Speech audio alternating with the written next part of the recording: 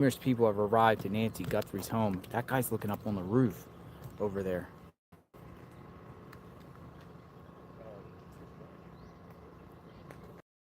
We've got a flurry of activity here. Good morning, everybody. I went live early. We've got action at Z House. I went and got retrieved the vehicle. Good. JLR got a neighbor's driveway to park in today. Good morning. JLR found a driveway to park in. He just said, we have Comcast business back at the house. And then we have this truck that has just arrived with 2 men in it. So we are going to be watching. We are live with JLR. Good morning, Vogue. Comcast. We have a lot of updates to go over today, too. We had some action overnight to go over. We've got tons to talk about today.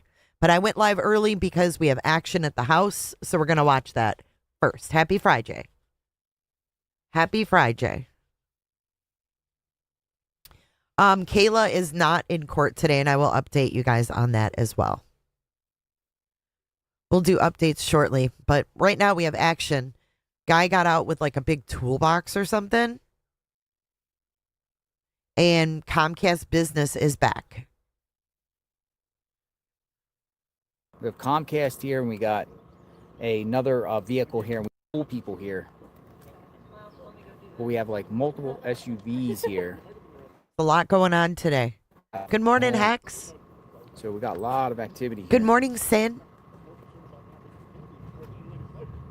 I'm going to get a plunger emoji for Sin. Sin is our plunger. So if you ever plug your toilet, I'm going to let 857 know that if his toilet gets plugged, Sin will come over and plunger it.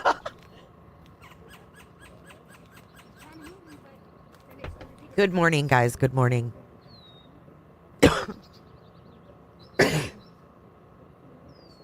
We have lots of updates overnight. We got things to go over, things to talk about.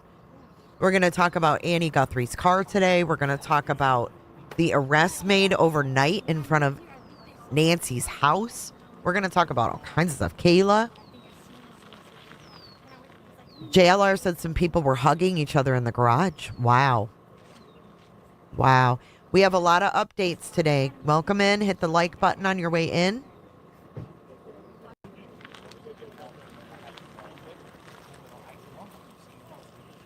Aw, Mallory.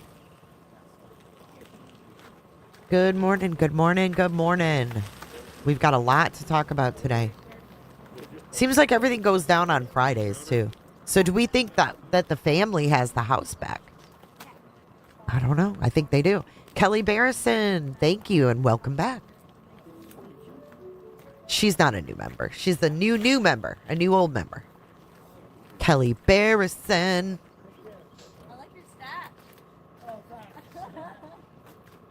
Everybody seems to be in better spirits today. Hey, Beans. Hey, Rhonda. Good morning, Jen Fisher. Good morning, Gabriella.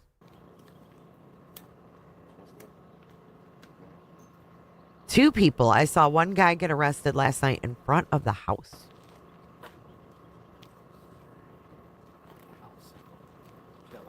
You've been at work since 2 a.m. You're tired? I'm tired, too. Over here in the garage. I'm exhausted. Breaking news. People have arrived to Nancy Guthrie's home. Thank you for 23 months, Cheryl McDonald. I appreciate you. Have arrived. Appreciate you a lot, Cheryl. Hex, thank you for dropping 5 on us, Jack, on this Friday. Breaking. Here, I'll say hi to you guys this morning. Numerous people arrived. Hello.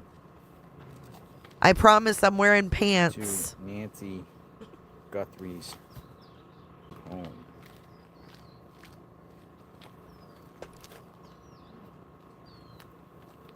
Cloudy, rainy, and Clearwater.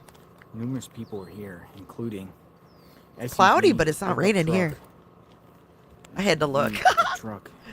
Hello, happy Friday. Got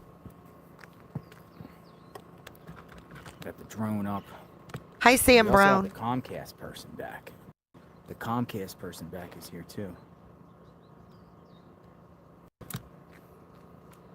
Thank you again, Hexy. Sexy Hexy. Hey, Kelly Mac. Hi, Julie Dart. She said I haven't brushed my hair yet. Ain't no judgment going on here. Yeah, so totally grateful for the neighbor just around the corner. Said you can park in the driveway. That's awesome. So he's got a close place to park. Coffee, boots on the ground, coffee, JLR coffee, and Hi, April. Coffee anyway, and she said you're more than welcome to park here anytime. Appreciate everything you're doing out here, watching the channel. So I'm grateful. So I had to go retrieve the car. We got the car. Now we're with something. We're good. My guess is they are putting the best security on the house. Sheriff patrol can't stay forever, and the world knows that the house is empty right now. Well, Danny B. Another thing too is the neighbor said that offered the driver. She says, I feel more safer with you guys here than not here.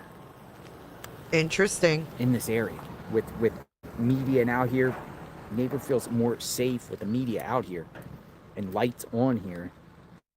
It's almost like, and I get it, the more eyeballs on this area could make it safe for the neighbors.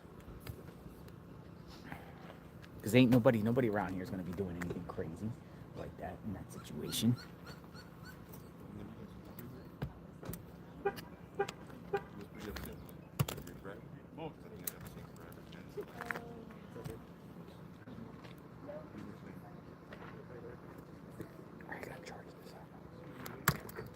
Charge this up. I'll be right back.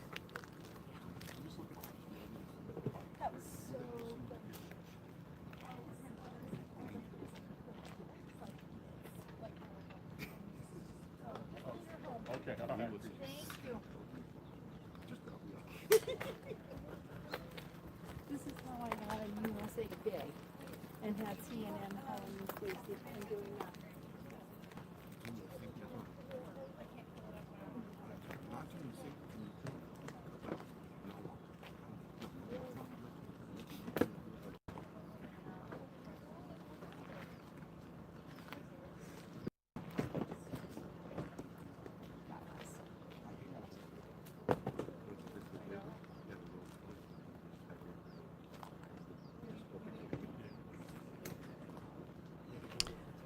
Mallory, I know last night was wild. Well, yesterday Comcast Business was there and they were putting up cameras. So maybe they're finishing today. I don't know what time Comcast left yesterday.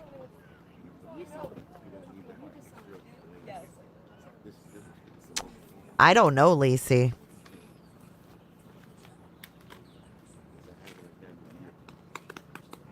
I don't know what's going on. But once we go over our updates, maybe you guys will have some more thoughts about some of the stuff that's being talked about. It'll be interesting. It'll be a good discussion. See, we got this great pickup now. Who's that? What's going on? Outside Nancy Guthrie's home. We got the Comcast back. Speculate, folks. Why is Comcast here at the house? Again. Comcast.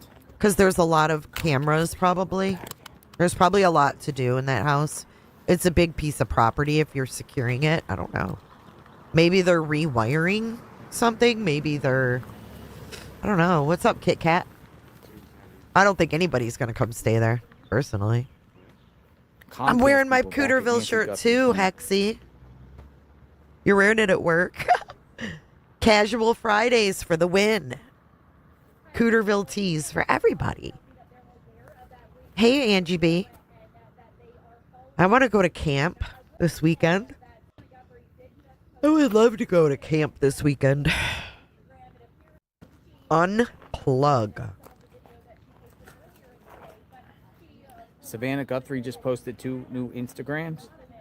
Let's see.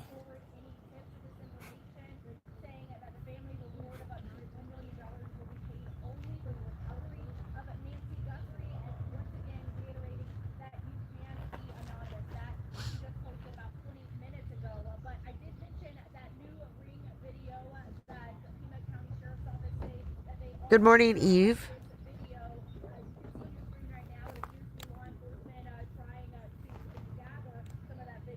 Your power's out, Kels. Uh-oh. Good morning. Good morning, Eclectic. Good morning, Val.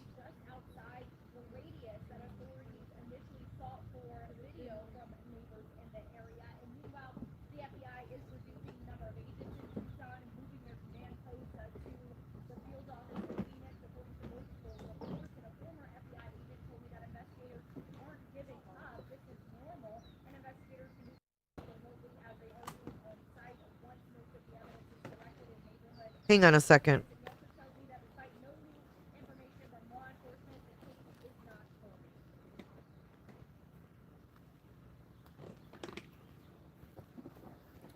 Business truck back, second day in a row, folks.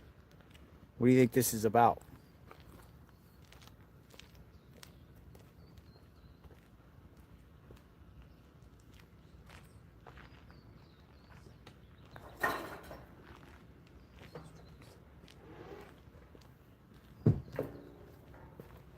Somebody just came out in the truck.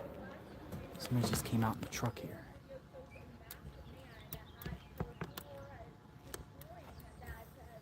Oh, wait. What's this? What's this? What's this? What's going on here? Dude, he got a ladder. It's the security guy. Hey, Desi. Welcome in, everybody. Hit the like button and subscribe if you are not subscribed yet. It's the ladder guy.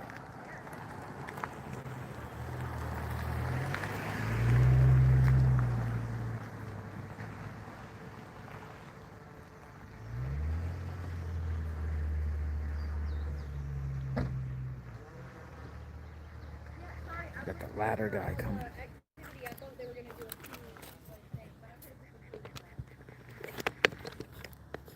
The ladder guy.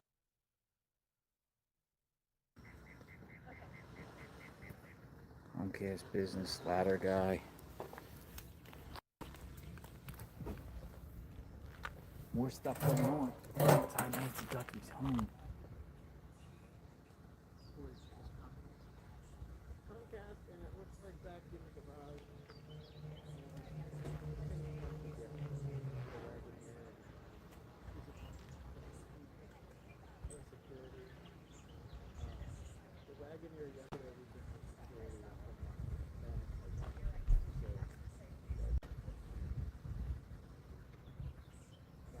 I don't think they said anything about a polygraph.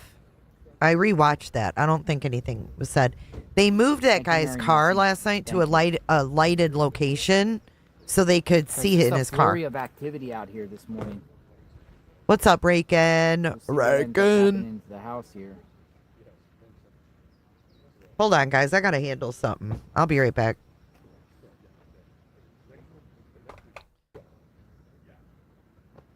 What's up, DeBlanco?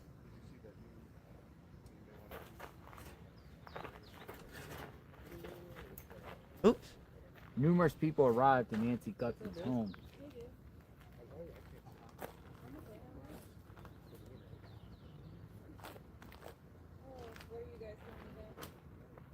Hey JLR, just wondering why N857 is reporting on a court hearing of a Jose who just received a $35,000 bond. 857 is also on his way, so we'll ask him when he gets here about Jose. I don't know anything about Jose. You know, he might cover other cases. You know, I'm not really keen on a lot of the misinformation that's being called in, to be honest with you. There's some ridiculous theories out there that are being put out into the universe. I'm just letting you guys know I don't stand by those ridiculous theories at all.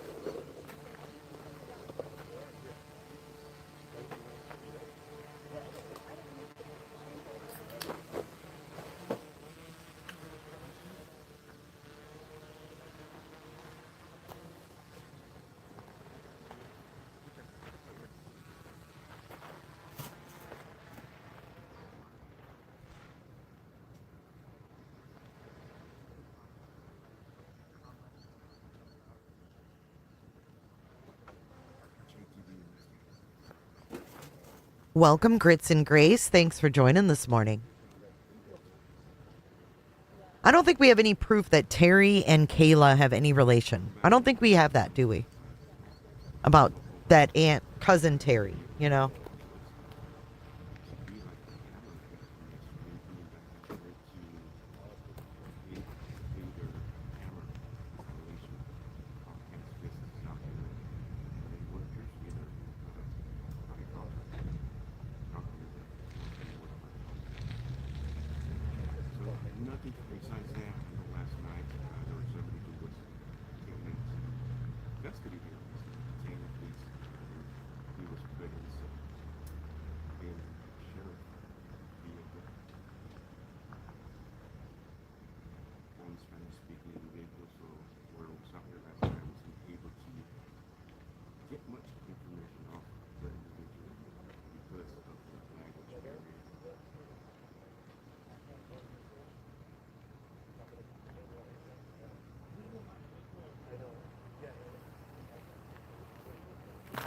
JLR investigates.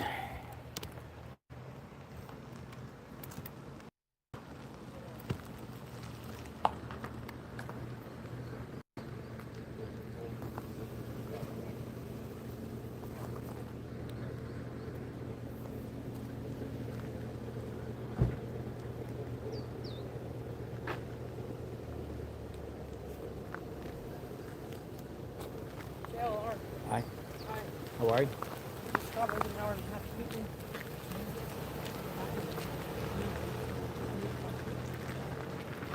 Yeah, Robat, they've gotten a little wild out there. They've gotten a little wild. But you know, when it's 27 days in and there's no answers, this is what happens. People really go off the rails. So that's why I'm hoping there'll be an arrest very soon or something, because this is really going to get out of control. Imagine this 4 weeks from now. Imagine 4 weeks from now what this will look like, what the speculation will look like.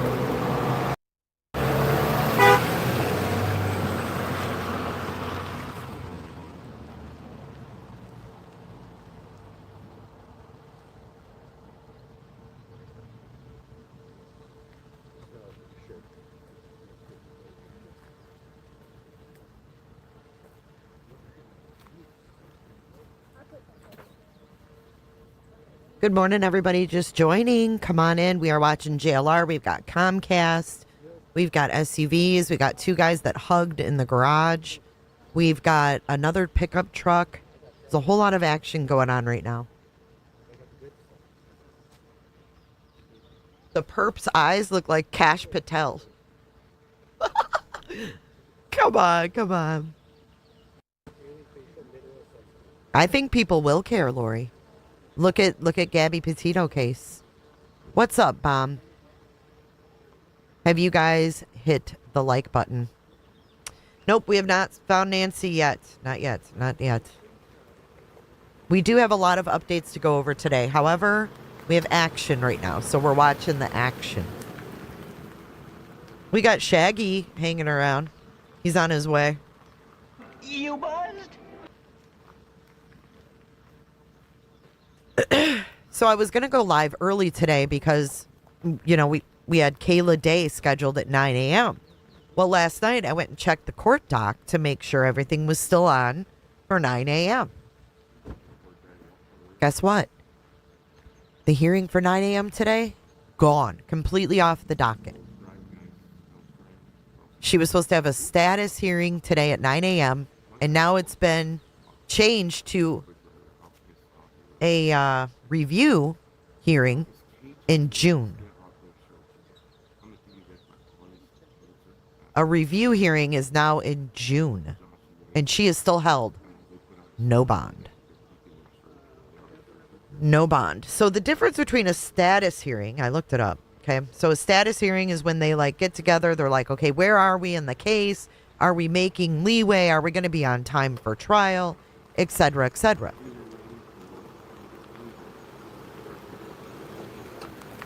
A review hearing is when you review the status of your sentencing. You review the status of your sentencing at a review hearing. And that's what she's scheduled for in June. Gone is the day of the status hearing. And now we're into the review hearing. Nothing else was filed as of last night, but that takes a day, I think, to get on the docket. So Luke is scheduled in May for the drug charges of 2025, and Kayla is scheduled in June. They both have review hearings, one in May and one in June. Who's JR? I don't know who JR is, Kathy. She had nothing on the docket. Nothing on the docket. She was on for the 18th. She refused to go. And then the judge said, bring her in on the 27th by any means possible. And then all of a sudden, that was off the docket. So Very, very interesting, folks. I'm not going to share who came, but two individuals just came and says they know who did this. What? And are going to the sheriff's office right now. What the hell? Two guys came and We'll said, see. what? Wouldn't share with me who they think did this, but they say they have an idea who did this. And I strongly encourage them to go to the sheriff's office ASAP and turn it in. I said, not only that, get your reward, whatever. Like, they didn't tell me who it was. I asked. They came out here, so we'll see.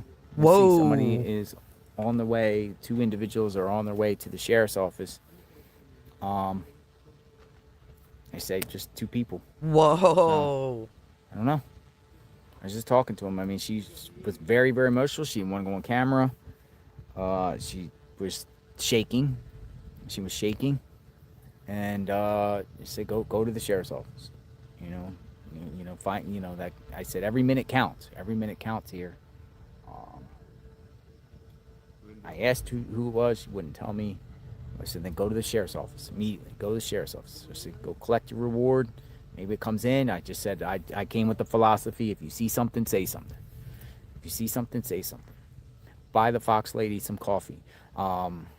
Alex, I offered the Fox lady a bag of boots on the grounds coffee. JLR, I got connected, so she's good.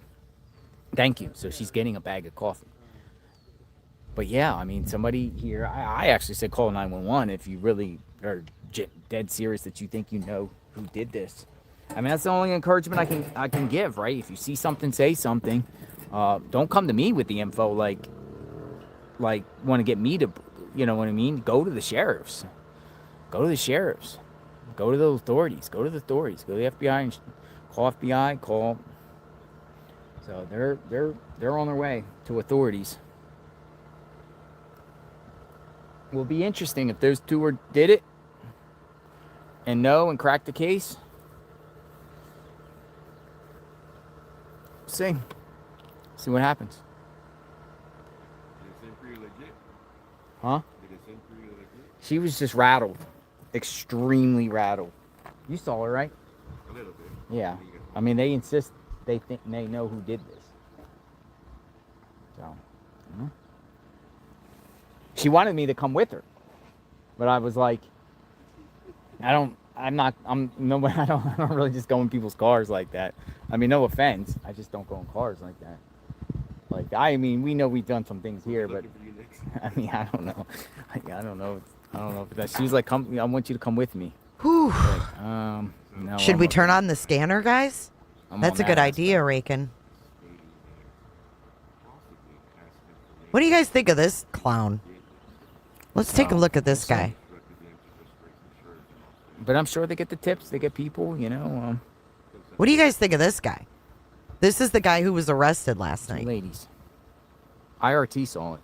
He's behind me. IRT Media. Scanner He saw it. time. Stop. Scanner time. No. She was All right, crying. stop. Scanner time. I mean, at the verge of crying. Like one of those, like really, really. Wow, the guy was almost crying. little bit of distress, paranoia together. I think so, yeah. Yikes. All right, got the scanner on. There's only 8 listeners. 8. 8 Hopefully listeners they on get the the breaking scanner. case. What? Because it's so early? Engine 330 Front. Hey, John DePietro. Uh, How are you? For the call taker, they stated it's upstairs at the Marana Healthcare. Engine 330 outside. You think he's too tall to be the perp? You think he's just a weirdo? Sarah Lee. Could it be the guy? Could it be the guy? I don't know, man. He only spoke Spanish. They had to translate. Let's watch a little bit of this. Let's watch a little bit of this. This is what happened last night in front of the house. I already did it on Spanish Day. I was siete. Come on. No, I don't. No, he was asking. Oh. Oh, what? Okay. Yeah, 107, come on advisory. Copy party 4, 7 people in 20 minutes. Also, party 3 rescue follow-up holding up 8 minutes. Pennsylvania's aunt is code 900. He's Where's the rescue follow-up at? 4206 South Pumont Drive. Grandma's Fairy Cottage. Welcome in. 1037. Fox 6376. 453, copy with 17. Trevor, do you want 1035? Here. 137.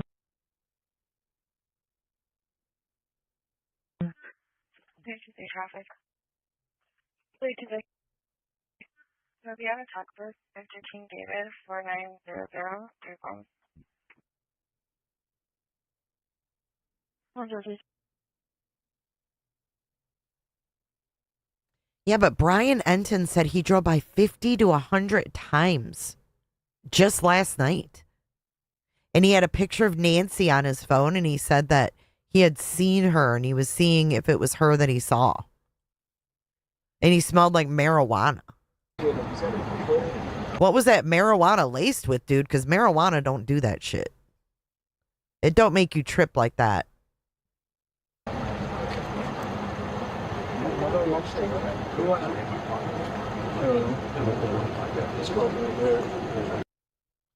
Personally, I think he could be the perp if he had the freaking hair and double clothes.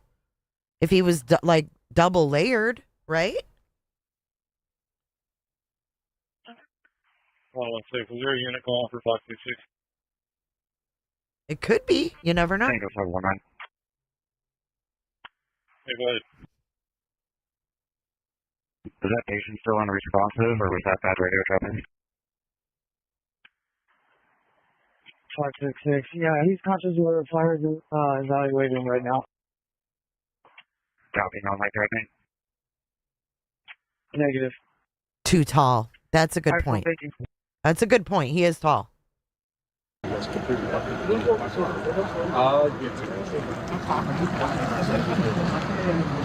I mean, he thinks this is all a big fucking game. He ain't right.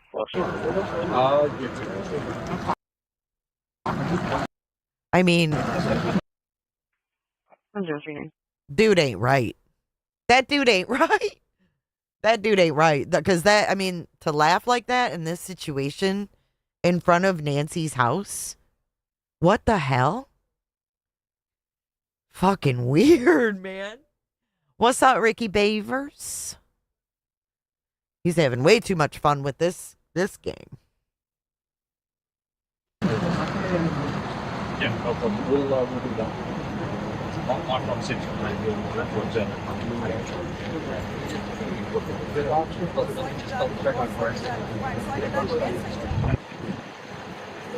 Oh, hold on. We got action. We got action. What's going on? They're done. They're wrapping up. Comcast goes away. Somebody's over there talking to the sheriff. Comcast is wrapping up, guys. Deputy.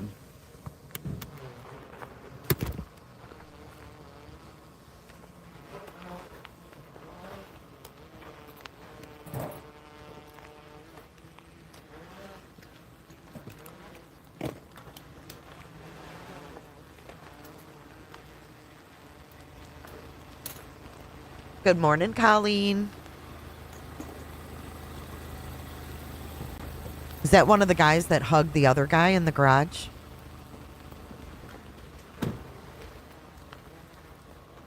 He drove by 50 to 100 times per Brian Etton. Comcast is leaving, folks. They are out.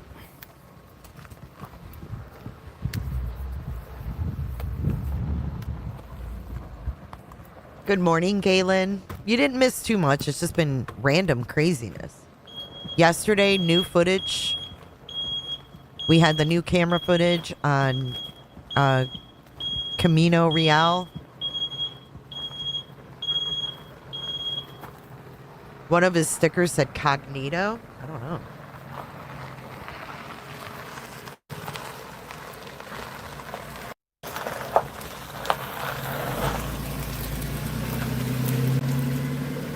Cognito Motorsports.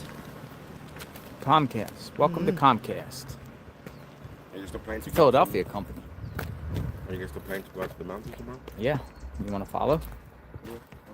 I get your number. We'll talk to you. I'm going to go back here in the shade. Okay, let's keep watching. We got the Comcast guys gone. We're going to go back to last night. This is on Dad's Gone Live last night.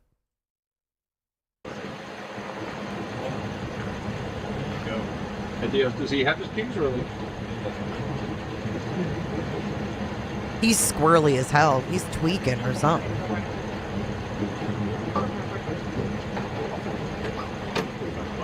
Oh, he's downstairs. So we're gonna head out to Campbell. Let's go south.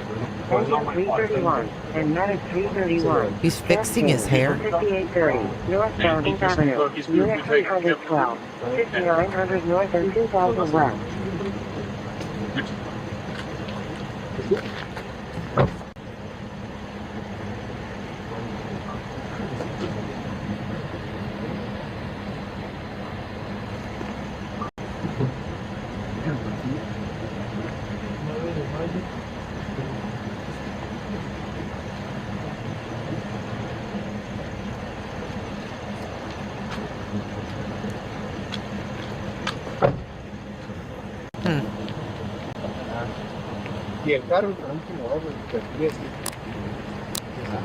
Yeah, remember the perp was high.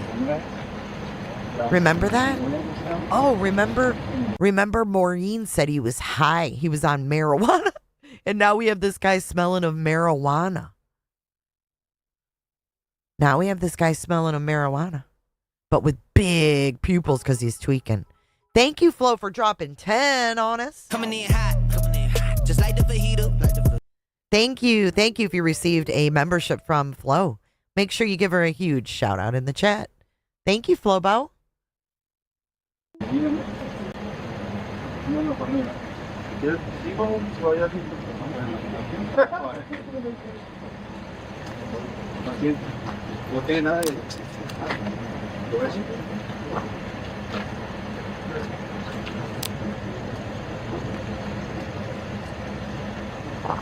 He can't stop laughing, which is wild.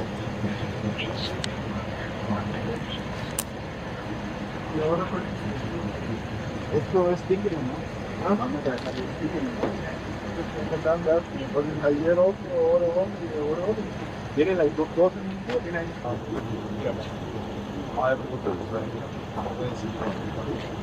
If you don't want to follow them, right down.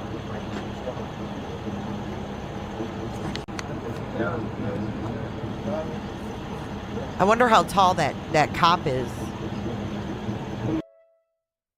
But the perp is only 5'9" to 5'10". So, is there a new video? Hold on. Something that can bring her home. Somebody knows. And we are begging you to please come forward now. We have a new video. Hold on. Hold on. Interesting. Let's go back. She also posted a story on how to collect the reward. This clip, is this the same one? But we need to know where she is. We need her to come home. For that reason, we are offering a family reward of up to $1 million for any information that leads us to her recovery.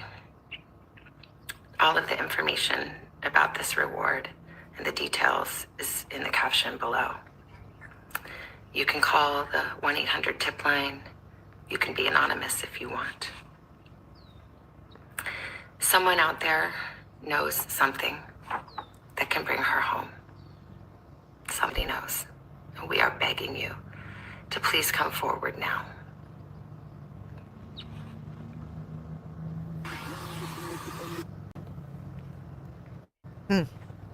That's like a replay from the other day, like part she recorded it that same day. No, this is a new video, but she just put it out. It was like a clip from her previous, and it's zoomed in more. It's the same video, but she clipped it. They're begging you. Hold on, I'm screen recording it, and then I'm going to upload it and show you guys.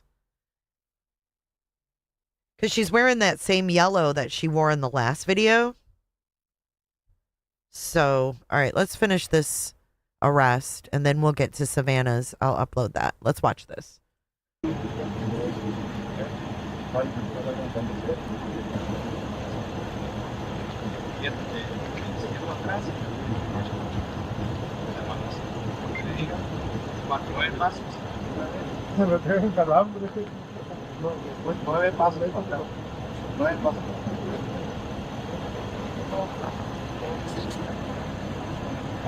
She said recovery the other day, too.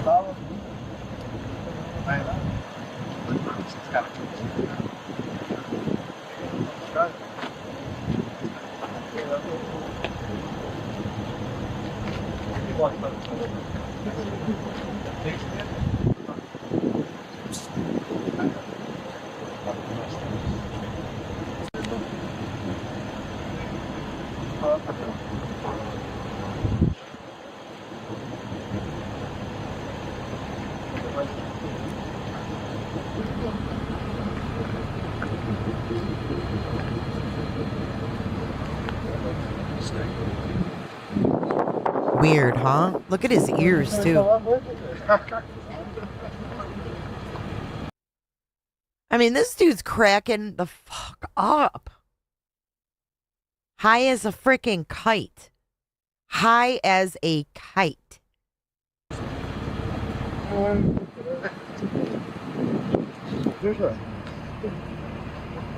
Toda mi día la luz me cierra los ojos, por eso, ¿sabes? Es lo que me hace daño la luz. What is this on his hip? And why haven't they removed that? What is that? Síguelo con los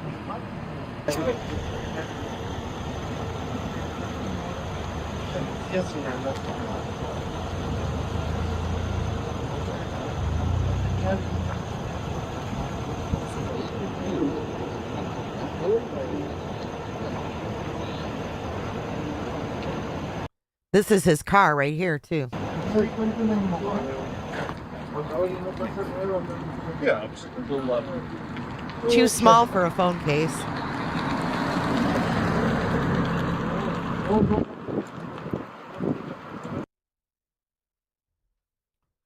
Weird, huh? Very weird.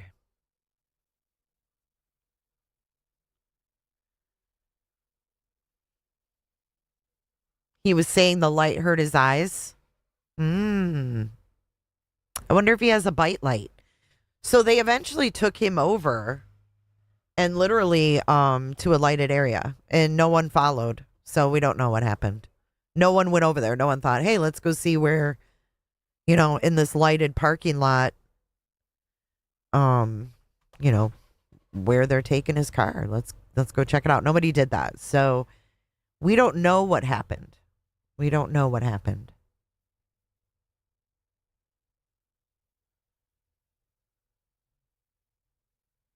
So now we're going to look at Savannah's new video. Hold on.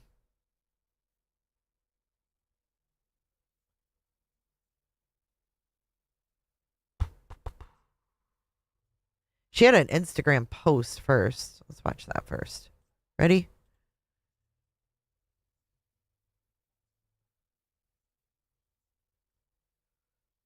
So this is her call to action. It says, a look inside how the FBI tip line operates. She shared a clip of the Today Show as her story and then released this clip. That people who do reach out, that they actually remain anonymous. Yeah, so Craig, experts say that let's say you submit a tip, it qualifies for the reward, you want to remain anonymous, you can then pick up that reward at a neutral location that's decided, often a place like a post office. That reward will likely be given to you in cash, and all you have to do is show that unique PIN number that's associated with your tip. You do not need to show your ID. Experts say it is really not traceable and no questions asked. Then we have these guys coming up to JLR, and he's telling them to go to the sheriff. But look at this. They'll likely give you cash. You pick up at a neutral location. You provide the number given to you on the tip line, and you don't have to show your ID. You don't have to show your ID. If you know anything, you don't have to show your ID. It's what they say. It's what they say. And that was put out by Savannah. So here's the new video she put out today. Hold on.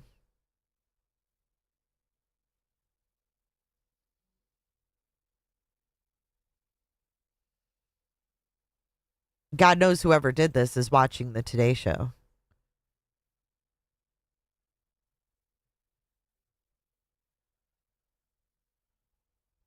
All right, here we go. But we need to know where she is. We need her to come home. For that reason, we are offering a family reward of up to $1 million. Same video. For any information that leads us to her recovery. All of the information about this reward and the details is in the caption below. You can call the 1-800-TIP line. You can be anonymous if you want. Someone out there knows something that can bring her home. Somebody knows. And we are begging you to please come forward now.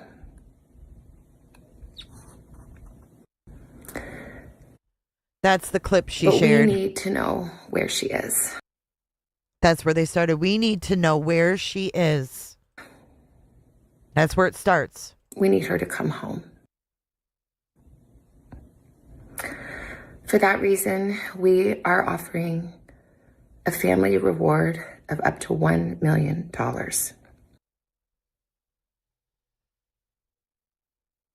Yeah, it's edited. It's just the part about the reward, and then she played the clip about from the Today Show, right?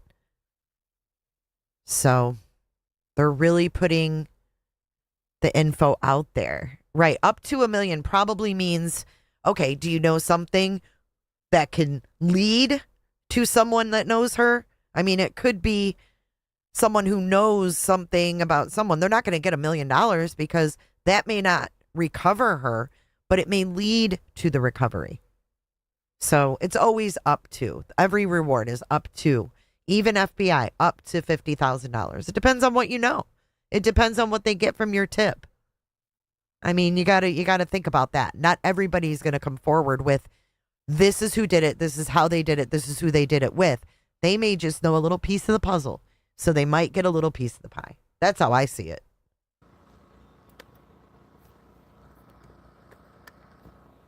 Yeah, that's a good question, TS. I don't know. We'll keep the view right here and keep the conversation going.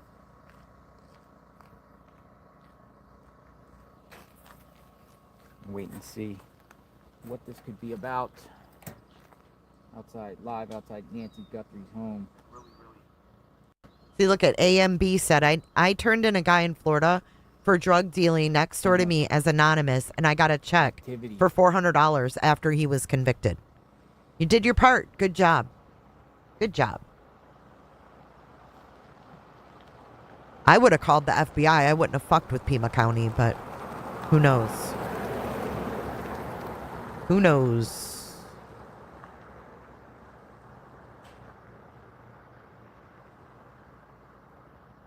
All right, here is the video from last night. We're going to show some of this again. This is from the beginning when it happened. Oh, there we go. So Dad's gone live, went live, and this guy was here, pulled over. This is how it all started last night.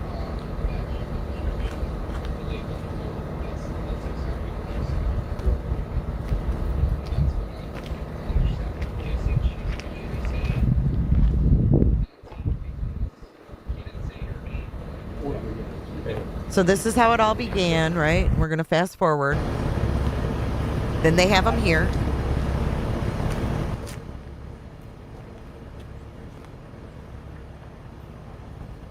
So what Dad's Gone Live did, which was brilliant, on the spot, he put it in his phone and he isolated the noise. And that's how you were able to hear what they were saying somewhat in the other clip.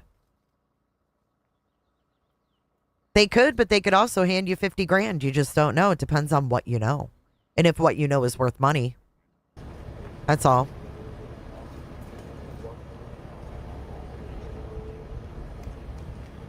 Oh, he didn't have a... That's right. I forgot they didn't have cars to follow him. Damn it. That's right. I totally forgot about that.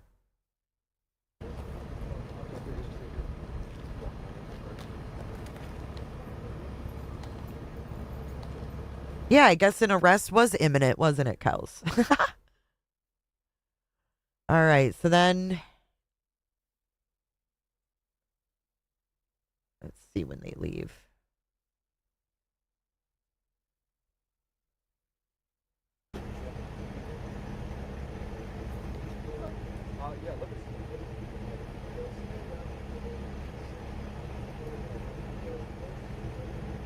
Hey, Leo. Yeah, there's going to be no mobilization. Let me get with Peterson to make sure I'm done.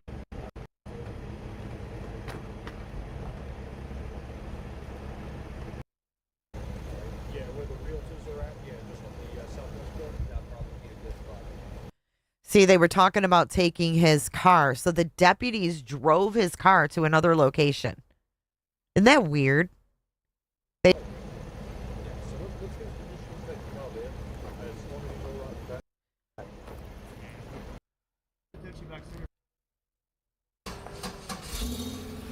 So here they go. They drove his car to a different location where it was brighter with lights. This was last night. Yep. In the middle of the night. Or last night late. Not in the middle of the night. It was late.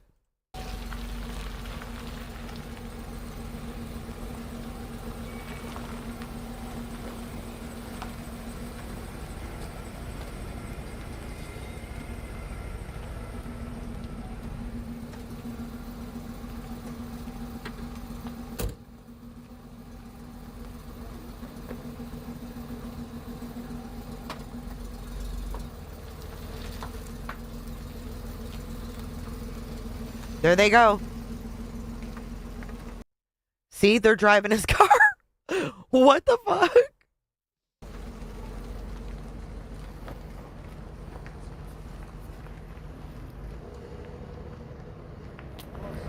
that his car?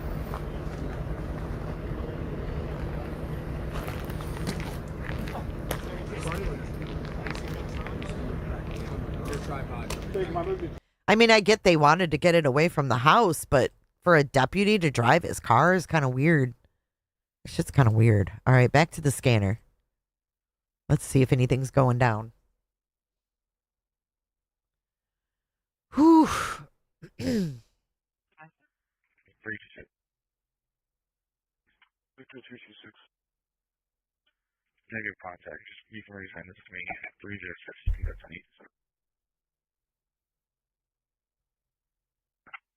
10 for 3060, copy. No, well, thank you, sir, today. 101.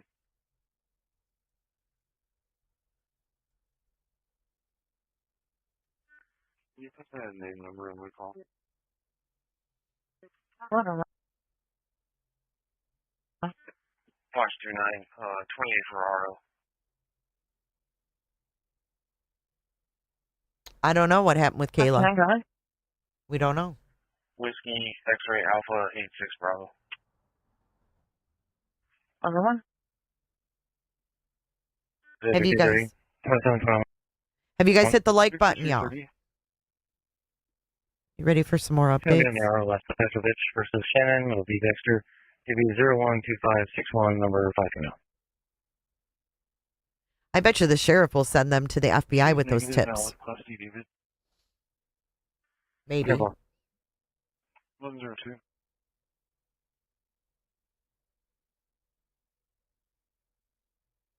Maybe Kayla's given the mods.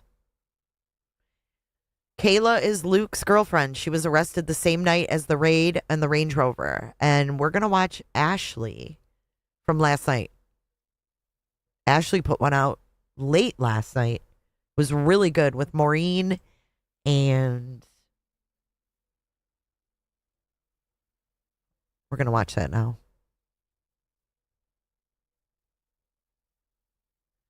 We're going to watch that. Right meow. Hey everyone, I'm Ashley Banfield and this is Drop Dead Serious. Welcome. It's nice to have you here. Thank you for being here. Also hit subscribe, please. It's a real favor to me and I sure appreciate it.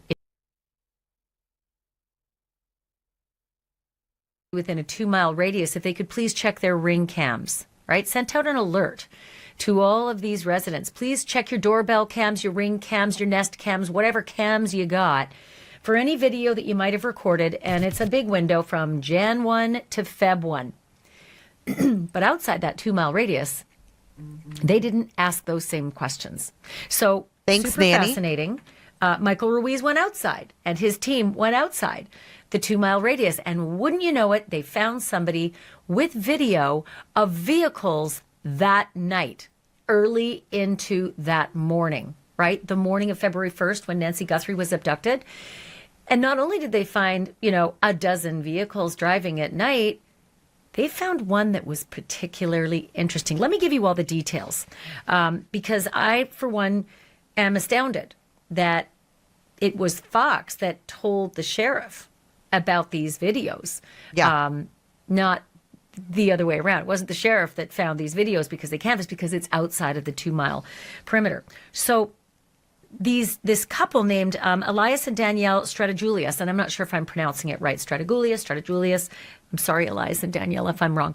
But they told Fox News that they've got these street-facing ring cameras, right, that caught 12 different cars that were passing by their house on the morning of the abduction. Why does that matter?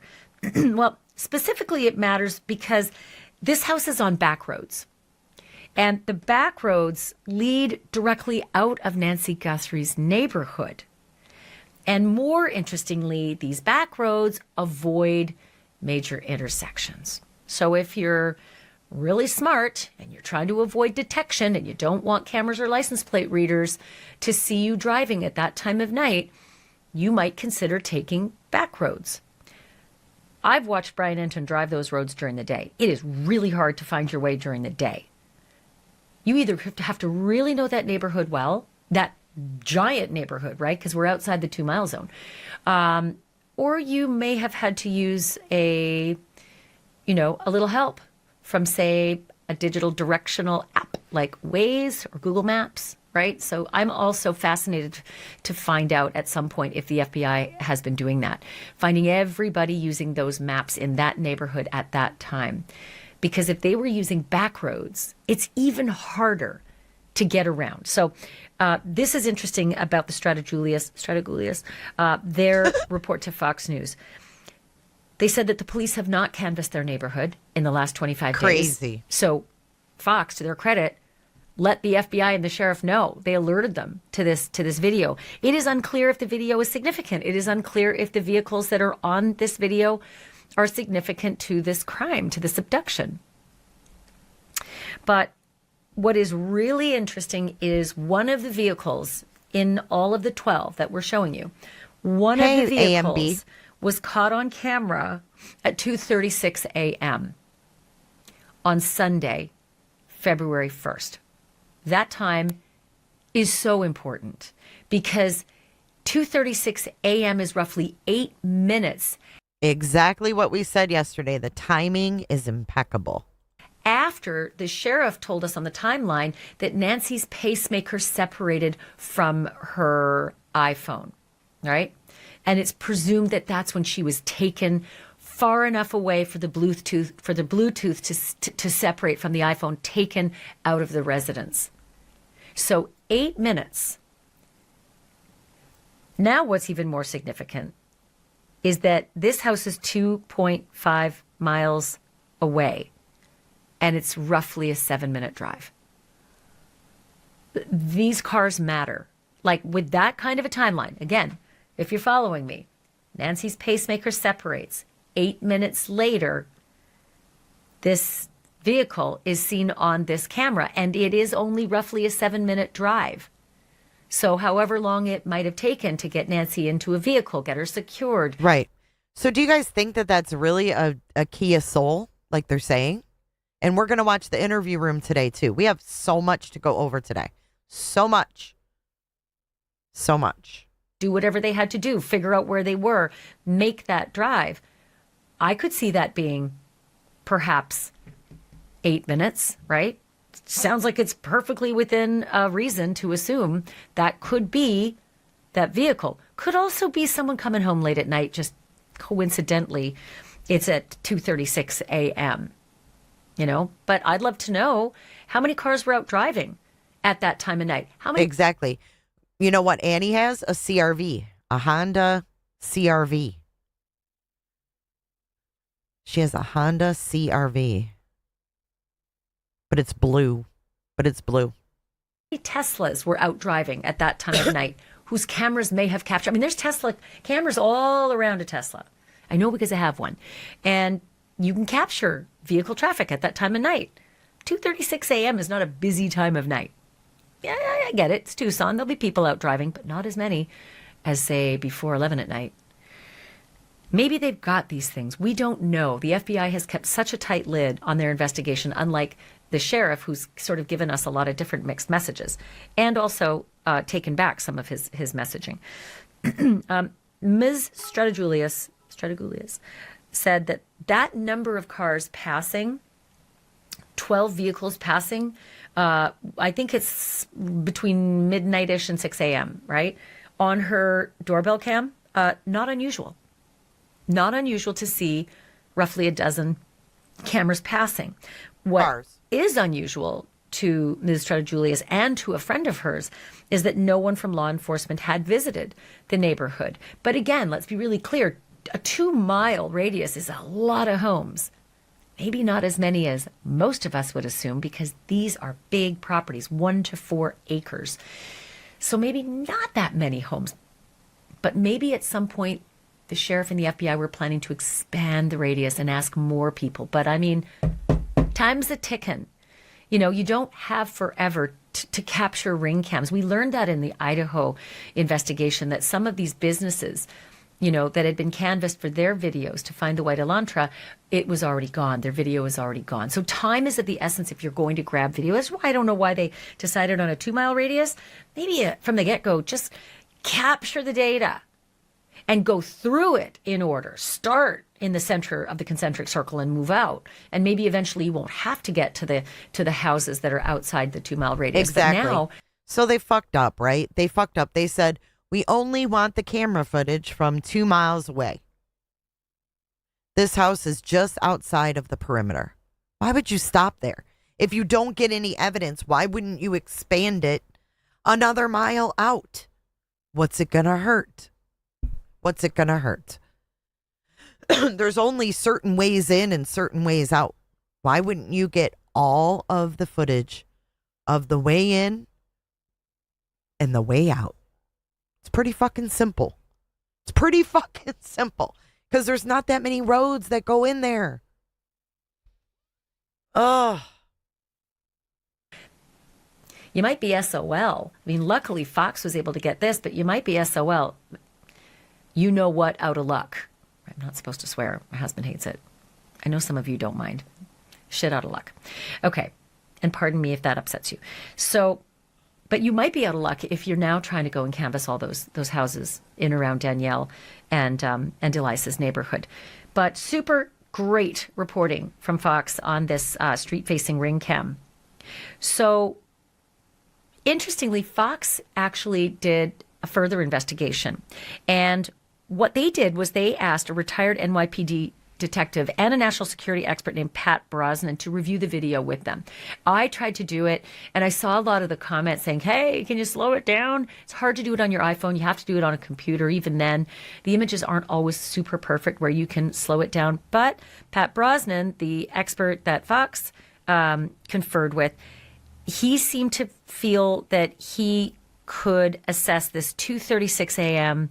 vehicle captured on the camera as a Kia Soul, S-O-U-L, a Kia Soul, based on slanted roof, the design of the windows, and the rear quarter glass. He also noted that there are vertical brake lights. Now, that is not an official assessment. That's not like we heard from the Idaho, the Moscow police said we're on the lookout for a white Elantra, period. White Elantra, right? Gave us a range and dates, but white Elantra. This is a retired NYPD detective and a national security expert. So for what it's worth, let's keep our ears open and our eyes open in case we hear in the coming days that law enforcement sources are asking or law enforcement authorities are telling us to keep our eyes open for video of a specific vehicle. Till now, on day 26, we still have no vehicle to look out for. All these eyeballs on this story, all these potential, crime solvers have not been alerted to any vehicles to look out for. This is pretty interesting. It also makes me think, well, what do they have inside the 2-mile zone? If this is outside the 2-mile zone, what do you got inside the 2-mile zone? If you've been able to do what this expert, Pat Brosnan, was able to do, why haven't you told us to look out for this? I'm fascinated, again, because the FBI is involved as well. This is not just a Pima County investigation anymore. So I know people have been piling on, and I've been part of that onto some of the missteps of the sheriff's department. But the FBI is involved too. So I'm just really interested. Did you not have any luck in finding any video on that morning? This isn't a January 11th video, right? This is that morning, that time, within, 8 minutes and a 7-minute drive away. So super, super interesting. Okay, so I'm going to ask Maureen O'Connell about this in just a moment. She's just, chef's kiss on her knowledge base, former FBI special agent and, security expert in her own right. So I'm going to talk to her about that in a second. But I also want to tell you a bit of other news that I've learned from my law enforcement source. And I think this is really fascinating stuff. We've kind of lost sight of the Range Rover, the silver Range Rover, right? That was towed and license plate covered and taken into evidence and assuming processed by law enforcement sources after that February 13th Friday night raid Do you remember just the massive law enforcement response to the neighborhood that was only about 2 miles away from Nancy Guthrie's home? And a woman and another young man and then another man at a different location at a Culver's restaurant, all detained while that house was searched?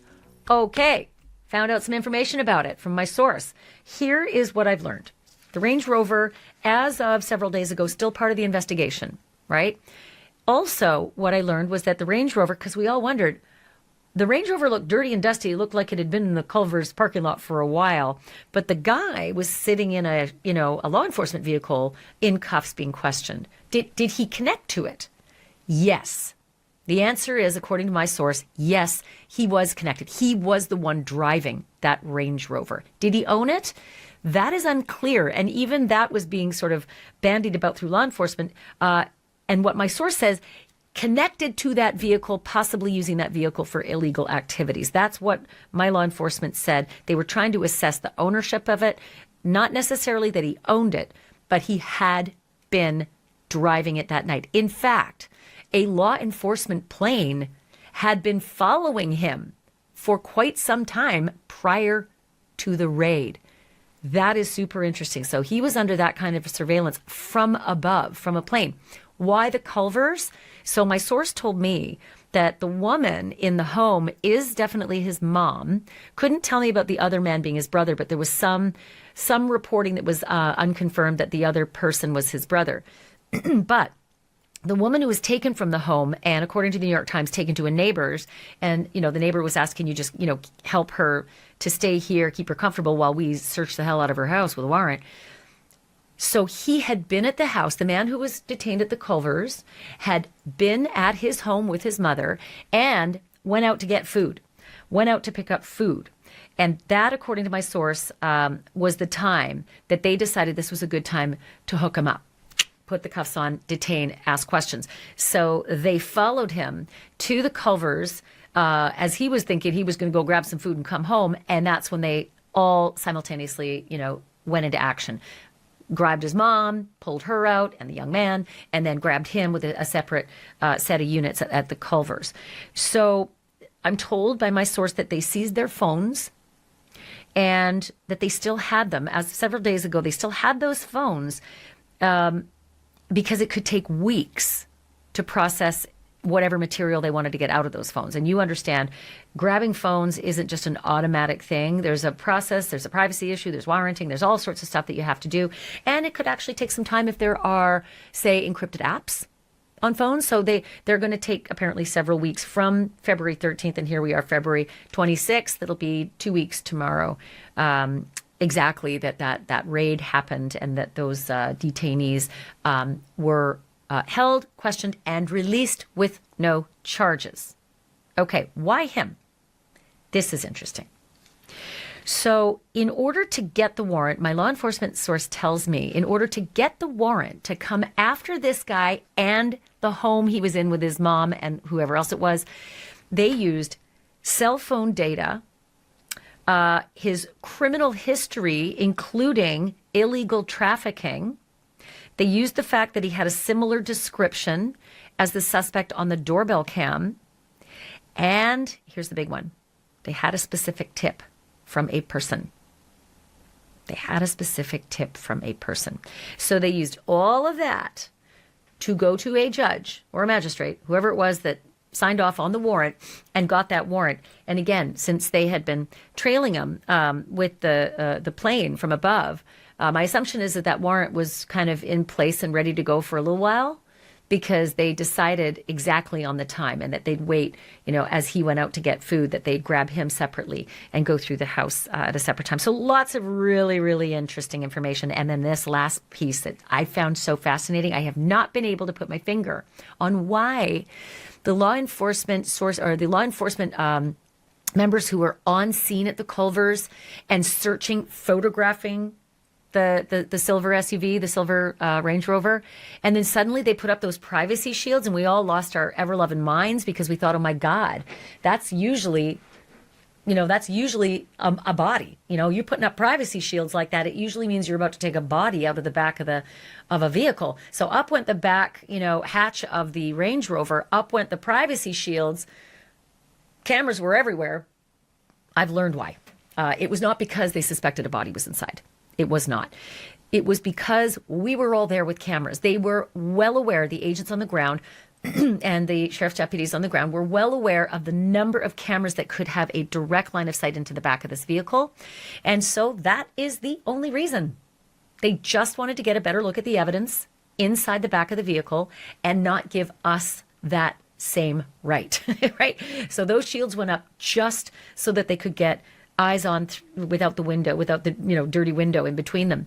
But it was not because they had seen anything through those windows that they suspected at the time was a body. It was just solely that, just to keep us prying eyes. And it worked because all we saw was privacy shields, right? But my God, did it ever lead to... You want to know what Luke was doing that night? He was going to Culver's to pick up food for the family. So what we're going to find out in this episode, it just all came back to me. Luke was going from home, which is the house that was raided. He's going from home to the Culver's to get food. Remember we talked about that plane that was off the radar circling? Well, one of those surveillance planes was following his ass. And they followed him when he left home to the Culver's, where they picked him up.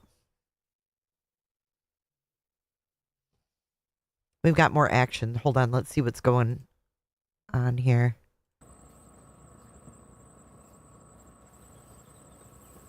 Usually between 11 and 12 is when they do bathroom break kind of deal. One will leave, one will go. Oh. We've seen the routine. Okay, this is just routine. Let's keep going. Interesting stuff. Crazy speculation that, my God, there might be a body in there, right? And it all dispelled the next day when the sheriff's department said nobody arrested, the detainees released, and that yes, a raid had been executed that night. So lots of really interesting information on that. And as of about a week ago, Brian Enton had said that there was some meat on the bones of that investigation. Super fascinating. Meat on the bones meant that they would still be looking at that. Hey, James. We have not had an update from the sheriff or from the FBI as to the significance of that raid or that part of the investigation. But now that I know that it takes, several weeks, so that they had planned to take several weeks to extract information from the phones that they had seized in that raid, makes sense. They still have a lot of work to do, and they've got that evidence, so you don't release it till you've exhausted all of that work. All right, so I told you about Maureen O'Connell, and let me tell you. She's our favorite. I turned to her, and I have for years, by the way. You may just be seeing her if you're new to the true crime world because of all the work that she's been doing lately on this particular story and her analysis. But I've been interviewing and watching Maureen O'Connell for a very long time because she's smart. She is a former FBI special agent and host of the podcast Best Case, Worst Case, an all-around really smart lady. And I'm going to talk to her in 1 second, but first, quick note from my sponsors. It's that time of year again, tax time, always stressful. Ugh. Maybe you owe back taxes or have unfiled returns. Or maybe you tax. Now here's all these vehicles. Here we go. USA.com/DDS, or you can just click the link below. Now here's my conversation with Maureen O'Connell. What do you make of this new series of images? All these vehicles, a dozen vehicles passing by someone's ring cam a half mile outside of the perimeter that they had canvassed for people's videos. I'm so happy I could jump up and down. It's always going to come back to a vehicle. So many crimes start with a vehicle, end with a vehicle, and the arrests are a result of a vehicle. So I am very, very happy. If we were able to tell what type of car it is, we can start looking in other places for it. Just the color and the shape, and even if you can narrow it down to 2 or 3 different vehicles, it's gonna be great. Hopefully, this is the break we've all been praying for. Well, let me bring this up again. A retired NYPD detective and national security expert named Pat Brosnan told Fox that his review of their video suggests it's a Kia Soul based on the slanted roof, the window design, the rear quarter glass, and the vertical brake lights.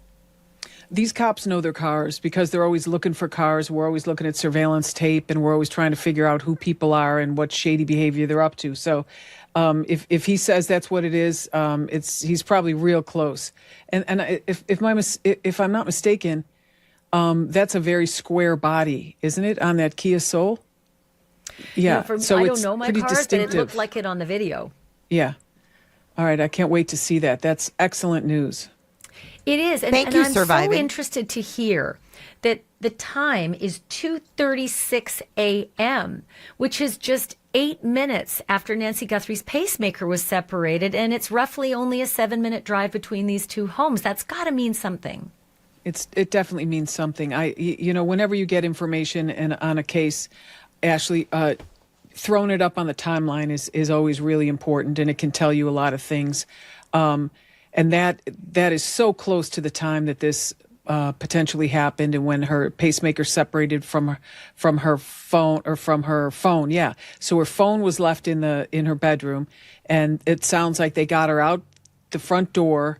And when she probably got onto the front porch, her pacemaker lost connection with the phone, and that's probably where this vehicle pulled up, and they put her in the vehicle. And drove off. And so I keep thinking about this neighborhood. It's very, very dark, very hard to navigate, but somebody might have decided that this is a back road that leads out of Mrs. Guthrie's neighborhood and avoids the major intersections. You'd either have to know your way around in the dark of night, or you'd be using some kind of a navigation app. I can only imagine the FBI has been able to at least tap some kind of intelligence on the use of navigation apps in that exact neighborhood at that exact time. Yeah, or you could roll old school and just and do a couple of dry runs. Do dry runs in the day and a couple dry runs at night, which are a lot harder. And, when they're coming down that street, they probably had their headlights off. It had to be just pitch black, or just their parking lights, because you don't want to draw attention. And you never know when someone's going to just be walking their dog in the middle of the night. So you just got to be very careful. My guess is they pulled... I don't know how you'd see, though, without headlights. It is pitch black because of the University of Arizona's contract to keep the lights down for the astronomy programs. Right. Well, you have a cabin. Our family has one, and it's pitch dark. And sometimes I just turn the lights off to see how dark it is. And could I drive around here at night? And no, only if you know it really, really well. But I'm just saying that when they pulled up to the house, they likely turned the lights off completely, pulled into the driveway, not the circle driveway. I would say the driveway to the side, but you'd have to have your lights off there just in case she was already up in the middle of the night, Yeah, some people absolutely. can't sleep. So the other thing I was wondering is if they were able to capture these images from a ring cam that was pointed towards the street 2.5 miles away, they must have something similar within the 2-mile radius, no? Yes. I mean, those houses are set so far back. You can have cameras all around your house. You're not going to be able to see to the street. You may see that there is a light going by, but you're not going to see much else because there's no ambient light out there. There's no street lights. So that I think is I think they've beaten that point to death. I am disappointed that when they didn't get any information from their original perimeter, that they didn't extend the perimeter. I'm very disappointed in that. That's my next question is, I thought about a 2-mile radius. That's a lot of property. That's a lot of, that's a big area. But these properties are all big. They're not stacked against each other. You're not talking about tens of thousands of homeowners. You're talking about a few hundred. Why would they have even chosen 2 miles? Why not just start really big and then pick your investigations, in the middle of the concentric circle? Because those videos could be overwritten by now. Yeah, but I mean, they were asking for them right at the very beginning. And the bottom line is, when you consider things like most traffic collisions or most accidents happen within a 1 or 2 mile radius of your house, because that's where you are most of the time. We know for a fact they were at Nancy's house. We know for a fact they left Nancy's house. So I think a 2 mile perimeter is a really good starting point. But when that didn't, when nothing came of that, it's time to open your perimeter, open your aperture a little bit more, and let's see what we can come up with, even if it's another quarter of a mile all the way around or something. Yeah. My Or concern just about the that areas near the timing. back road, wherever there's an think about it. egress. We everybody's different in their settings, but a lot of these things overwrite. Like you can't sort of say, well, let's say in a month we don't get anywhere. Let's go ask people for video a month from now. Well, you're not going to get it. The time to ask is right away. Remember in Moscow, they were asking businesses for video a little too late, and they said, "Sorry, it's overwritten already. You got to ask for it right away." Well, I cast a really wide net and then just start gumshoeing through it. What I didn't mean to wait a month. I meant, within those first couple days when you didn't get anything that was fruitful, open it up a little. Start asking for mutual aid and get people to go to those areas, at least along the roads that lead out of there, because my understanding is there aren't that many. And if this is the one that avoids the major intersections, that's definitely one to look at. You would think. And we don't know if the sheriff or the FBI is going to release this to the public saying, hey, everybody, let's start looking for a vehicle we think might be a Kia Soul, like the Moscow police said with the white Elantra. We just don't know if there's evidentiary value here. All we know is what Fox was able to find from these neighbors, and the fact that the neighbors were surprised they weren't canvassed. I guess we'll watch this space for that. Let's move on to the other topic, and that is the silver Range Rover that we all seem to have forgotten about is still, I didn't forget about it. Yeah, right. It's still in play. And I've learned from, my law enforcement source that the guy they were targeting was at his mom's house and then, left to go pick up food. And that's when they decided to move in two different locations and grab the mom, pull her out of the home and search the home and grab him in the Culver's parking lot. And it turns out he was driving the silver Range Rover and they had a law enforcement plane overhead. Any of that a surprise to you? No. She's like, no. Spearhead, thank you for your super chat. Jay, was anything taken out of Nancy's house of value? Not that we know of. Not that we know of. What was the update from the guy? He gave his name and it wasn't related. Okay, thank you. Thank you, Christina. This whole scene is weird to me. It probably had something to do with cell phones because anyone that was in that area. This is weird. Because remember, we looked up the 2 hit and runs yesterday, and they were nowhere near Culver's. They were nowhere near Culver's. Hey, Penny. Good morning. Like, what was going on here? They were part of that geofence region, and so. And if you look here, this is Marana. Hold on. This is Marana police. Wait a minute.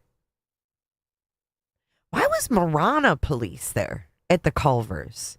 I never noticed this before. Why was Marana police at the Culvers on Friday the 13th? The fuck were they doing there?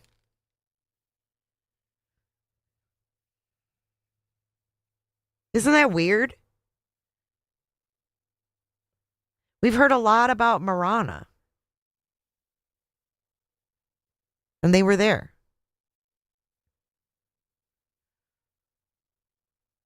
Huh.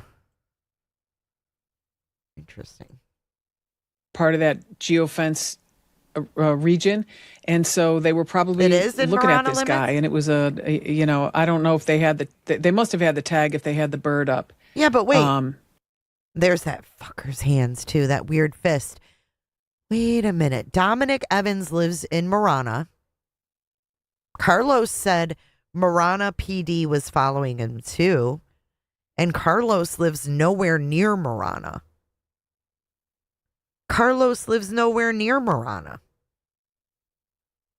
He lives in Rio Rico.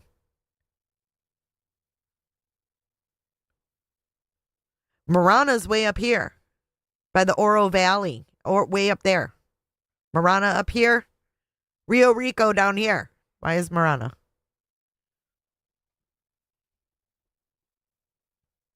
Marana, we were over in the neighborhoods in Marana.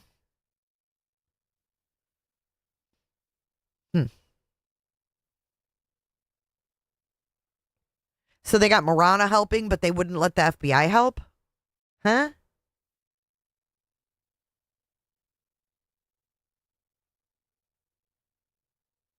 Of course it was planned. They were following him, but what does Marana have to do with Luke? That's my question. What does Marana have to do with Luke? And this is Luke's hand, by the way. If they had they must have had the tag. Watch if they had Luke's the bird hand. up.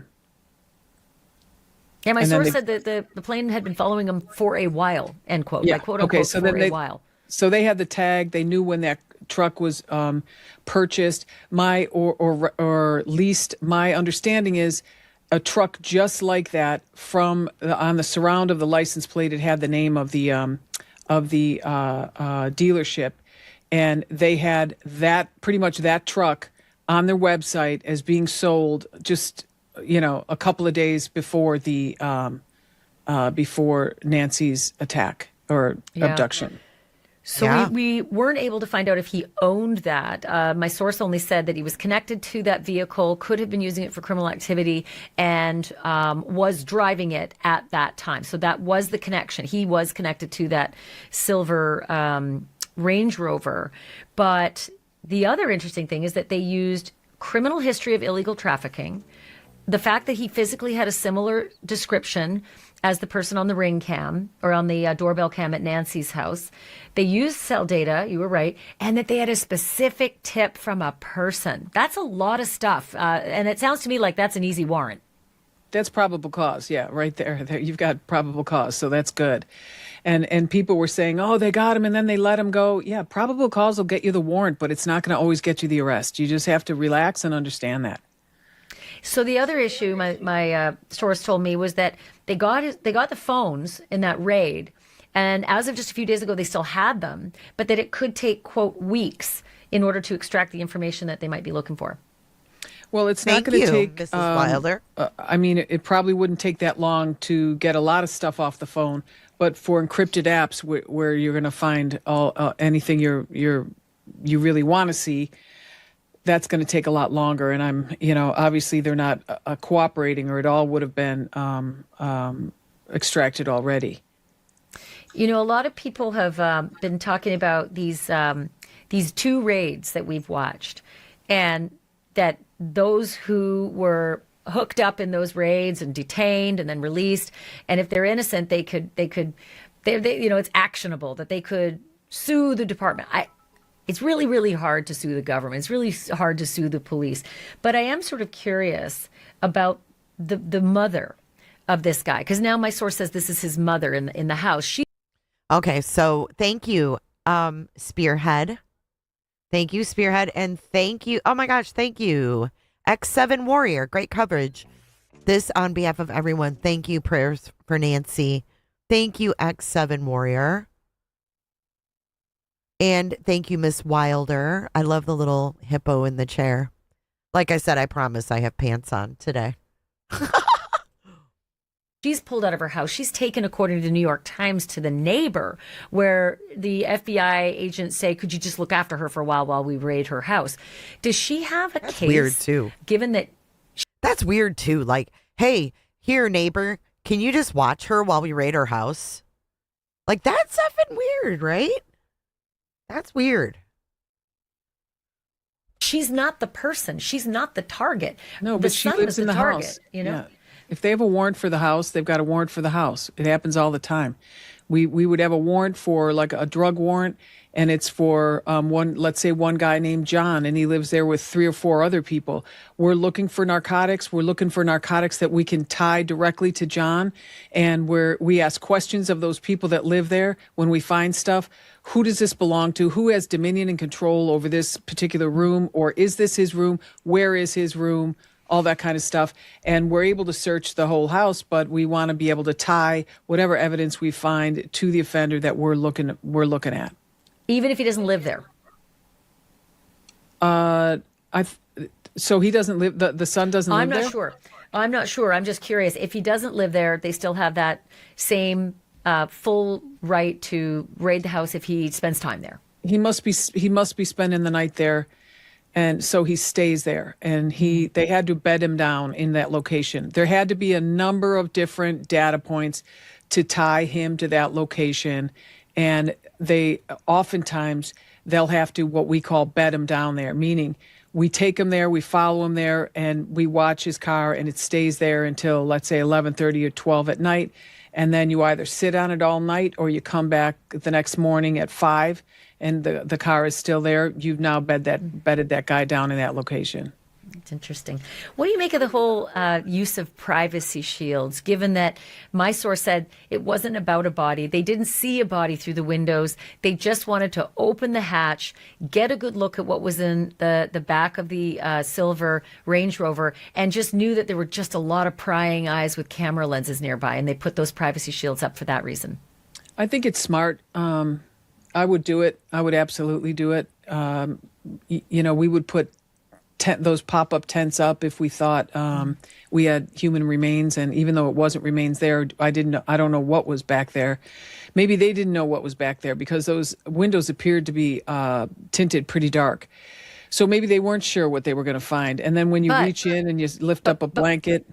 But my source did say they didn't suspect it was a body, and that they put the shields up not because they thought there was a body, just because they wanted to look at the evidence without all the reporters seeing it. That makes sense. I would absolutely do that myself. Yeah.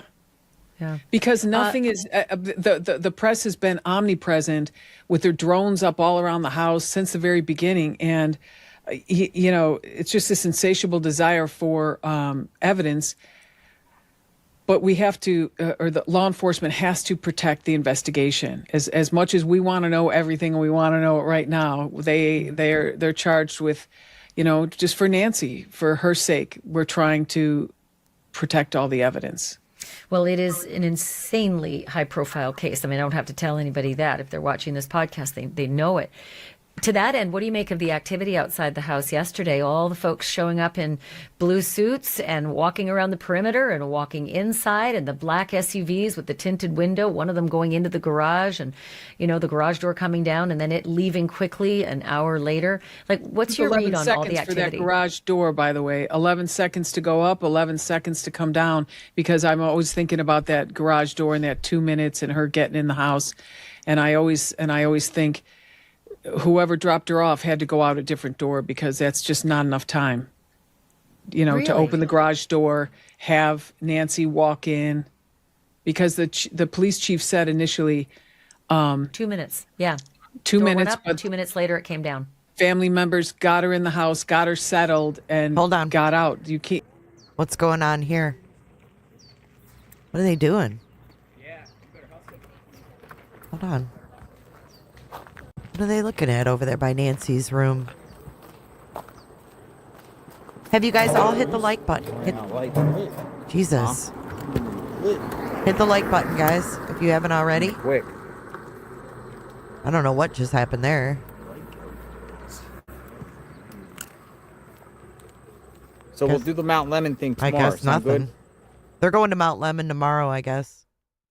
You can't do that in that amount of time with an 84-year-old woman with mobility issues. So I time that. But I think it was probably Savannah in the SUV, in the black SUV that was. She thinks that Savannah was there yesterday in the black SUV.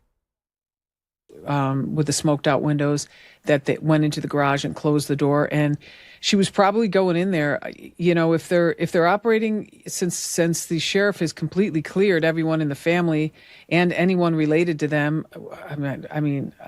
Whatever. We're not going to get into that, but maybe they're operating under the assumption that this is some sort of a stalker situation, and if that's the case, the things that would be missing would be. Edward, I gotta correct you on that. Edward just said the agencies are working together.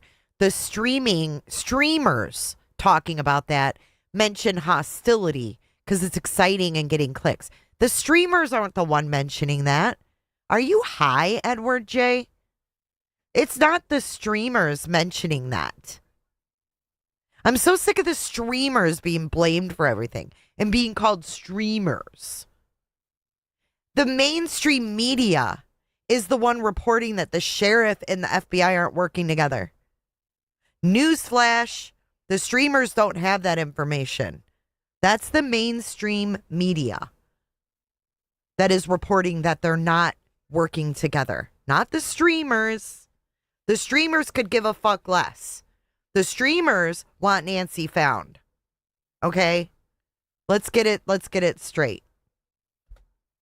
Savannah's personal items that might be in her room, like old photos or who knows what.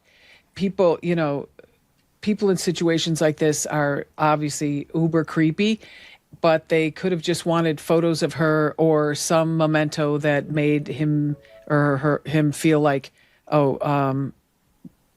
she's my girlfriend or something. So That's maybe a she really just went up good point. I never thought of that they might have said, we need to go in and assess the inside of the house to see the things that might be missing that maybe we overlooked because it wasn't valuables. Right. Well, initially you're going to look for valuables because that's your assumption. At first blush, that's what this looked like. It's someone who it's a kidnapping and kidnapped for ransom, but that turned out not to be the case, or who knows what this is going to shake out to be, because it's just nothing any of us have ever seen before. But then if you move to someone is stalking her, it would make sense that they're going to take some trophies from her, or what people call trophies. So maybe they had her go in to see what was missing. She was also there not long ago when her mom did that show.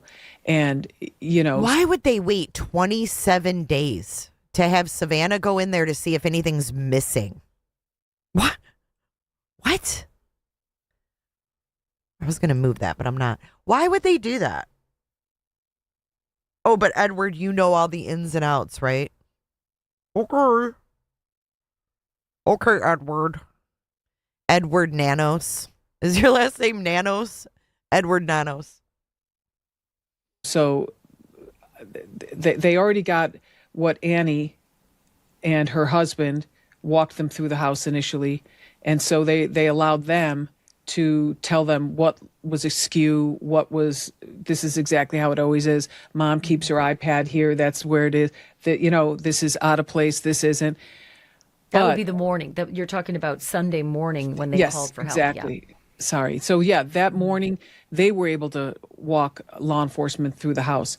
So today, I think they wanted, my guess, it's just an assumption, but my guess is they wanted Savannah to walk through and see if there's anything she could find that was missing or askew or, whatever. Because the person spent 41 minutes in there, and that's a long, long time. Well, I keep wondering if they did. We only know that the camera was tampered with, but we don't know if that meant that the person entered the house at the time they tampered with the camera. I'm not sure. My jury's out on that one. I don't know when they actually entered the house. We don't know the entry time. We just know the separation of the pacemaker time. So I'm curious about that. What do you make of the report that I was able to get from another law enforcement source that the blood droplets inside the house were the same pattern as the blood droplets outside the house, meaning there wasn't a sign of struggle, there wasn't footprints through them. It was more just the same droplet pattern that we witnessed, on the video outside the house.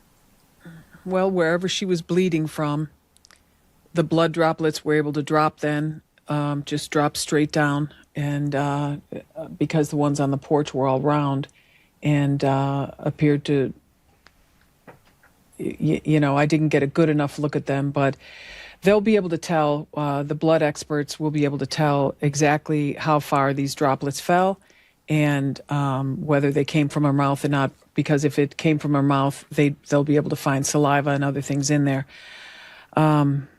Just the whole thing is just, we do everything in our lives to just treat the vulnerable members of our community the best way we can, and then to have something like this happen, it just breaks everyone's hearts. I think it's why everyone's watching so intently, why it's so high profile. It's not just that it's Savannah's mom, it's just who does something like this, that part of the story.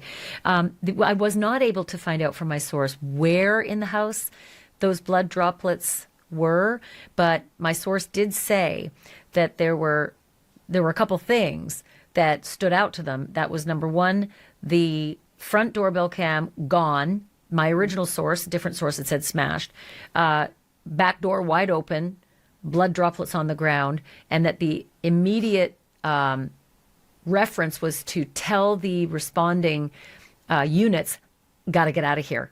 Do not contaminate the scene. This is more to it than a missing woman who might have wandered off. So I don't know if that means so that strange. that the blood droplets may have been right there in that front entrance area because they were able to witness the door open, or whether they canvassed around the house and saw the blood droplets somewhere there. I can't tell you that. It would be helpful to know where the blood droplets were, though. And then couple that information with Savannah using the words in her video a couple days ago where she announced that the reward would be $1 million from the family.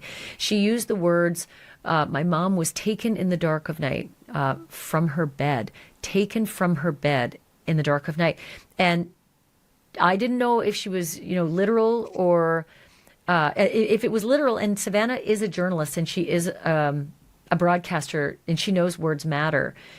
It was the same terminology the sheriff used early on and then walked back the next day saying, I didn't think you'd take me literally. It was just being figurative. But if Savannah was being literal and not figurative, that's a big piece of information that Nancy Guthrie Savannah's may not have been going to be actually figurative.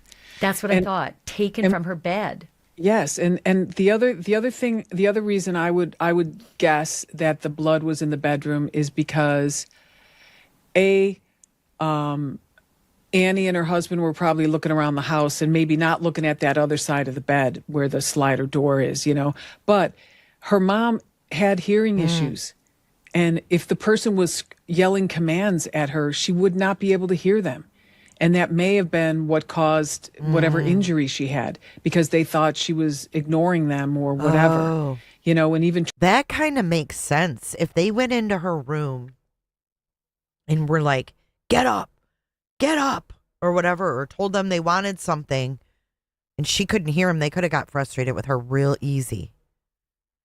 And if the initial deputies just opened her bedroom door or looked in her bedroom and didn't see any kind of ruckus on the other side of the bed by the slider, they could have just said, oh, she's not in there. What's up, CN Criminal Network in the house? What's up, my man? And maybe they didn't see anything over there. Investigations do start when crimes are reported, but somebody in here said, Elaine, I was responding to someone in here that said maybe they're not investigating anymore because they have a perp. And I said, when they get suspects, the investigation's just beginning. That's what I said. But yeah, if she didn't have her hearing aids in, maybe they got frustrated with her very quickly, thinking that she was being defiant, not wanting to pay attention, not wanting to listen, I know. It's getting confusing, Elaine. I'm sorry. I'll try to be more direct when I respond to someone. That's my fault. at her, she would not be able to hear them. And that may have been what caused whatever injury she had because they thought she was ignoring them or whatever, and even trying to yank on her or something to get her out of the bed. Yeah. And she had to. And if they had to yank her out of bed, she could have had like a scab on her arm. And if that scab broke open, you could have blood dripping. I don't know.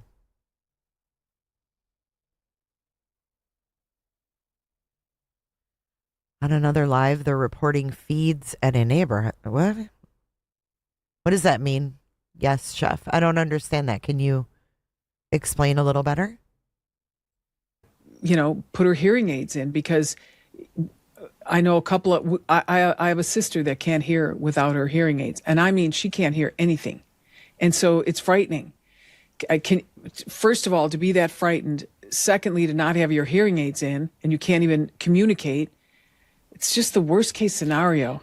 Well, and Maureen, the New York Times did a piece talking to Nancy Guthrie's friends, and one of the friends said that she had recently begun using powerful hearing aids, which you're spot on. Her hearing would be very compromised if she was using powerful, those are the words used, hearing aids. She had powerful hearing aids, which means she isn't hearing anything without them. 2 people texted him saying, action at Annie's house. He's waiting for the source. Told you they should have been over there. I don't know. I would go by there every day. I would go by there every day. Maxie says, but why would the plant debris be on top of the droplets? Do you think that it could be because they had someone come back after?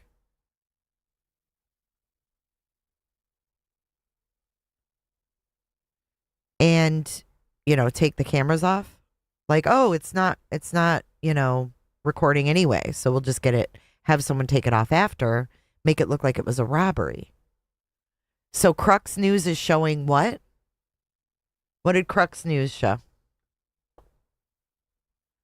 Hold on, we might have to come back to this. What'd they show?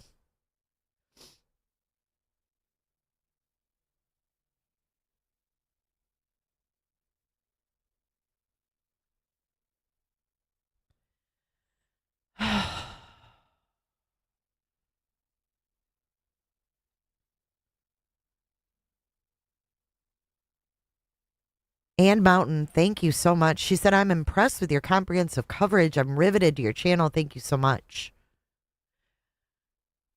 Where do we see the ladies? I'm confused. Fill me in. I feel out of the loop. What I like about coming here is all the different opinions that get talked through. Yeah. I know I get a little intense sometimes. On JLR.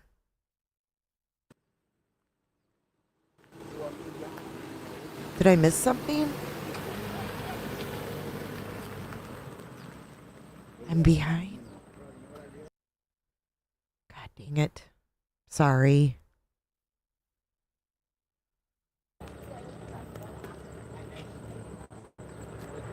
Okay, we got more cars. Who are these people? Two ladies were crying. Are they on camera, though? We didn't see him. I heard him report on that. Two people. Nobody in the back. But he didn't show them. We saw it. Yeah, we saw it. Okay. I don't know, man. There might be some more to it. Wow, there's a lot going on. I don't know. Okay. Honestly. So I don't know. I don't know what's going on with Annie's, but very interesting. The two ladies came up, or two men, I don't know who it was. He came back and he reported. He was like, they came up and said they know who did this, and he told them to go to the sheriff's department. That's what happened. We saw that. But what's going on at Annie's? Brian Enton on the scene. Maybe we get some good new info. It doesn't seem like anything's going on with JLR, so I'm going to finish this out. Yep. She's 84. It happens. Let's talk a little bit about the, there's so much sleuthing going on online, and there's an image, if you zoom in on the perpetrator's pocket, there's something sticking out of the perpetrator's pocket. I thought at first it was the corner of an iPhone, but as I read through a lot of other folks who've put in their thoughts, some said it looked like maybe a lockpick pen, which I didn't realize. I mean, it stands to reason. A lockpick pen kind of looks like it might be that.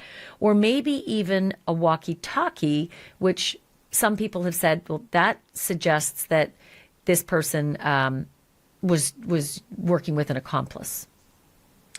It could be a lockpick, I guess, but it looks to me, and I'm pardon me while I look down here, but it looks to me to be just a radio, like a radio antenna.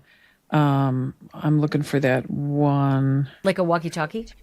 Yep, like a walkie-talkie, because did you guys see the these pictures? guys, look, which some people have said, well, that suggests that this person was working with an accomplice. It could be a lockpick, I guess, but it looks to me, and I'm pardon me while I look down here, but it looks to me to be just a radio, like a radio antenna. I'm looking for that one. Like a walkie-talkie? Yep, like a walkie-talkie, because these guys didn't have phones on them. If they had phones on them and the bureau didn't pick them up, I mean, I don't know what to tell you. But if you look at that, if you look at some of these walkie-talkies that people have, you could call the car up without using your phone. You could tell your buddy, hey, pull it up into the Circle Drive now. And yeah, just like these. Sure. Yeah, those ones that we were talking about earlier. Do you think that very small area of an image looks like the antenna of a walkie-talkie more so than the edge of a phone? Much more so than the edge of a phone. And I asked my husband, who was a police officer for 38 years, and he said that's absolutely a radio. And I said, babe, we can't say that. That's just conjecture. And he goes, I carried a radio for 38 years. I know what it looks like, and it stands just like that when it's in your pocket. And you can't zip the pocket all the way closed because you have to have the antenna. You can fit an iPhone in any pocket. I mean, if that's the top of an iPhone, you're not going to let your iPhone hang out like that, because the last thing you want is to get into a struggle with someone and leave your iPhone at the crime scene. But this, you can cinch it up just to the just over the top of the radio portion and let the antenna stick out of your pocket. Well, that would be huge if it was determined that this is a radio, because it does certainly speak to the possibility of somebody else being a part of this. Right. Sometimes I just, in my own personal thoughts, I hope there was an accomplice, and then I know it's not necessarily a sexual crime, because so few sexual crimes would involve an accomplice. And people don't kid yourself. Really, people are savages. Mm-hmm. I mean, I know, and most people who don't live the world that you and I live, and you more so than me, would say, well, who would think to sexually assault an 84-year-old woman? And unfortunately, so many times in our, line of work, we see it. We just do. We see people who just do, and they're not off limits. The elderly are not off limits for these kinds of crimes, which is just unbelievable. It is unbelievable. But guys, sometimes it doesn't actually. If that fucking happened to her, oh my God, that is sick. And I know that it's a possibility. I know it's a possibility. Flobo, were you not here when I opened my mini cans yesterday? You weren't here. Thank you, Flobo. I got the mini cans yesterday. I opened them on stream. Shortcake girl. Happy Friday. Thank you for your super chat. And thank you again, Flobo, and everybody that has sent me gifts from the Amazon wish list. It's such a nice surprise.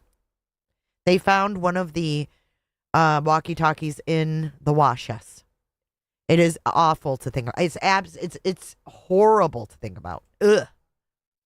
Involve an essay on the person. Sometimes just the fear you see in someone's face gives you sexual gratification. That's a whole different story, but that happens all the time too. Sometimes they just get off on the fear.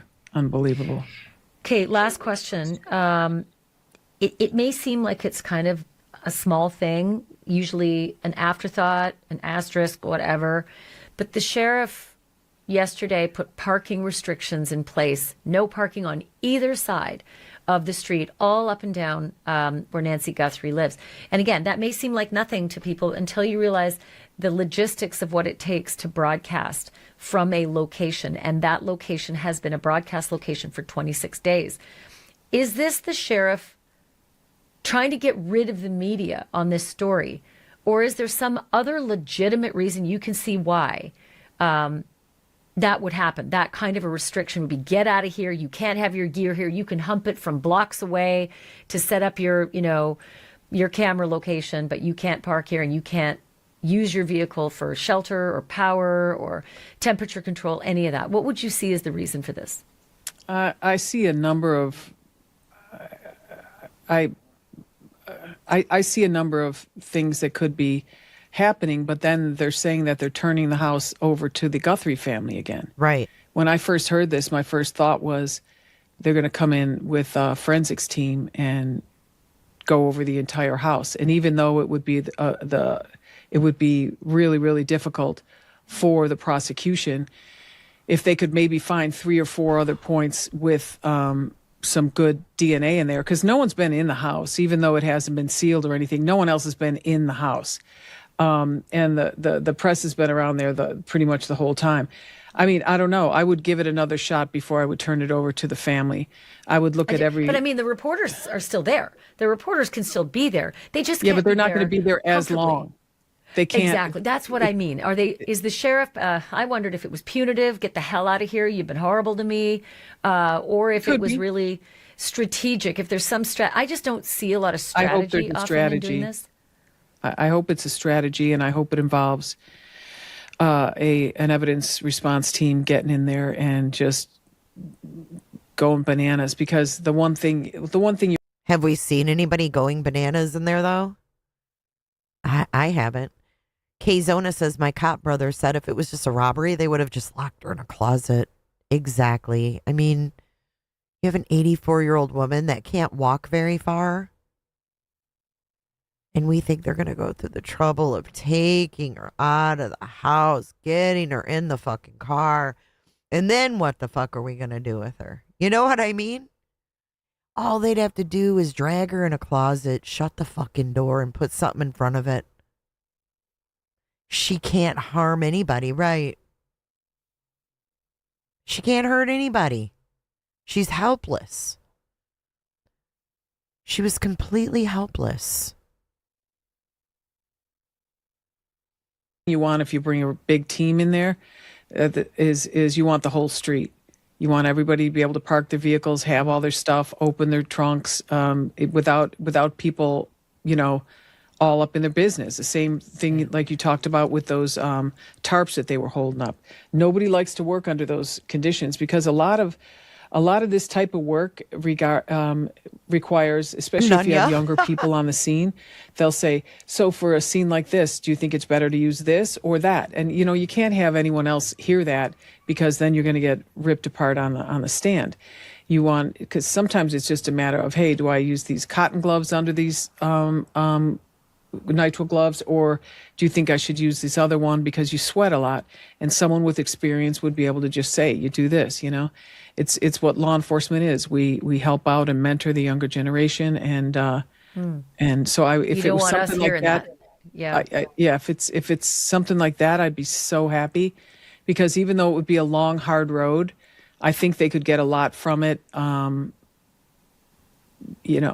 don't know what the search and evidence collection actually looked like those first 48 hours, and I've seen how well the Pima County Sheriff deputies are working with the FBI. They're all getting along great at the boots on the ground, but it's usually just the managers that are fighting with each other, or the hires up. Right. Listen, I don't know this business as well as you guys do, but I am just astounded that the bracket for the Nest Cam was left on the house, because if that guy had a bite light in his mouth, the only way to get a bite light in and out of your mouth is to take it, put it in, or take it out with your hand. I've been saying that since the beginning.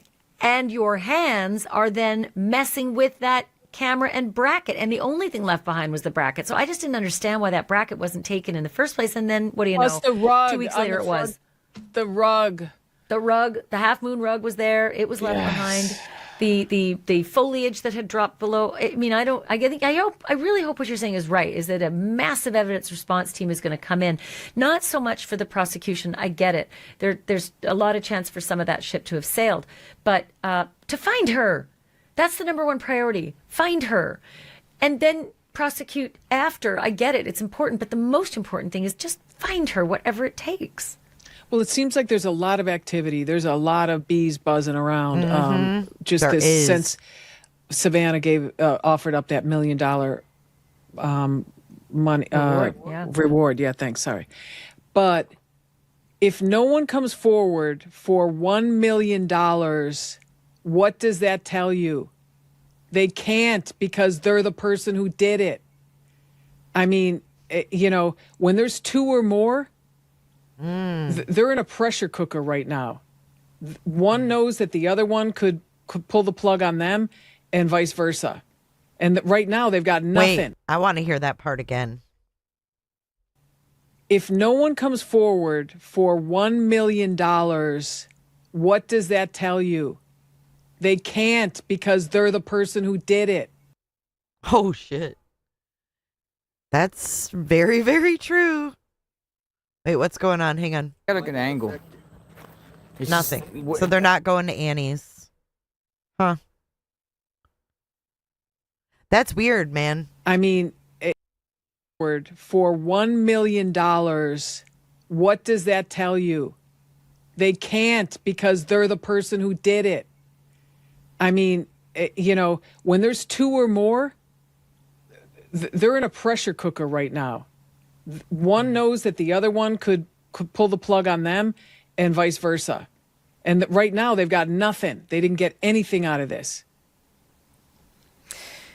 Maureen, it's great talking to you. I'm just so thankful that you take time out of your busy day. And I know you had a 12-hour day today.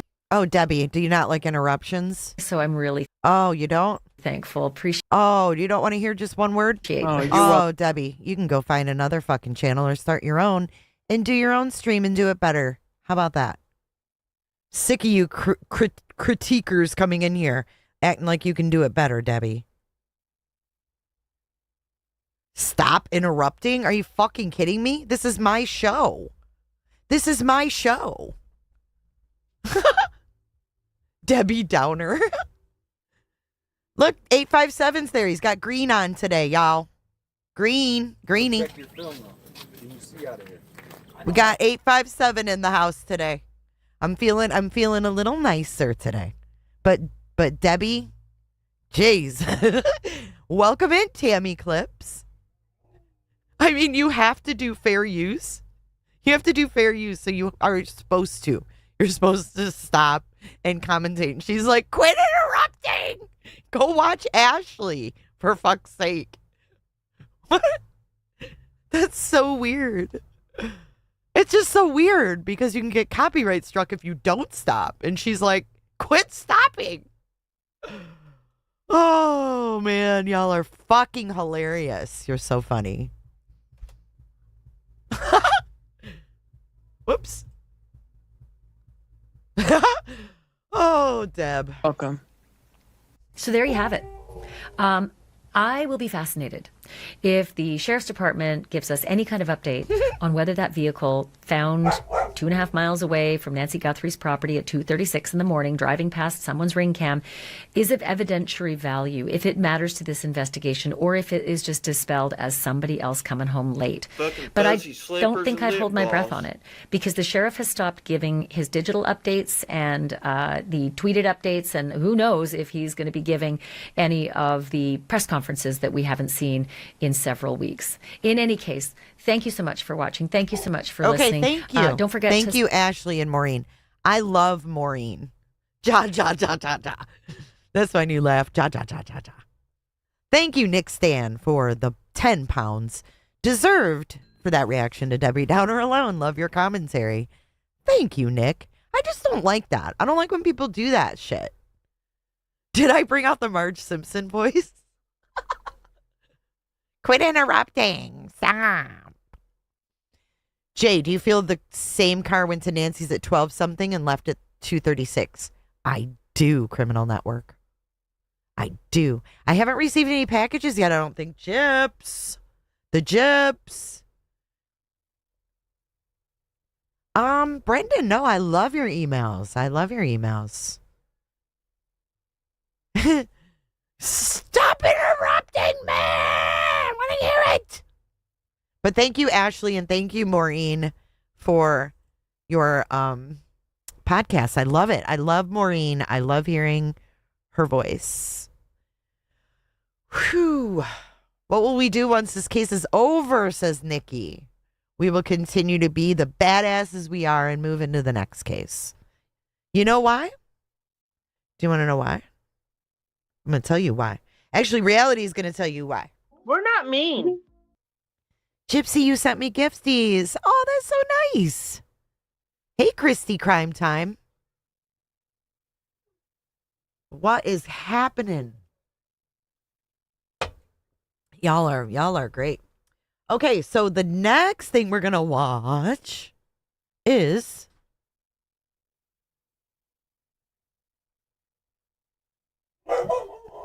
Chris McDonough, Karen McDonough. Karen McDonough is the star of the interview room. Can we get we need a Karen emoji, because you guys, I love Maureen and I'm loving Karen McDonough. I'm loving Karen McDonough. We really need to support Karen McDonough. I wish she would have her own show. She is so brilliant and smart, and she follows everything on social media. I haven't watched shit on Corey Richins in days. But listen, Karen McDonough, I got to take a moment here, because everybody talks about Chris McDonough. It's always Chris McDonough, Chris McDonough, Chris McDonough. His wife is brilliant. And quite frankly, she doesn't get the accolades. I mean, sometimes he'll say, oh, my sweetheart. My sweetheart has done this. My sweetheart has done that, right? That's about the amount of accolades she kind of gets, right? He tells her she's smart and all of this. However, he's a little, he dismisses her a lot. And I don't think she gets the credit that she deserves. And I feel like she's a go-getter. I feel like he married up. Yep. My sweetie. She's more than great hair. She's smart and gorgeous. Yes. But I think that Karen gets left out of this episode. This episode, she gets left out. Because she's following all the socials. And get this, McDonough gave props to JLR last night. He said he's doing a great job. Dude, this chick, she went at the Idaho 4 at the university. Her research was amazing. She does get overshadowed. I guess that's the thing. She does get overshadowed. And I just wanted to give her a spotlight today as we go through this live, because I think she had a lot more to offer than what she was given in this episode. I've heard him talk highly of her in all the other episodes. This one, though, I wish she was given a little bit more, because she had a lot to add. But this is great with all three of them. I'm not going to lie. This is actually, it's great. It's great. So I'm trying to think where we should start, because the whole thing is so good.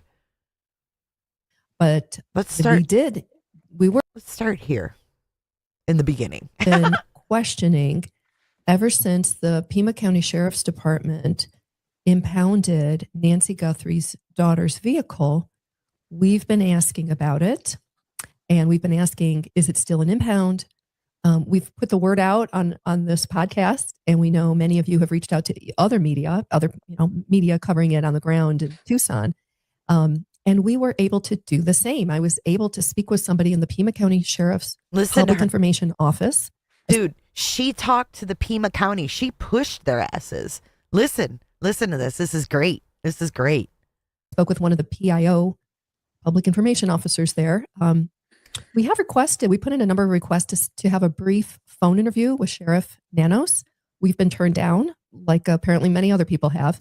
And so I've just kept at it and got him on the phone. Not Sheriff Nanos. I got his Public Information Officer, and he shared some information that's already gone out. He gave it to us. It just came out today or yesterday. I believe it was maybe late yesterday. But here, we've been holding it because we talked to, you have the emails. Yes. We talked to him 2 or 3 days ago. 2 days ago. Yep. And we've been holding it because we wanted to make sure that before it ever went out, that it was verifiable and that it, was solid information, because that was one of the big, questions that has been on everybody's mind, right?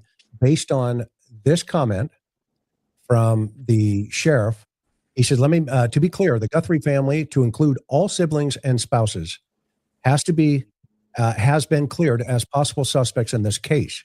The family has been nothing but cooperative and gracious and are victims in this case.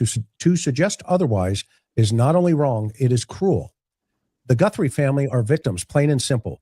Please, I'm begging you, the media, to honor your profession and report with some sense of compassion and professionalism. And so, wow, I think that was a we had a lot of people leave after I stopped playing Miss Ashley. Wait, let me see. Is that right? Did we lose like 800 people when I started playing this? That could not be right. We had like 1,900 people watching when I was playing Ashley. Where are we now? We're down to 1,300. Wow. Do you guys not like them? Like what? Why did everybody leave when I started playing them? I think this is so fucking interesting. This is actually great. And if you're missing this, that's your loss, because this is Annie Guthrie's car right here. This is Annie Guthrie's car on this flatbed. Honda CRV, I believe it is. Yeah, that's crazy. Hit the like button. Let's get this out to other people. shot at Ashley Banfield, who reported this car right here belongs to Ann. We love Ashley Banfield. Ashley Banfield, holla. Hey, High Priestess, you don't speak for moi. You don't speak for moi. We support Ashley Banfield. And this is a picture of it being towed away from the house. And that was back in the first couple of days of the investigation. Right, which got us thinking, well, wait a minute.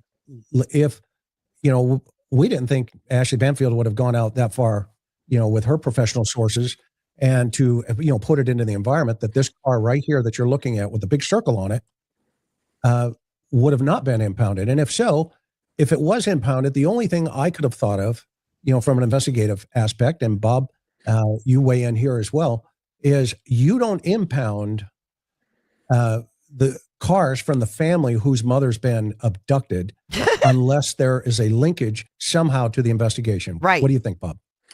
Yeah, I agree wholeheartedly. And they wouldn't have kept the car this long either. So even if it did have some minor evidentiary value, let's say hypothetically it was stolen or something, and they thought that it would have some evidence, they would have returned it to the family by now. So it is significant, in my opinion, that they have continued to hold it. And at this point, it's... So do you want to know why Brianna Whitney actually reported on Annie's car? Because Chris reached out to Brianna. Chris reached out to JLR to look into if Annie Banana's car was still an impound. Well, there was 1,900 people here, High Priestess. They love Ashley Banfield. Everybody left when I switched. That's why I asked. Yep, she did put out Annie's husband as a suspect. Sure did. And they still got Annie's car.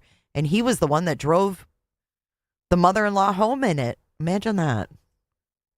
It's been several weeks, about 3 weeks since they took the car. So it has significant evidentiary value, in my opinion. That's not an indictment on the owners of the vehicle. It's just simply stating an educated guess on why they're holding it that long, because it is significant to the case. They've had Annie's car. Wait, hold on. What are they doing here? What the hell? And that's another. What the heck? What the heck is going on here? Is this for Comcast? What are they doing? What the? Who are these guys, dude?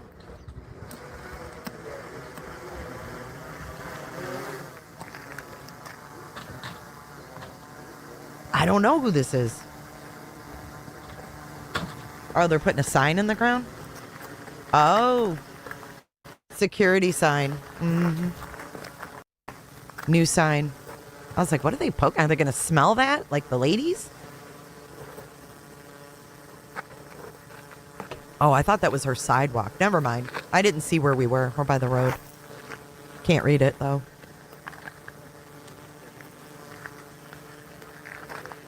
Well, now we know the house is secure, and that's the first thing I would do.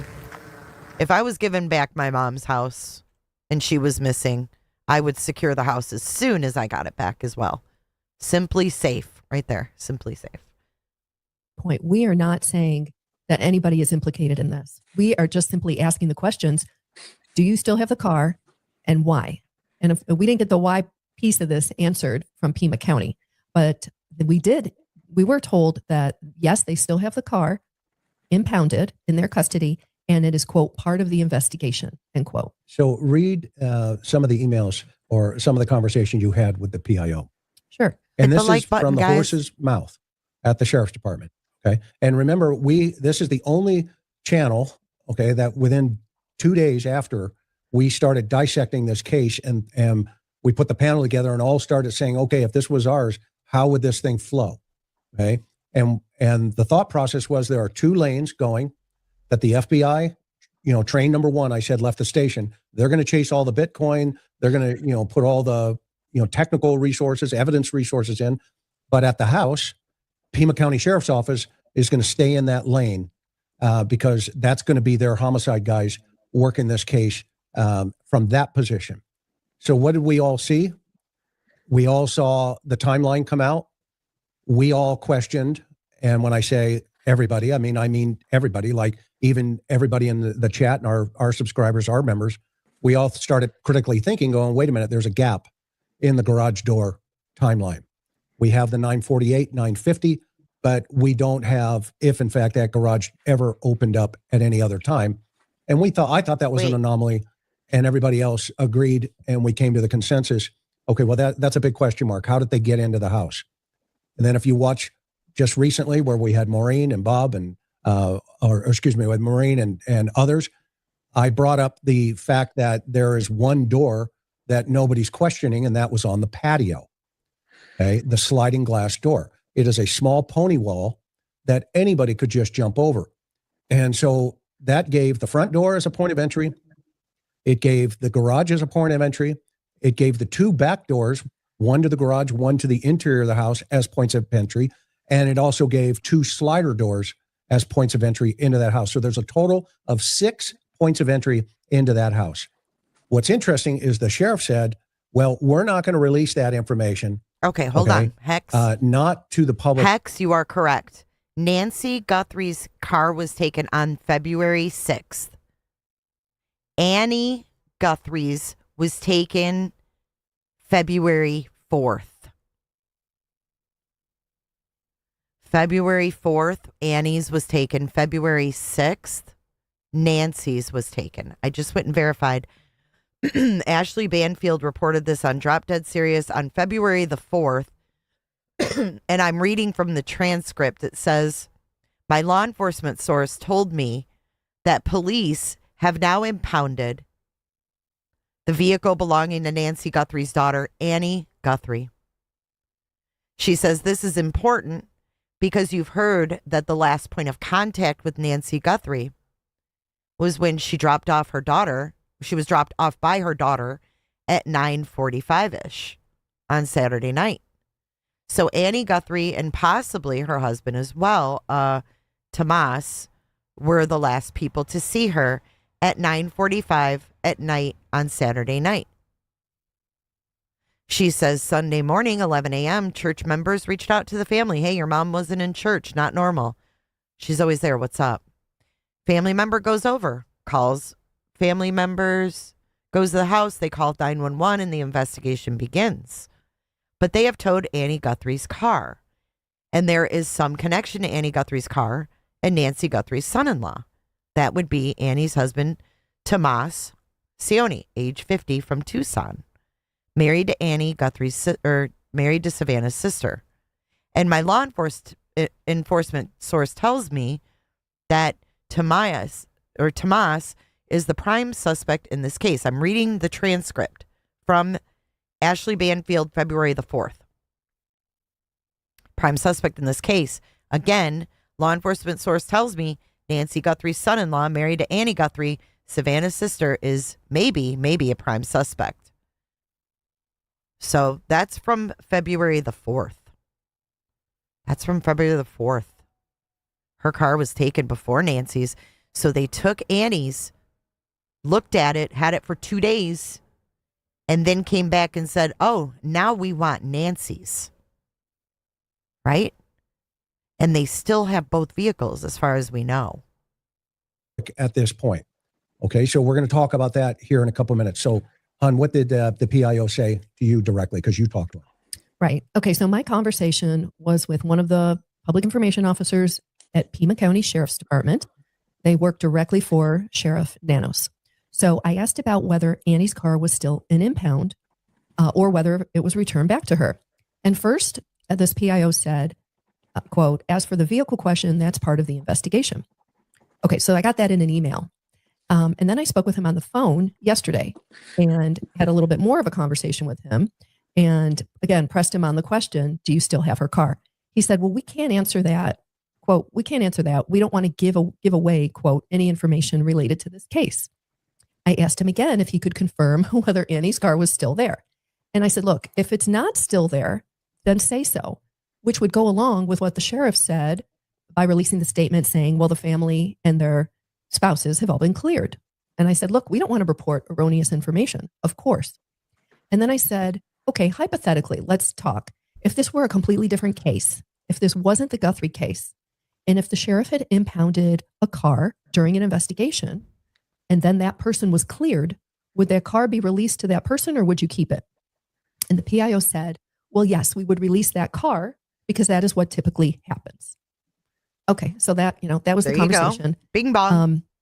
And then he came back and said, well, again, he repeated himself, the car is part of the investigation. And to be clear again, I want to say we are after he told you, I'll answer you later in the afternoon. right. Yeah, exactly. So that's what he came back with. Okay. So that's the new running line now. The car, Bob, yes. The car is part of the investigation. It's part of the investigation. I want to be clear again. We are not saying that the family is involved. We are not implicating anybody. No. We are asking these questions of the sheriff who is running the investigation. Yeah, very legitimate question too. I mean, you know, without beating a dead horse here, you hold a car that long, there is some evidentiary value to it, no doubt in my mind. So, and I think that value, that evidentiary value is significant in this case. And that makes sense. Yeah, I agree. That totally makes sense. And just hang on before you make that point. I mean, look, we saw when they made, I guess it was the hot stop down in Rio Rico, and they detained Carlos. They searched him. They got a search warrant for his house, and then they released him, right? So it would stand to reason if somebody's cleared, they're going to release the vehicle as well. Correct. Bob, your thoughts? Yeah, I agree. And if I can, let me comment on clearing someone. We've discussed that quite a bit in the previous episodes that I participated in. But let me just say this. The only person really that can clear someone, emphatically clear someone in a criminal case is a prosecutor, not a sheriff, not even a detective. Now, a detective can come out and say, well, I'm not looking at this person as a suspect or a person of interest. But really, the only person that can clear someone in this type of case, or any criminal case for that matter, is a prosecutor and not a law enforcement official, not a sheriff or a police chief or a detective. And we tend to conflate those two things, clearing someone and not looking at them as a person of interest.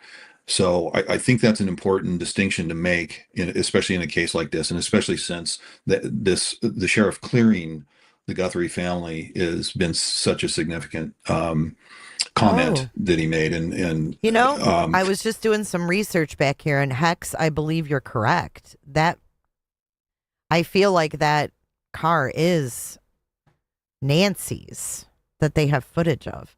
I don't think we have footage of Annie's. I just don't think we do. I think we only have footage of Nancy's car being towed, not Annie's car, right?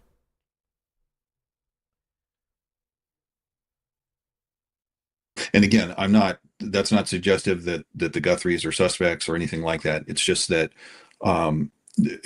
since it was such a major incident, a major portion of this case lately, I think it warrants some kind of explanation, at least to the audience. Yeah. And what's your thought? I mean, from a PIO's perspective of what he said to you, how did he dance?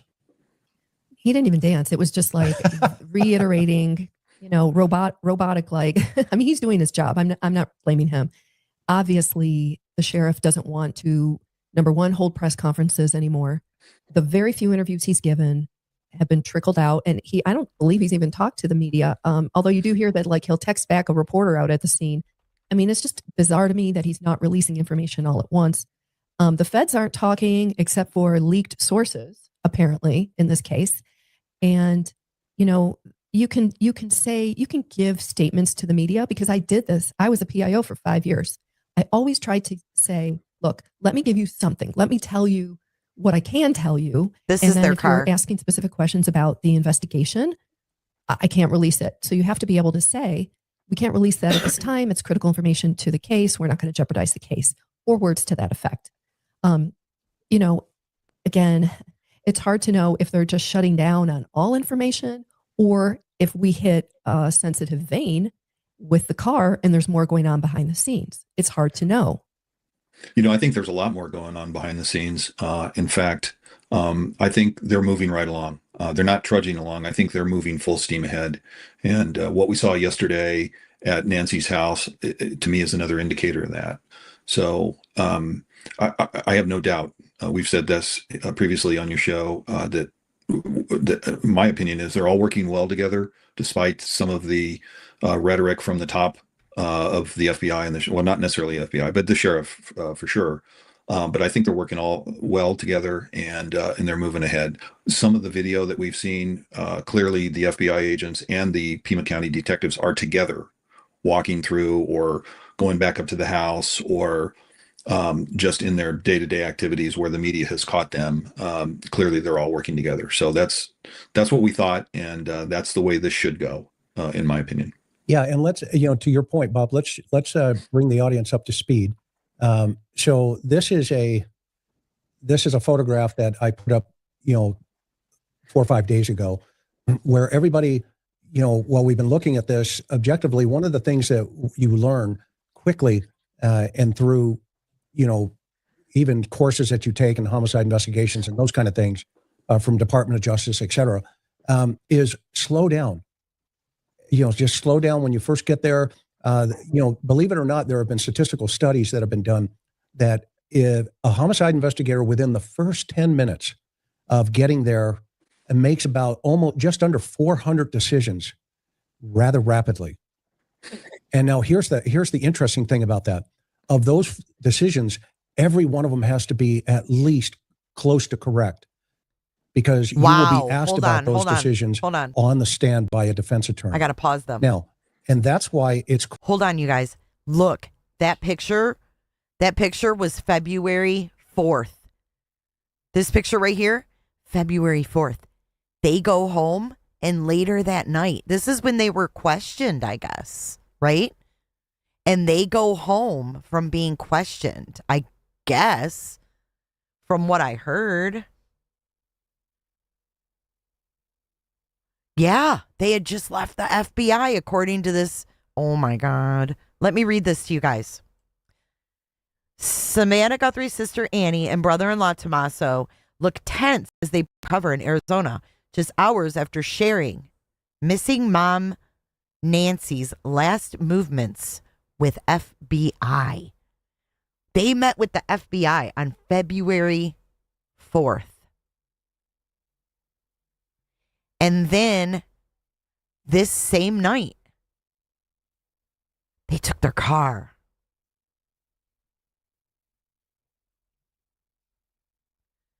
February 4th, the car was taken at night. This pic was taken on February 4th after they met with the FBI. He hasn't been seen since this day. He hasn't been seen since this day. This was Tuesday.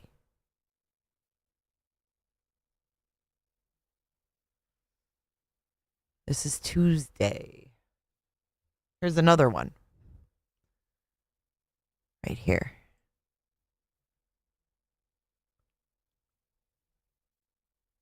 Tuesday.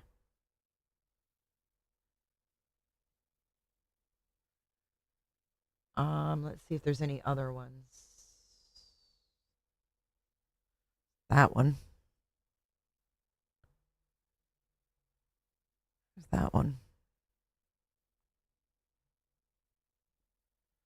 I don't know if they're just hiding their faces from the Daily Mail or what. Here's Annie and Cameron. When they went to Annie's house in the white, they pulled up in a white car. like a rental or something. I think they were maybe hiding their face from the Daily Mail. I don't know. Let's see. Here's another one of Annie. See if there's any others. I think that's the same one we saw.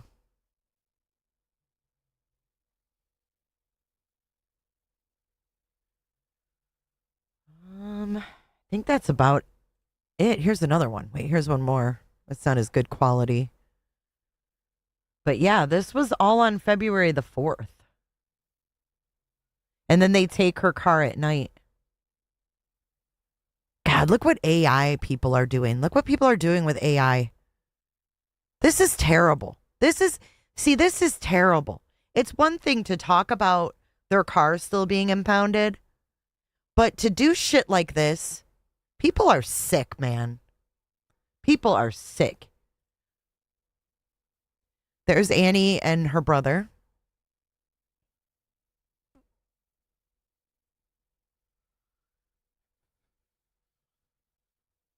I don't think we have any more of Annie and Tommaso from that day, but it's interesting stuff that on the same day that they talked to the FBI that they came and took their car.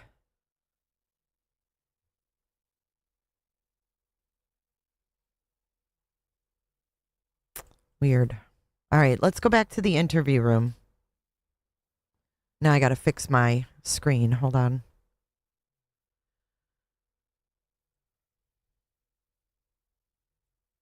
Okay, here we go. Let's get back to it.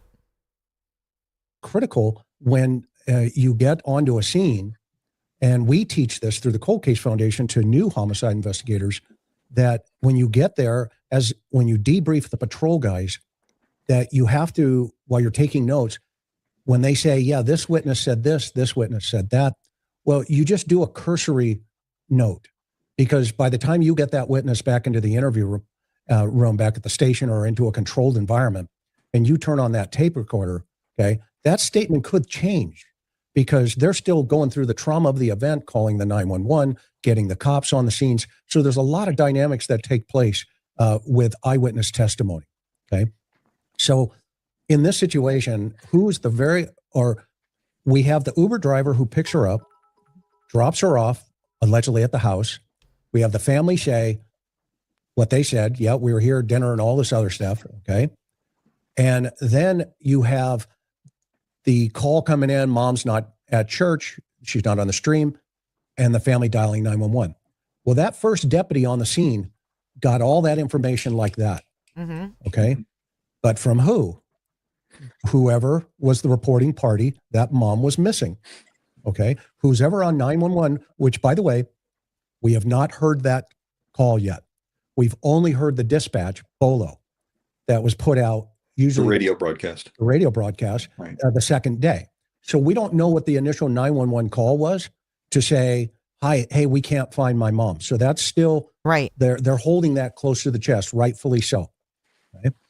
But the first deputy on the scene is going immediately into an investigative mode because homicide. If she's a missing person, she's a very high risk missing person that within that first 2-3 hours. So he's processing, or she's processing, whoever that first witness is going to be on the stand one day, okay, what was told to him. And then from there, he's making decisions to do a couple of things. One, I need to tell my responding officers what's going on for their own, as they're coming in, they're going to do things as they're responding to the scene. He's also making a decision, or a supervisor who may be listening is making a decision. I'm going to be responding automatically. And so now once that supervisor gets on scene, he goes to that first deputy and says, what do we have?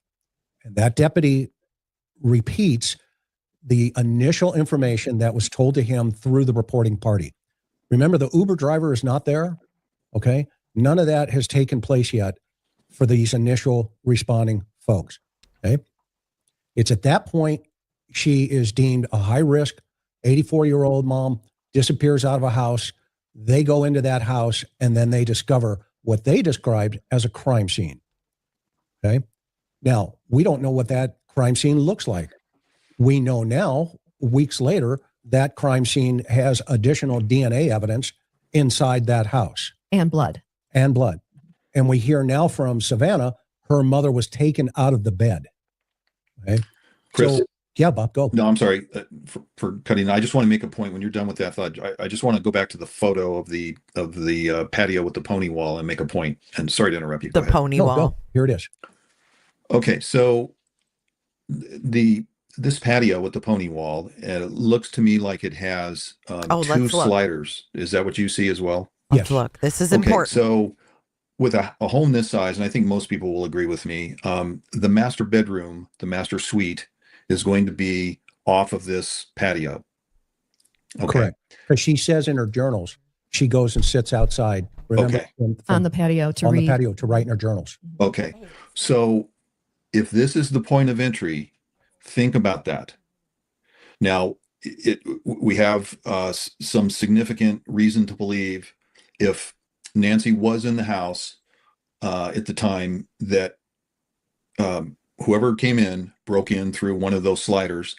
Think about that. Think about how Nancy was awakened and just the terror that she must have felt with someone coming in one of those doors with a stocking cap and dressed the way at least the person in the front was. So I just wanted to make that point. So as you mentioned earlier, that pony wall is just very small. Anybody can leap over that, climb over that very easily.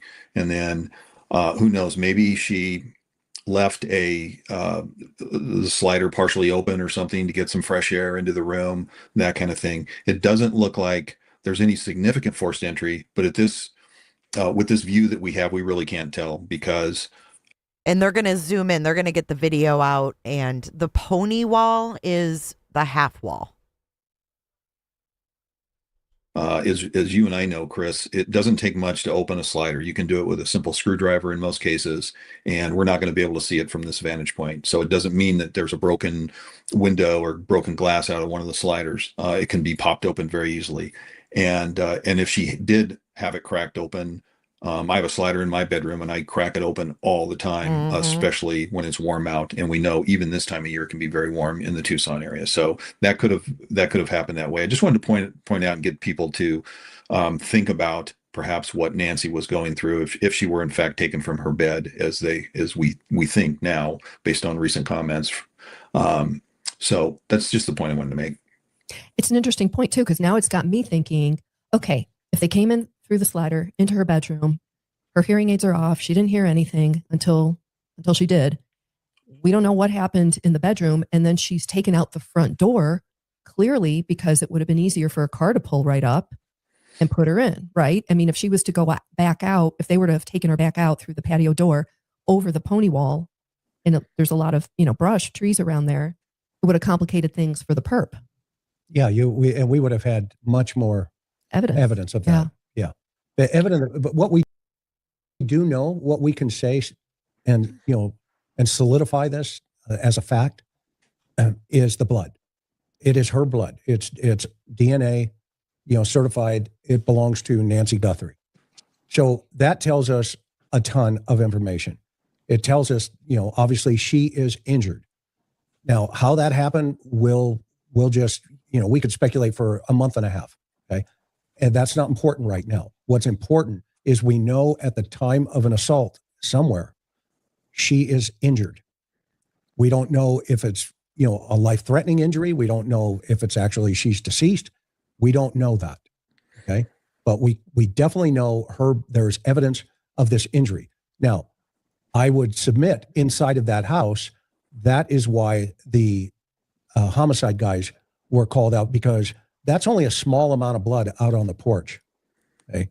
There has to be much more, some type of evidentiary fluids inside of that house that has caused them such concern. And we said this in the very beginning of this thing when it went down, when the sheriff was talking about that initially. My question was, he had made a comment about, well, we sent that off and we have others that we believe we can put into CODIS. So that tells me and told us collectively that, okay, there's more going on here. There was a big struggle. Something happened inside that house where there's additional DNA. Now that DNA has come forward, and there's a question of whether or not, it can be separated because it sounds like it's Mixed. Mixed. It's a mixed DNA sample. Right. Which now can be only a couple of things. It could be saliva, as Suzanne Ryan pointed out, a DNA expert, from the bite, the camera or the flashlight. It could be from the gloves. It could be, fluids from an assault of sort, maybe an SA or something to that effect, which, Lord forbid, that's like horrible. Okay. Or it could just be, from a fight where she got a couple of scratches in and, the skin or anything. I mean, it could be 1,000 things, or it could be on sheets. It could be on the pillows. It could be on the floor. There's a lot of could be's in this thing. We saw in one of the photos of Nancy and Savannah, I think taken from the Today Show set, that Nancy had significant, I'll call it bruising. I'm not sure what the medical term would be, in her arm. I believe it was her left arm. Yeah. And so that would tell me that she bleeds very easily. So it could very easily be a defensive wound sustained in the initial assault if she was dragged out of bed. Even something as simple as grabbing her arm and twisting the skin could have caused that to bleed. So it could be that simple. I agree with you on the SA, and as unfortunate as that might be, I think that is still in play as far as we're concerned until we learn otherwise. But that could be the mixture of fluids as well. Yeah. And so then we step back for a minute and we hear the latest plea from Savannah, which was, she released it Tuesday on her Instagram, just 2 days ago. So let's listen to this for a second, everyone. I know you've heard it 100 times over the last couple of days, but I want to make a couple of observations here. And Karen came up with a really good observation. Hang on, let me press play. Oh, they couldn't. It is day 24 since our mom Hang on, I know. was taken in the dark of night from her bed. Okay, hang on for a I second. think they had some technical difficulties. That's okay. We can wait. Watch how Karen handles this like a boss. Okay, they had technical difficulties. The video wasn't working right. Blah blah blah. Video here. That's okay. We can wait. Watch how she handles this like a boss.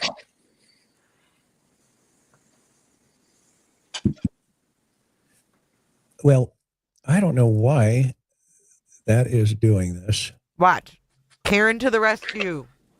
We can also paraphrase too if we. Well, it's not going to work right now. We'll fix it. But so just go ahead and paraphrase what she was saying. Okay. Obviously, the first thing that jumped out to everybody when for this video that Savannah released was she revealed that her mom was taken from her bed. And that was really interesting because Mark. the sheriff had said that early on, and then he ended up walking it back, if you guys remember. So obviously, yeah, that was correct information. And again, Bob, it just goes to, we can't even imagine how terrifying this must have been for Nancy. This 85-year-old woman, I mean, asleep in her bed. We know she uses powerful hearing aids and, could have been fast asleep. And then, oh my gosh, all of a sudden the guy on the porch with the mask and everything that, with a gun, this masked man ends up in her bedroom, Go ahead. Yeah, that would be terrifying to anyone being awakened at 2 a.m. or thereabouts and having somebody come in and literally rip you out of bed. So how do the investigators come to the conclusion that she was taken from her bed? Well, obviously, if the bed is unmade and looks like it had been recently slept in or occupied, that's a clue. But clothing, maybe even her toothbrush still being wet in the bathroom and things like that would be a good indicator for them, for the detectives, as to whether or not she was, removed from the bedroom. There were a bunch of questions about that and in the comments. So that would be one way. And don't you think that the sheriff was holding it back a little on the overprotective side? I don't know what else to call it. Because he's thinking clearly, oh, we're going to hold on to information that only the suspect knows. Only the perpetrator of this would know. We don't want to release it. Something like that actually speaks to the horrific nature of this crime. And I totally disagree when authorities downplay the severity of the horrific crime. We saw this in the Koberger case. I don't get into it, but to lessen what these victims go through is disgusting to me. And you're not revealing or screwing up your investigation by revealing the horror that the victim or victims went through. So the Koberger case, as you well know, is a good example of that. There were reports and some video and still photos of blood actually visible on the outside of the Koberger house. So, you don't have to be a detective to understand that was a very horrific scene in there. And now, of course, we've seen some video of it. So, and even downplaying, again, I don't want to mix cases here, but even downplaying how many times the college students were stabbed, again, doesn't give away the crime scene, doesn't give away intimate knowledge that you're going to need to pursue. We have an interview. Hold on. But what it does. Oh, they're leaving. Never mind. Is it lessens the crime, and it's a false sense of security for the neighborhood, the community, and it's a disservice to the victims and the victims' families. Well, and to that point, I do believe I am in the camp that the sheriff said too much from the beginning. And I pointed out the door. He commented about the door being found open. I believe he used the word open, not unlocked, but open. And so as a detective, an investigator, I don't want my PIO to give away a lot in my case. So we want to know, of course, we want to know as much as they'll tell us. But I do believe that rightfully so, they should hold their cards close to the vest and not divulge a whole lot of stuff to us. And that's what we're seeing. Yeah. But we're seeing the opposite. I'll give you an example. All the activity going on at Nancy Guthrie's house yesterday on Wednesday, you had the feds, you have what people are, I guess, speculating and or confirmed that you had federal prosecutors there, lots of activity going on.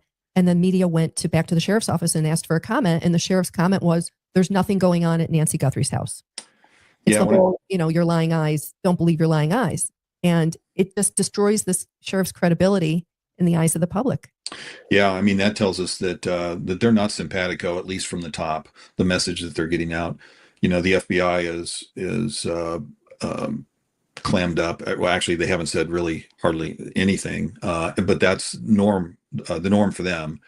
And so when the sheriff, as you said, comes out and says something totally opposite from what we just saw on TV, it does erode their credibility even more. Agreed. But I want to, are we ready to talk about the folks that were there at the home yesterday? No, finish your, yes, almost. Yeah, I think that thought. Let's finish with, I was hoping Chris could get Savannah's video, but okay. We've all seen it. You guys can go watch it again. She released it Tuesday on Instagram. Anyway, so in her statement, in her, what she came out with her video, she mentions her sister, which I thought was very interesting. In my opinion, didn't feel like there was any other reason to mention her sister, but she was talking about hope, having hope that their mom may still be alive. But then she said, but if she's not, we want to get her back to celebrate her life. I'm paraphrasing. And then, of course, the big news, Savannah revealed a family reward of $1 million. And now what's interesting, they had reported, there's some reports out there that the family had initially wanted to offer a large reward right up front. Apparently, authorities counseled them not to do it. I guess it was going to bring out tons of perhaps fake or useless tips, which would only make the work of law enforcement that much more challenging. Which it would have. Okay. But then I thought this part of Savannah's video was really interesting. We want to get your take, Bob. So it's very emotional. It's gut wrenching to watch her. I mean, your heart just aches and breaks for her and what the family's going through. She says, every day we are worrying about her, Nancy, fearing for her, aching for her, and missing her. And then she says, hope against hope. As my sister says, we are blowing on the embers of hope. But again, they know that she may be deceased. And then Savannah says, we need to know where she is. We need her to come home. And that's where she says, we're offering a reward of up to $1 million for any information that can lead to her recovery. Someone knows something. So I was, after I heard that, I mentioned to Chris, I said, what I didn't hear, I thought was interesting. I didn't hear her say, we don't know what happened to her. Now, it may just be nothing. And maybe in Savannah's mind, by coming out and saying, we need to know where she is, maybe that's the same thing. But the specific wording I thought was really interesting. I would have assumed that she would have said, we don't know what happened to her, and we need to find out. In addition to obviously finding her and bringing her home, whatever form that takes. What's your thought, Bob? Yeah, I agree. I obviously she is trying to draw somebody out or some persons out with the $1 million reward.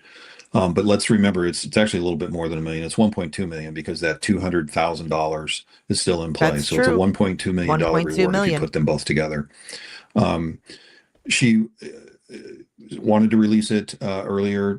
We know that now, as you said. And so now I think she's gotten the blessing of the FBI because clearly to me, they're controlling that. They're controlling these video pleas. And I think they probably urged her to put that out now. I think they perhaps are trying to draw people out, co-conspirators, if there are any. And I believe that there are. As I've said on the show before, I think there could be 2 to 5 people involved in this. And so I think that's what they're trying to do. Money is a great motivator, as we all know. And if the suspects, the outstanding suspects, if there are any, see this, it would be a good reason for one to turn on the other and to turn on perhaps the whole group. So it could be a plea for anyone to get the first bite of the apple, if you will, and to get this to really blow up so that they can get all of the co-conspirators. I do believe that they have suspects in mind and that they're going forward. And this was part of their strategy in getting all of them. That's what I believe. That makes perfect sense. And of course, they're not going to share any of that. Well, if with there's us. 2 people, then why is no one collecting the reward? Why is no one coming forward for $1.2 million if there's 2 people? I'm starting to think that maybe there's not 2 people. I don't know, man. This is getting to be confusing and wild. And nor should they. They have a big investigation to keep plowing through with. Right. And here's a picture with the slider open. When was that taken, if you know? It just says... No, see, now, is this Nancy's bedroom? I was told this was the guest house. Not Nancy's bedroom, because Nancy's bedroom, see, they're wrong. They're wrong on their photos. Because Nancy's bedroom has curtains, and we're going to see that in just a little bit. This is the guest house. This is the guest house. This is not Nancy's bedroom slider like they're saying. They're wrong. They're wrong about that. I don't know. Somebody just took it probably they took it with the drone. Wait, from Wednesday, when the feds and I think at least one Pima County homicide detective were back at Nancy's house. Is that correct? Right. Okay. I just want to be clear what we're looking at. Yeah, interesting. So somebody pointed out in the comments that it's not 2 sliders on the patio. It's a slider and a window. Is that correct? Well, yeah. I mean, I don't I'm have not sure. Yeah, I don't have that drone footage, but that's good. If we I can have put that this. up. So we talked about this the other day, where the point of entry, the sheriff has been real quiet about this. And if you notice in this particular video that I'm going to play here, that let's talk about the people that came by yesterday, Bob. See, and this is where we're going to get into the meat and potatoes. This is really interesting. We're going to see, this is Nancy's bedroom here, guys. Okay, so let's go ahead and blow this up. This is the front of the house right here. Right, this is the front yard. This is the far left. She has what they call a pony wall around her patio area outside her bedroom. The picture they just showed was the pool house that was caught by drone. So now they're going to walk us through what they think the investigators and the lawyers were doing. And it's super interesting, guys, because they're saying that this guy here, he's staying on the outside of this area for a reason, along with this guy down here. See him? See him with his hands in his pockets? They're saying he's an evidence collector. And this guy, they think, is from the prosecutor's office. This lady is from the Pima County Sheriff. And they're walking them through a scene. Pay close attention. This is so interesting. What's your opinion? So when I first saw this yesterday, I think it was about mid-morning or so, then all of the talking heads on the news said the investigators were back at the scene. Well, that's only partially true in my opinion. When I saw the video of the cluster of people walking up the driveway, I saw a woman in high heels and a skirt. It was business attire. I saw a gentleman in a business suit, and followed by three, and what I believe are investigators, probably both from the FBI and from Pima County Sheriff. In my opinion, the two lead people that I just described, the female in the high heels and the man in the business suit, are prosecutors. And more specifically, I think they're from the U.S. Attorney's Office. And I think it's highly possible that not only were they there to do a scene visit, as they should, every prosecutor, in my opinion, should go to a scene like this if they're going to be charged with prosecuting the case. And I think that that's what these two were doing. They paid particular emphasis to the front porch area where the blood was, where we saw the video of the suspect, and as we see in the photo here, to that back patio area where the pony wall is. So I think that's significant. And I also think that they're doing it now because they're charging full steam ahead in this case. That's what I believe. Now, I also realize that they're getting ready to turn the house back over to the Guthrie family, and they're probably going to have a professional company come in and do some crime scene cleanup. So, so this would, of course, preclude them from seeing the full crime scene if they had done it after the cleanup. So I think that's another reason why they're there. But I just, the way this case is going and how close the FBI is holding their cards to the vest, I do believe that this thing is going forward and moving rapidly in the right direction. And I think we're going to see significant movement on it real soon. So it's just speculation, of course, but that's how I feel about the case at this point. Yeah, I think everybody saw the vehicle pull in, the back door or the garage door came down, and there could only be a couple of reasons for that. Number one, it was a government vehicle. So you have to have permission to go in that house, A. B, if the garage door came down, my first inclination was they brought maybe Savannah back to the house to have her do a walkthrough of what appears out of place. Because she's so high profile, they kept her in those tinted windows. And when they brought her into the garage and closed it down, it's a classic security move of notice nobody saw her or nobody saw anything.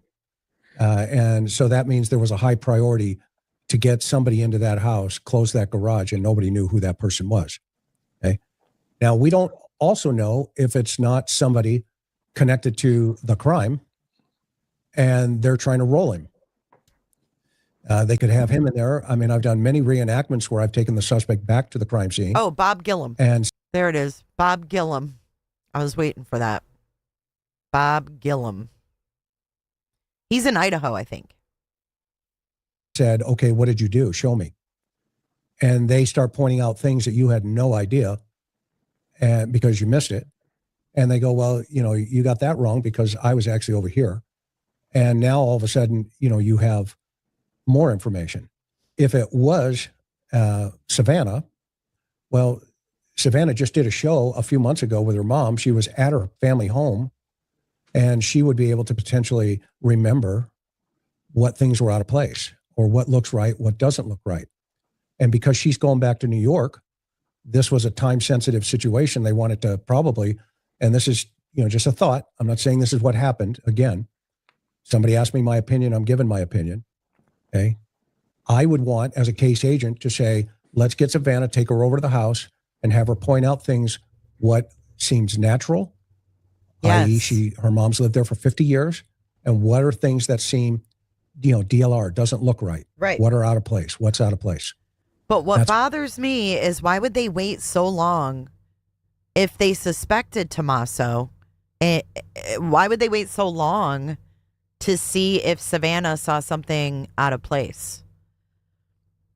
Well, Cha-Cha, if her husband's a suspect, they're not going to rely on Annie. They're going to want someone outside of Annie and Tommaso to verify if anything looks weird. Because Annie and Tommaso could say anything. So they need someone else to come in who's been there recently. She was in there at Christmas time, and she would know. They're going to compare their stories, right? So if Annie and Tommaso say, oh, nothing looks out of place, and then Savannah comes in and says, yeah, my mom's jewelry box that's usually on her dresser is gone. Or, this was in her safe and it's not there anymore. They could literally say anything. Especially when they've taken Annie's car on February 4th. It's one possibility. The other possibility is they had other people inside that SUV that, like Bob is talking about, they didn't want anybody to see because, they're going to move this thing towards a grand jury. Or if it's a state prosecutor, they'll still go to a grand jury, but it'll be a state grand jury, not a federal grand jury. Okay? And they'll present the same type of evidence. I'm not convinced yet, personally, that the U.S. attorney is going to take this over. Because again, if it comes down to a homicide case, that's state jurisdiction. I think the sheriff is going to maintain that jurisdiction from the very single night he said, I brought my homicide guy out here. Mm-hmm. Okay. Now, whatever that means, I don't know. Okay. I just know that it's a fight to the podium. And yes, he made some mistakes, but that doesn't mean his guys have. Okay. Behind the scenes. Exactly. And if his guys. And that's the thing. We talk about Nanos and we say he's a fucking asshole. And he is. He's a fucking asshole. But his deputies aren't. And we know that the majority of his deputies don't trust him. They don't like him. But it doesn't mean that they don't want Nancy found. So I have full confidence in his deputies and in the homicide investigator who was on the scene with the lawyers. I don't think that they represent him. And I think they've made that very clear, but they can't say it publicly because they'll get in trouble by him. The guy's an asshole. But I'm fully confident that they're doing the job to the best of their ability. And I refuse to lump them all in a bucket with that asshole. He's got a solid case and they're walking with the DAs from the Pima County District Attorney's Office versus the federal prosecutors. It could be either or. Okay. It could be actually both, like Bob's talking about. It could be both. You could have one from the DA's office and one from the federal U.S. Attorney's Office. Okay. But either way, they're probably working in conjunction. Yeah, I would agree. I think the prosecutors are probably guiding much of this going forward now, particularly since we saw them, the U.S. attorneys at the House yesterday. So they're going to get together. There could be some feuding there, but I doubt it. I think the attorneys, the prosecutors will sit down. They'll have probably more than one meeting on this issue. They'll discuss it and they'll decide what's best for the victims in the case, that meaning the Guthrie family, of course, Nancy, and how best to prosecute this, whether it's federal or state.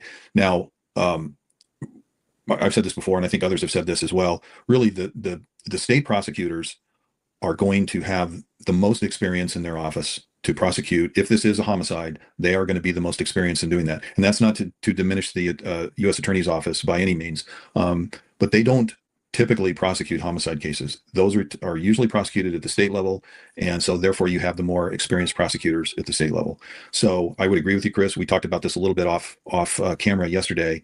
I think it's likely that if you're just joining, we are watching the interview room from yesterday afternoon. They have Bob Gillum on here. I believe he is former FBI. Oh, we got a Jeep. Who's this in the Jeep? Who's that? He went in. That's what I was thinking. Like he could. Oh, he's doing calls. Oh, all the speculation. I can't do it. I can't do more speculation. I have to stick with the facts right now. It's giving me anxiety to go over all the speculation. They got food delivered. If it does go federal, that we'll have a Pima County prosecutor, perhaps even 2 on the prosecution team, and that they will sit as co-counsel in any trial or any court proceeding going forward. So I think that's a good likelihood. Yeah. And so one of the things I want to point out for the audience is this, in this picture here, you see 1, 2, 3, 4 people. All right. The 2 inside, the gal. Okay, wait, hold, let me make this that could bigger. be an FBI badge on her right hip there. I'm not positive yet. I'm not convinced because her shirt may have a Pima County star on it. This guy is definitely with some law, probably whatever it's going to be, the DA's office or the U.S. Attorney's office. And let's just be clear because people can't see your cursor. He's to the right. He's in it looks like a gray suit, white shirt, You tell him, sunglasses. Karen. He's on the other side of the pony wall. Yeah, he's standing on the outside there. Yeah, You and tell so him, Karen. This pony wall is real simple to jump over. I mean, it would take less than a second for a guy dressed up and tacked out the way that guy was the other night on the video. Okay. Less than a second. What's interesting here is I want you to watch. She's the female is giving a debriefing.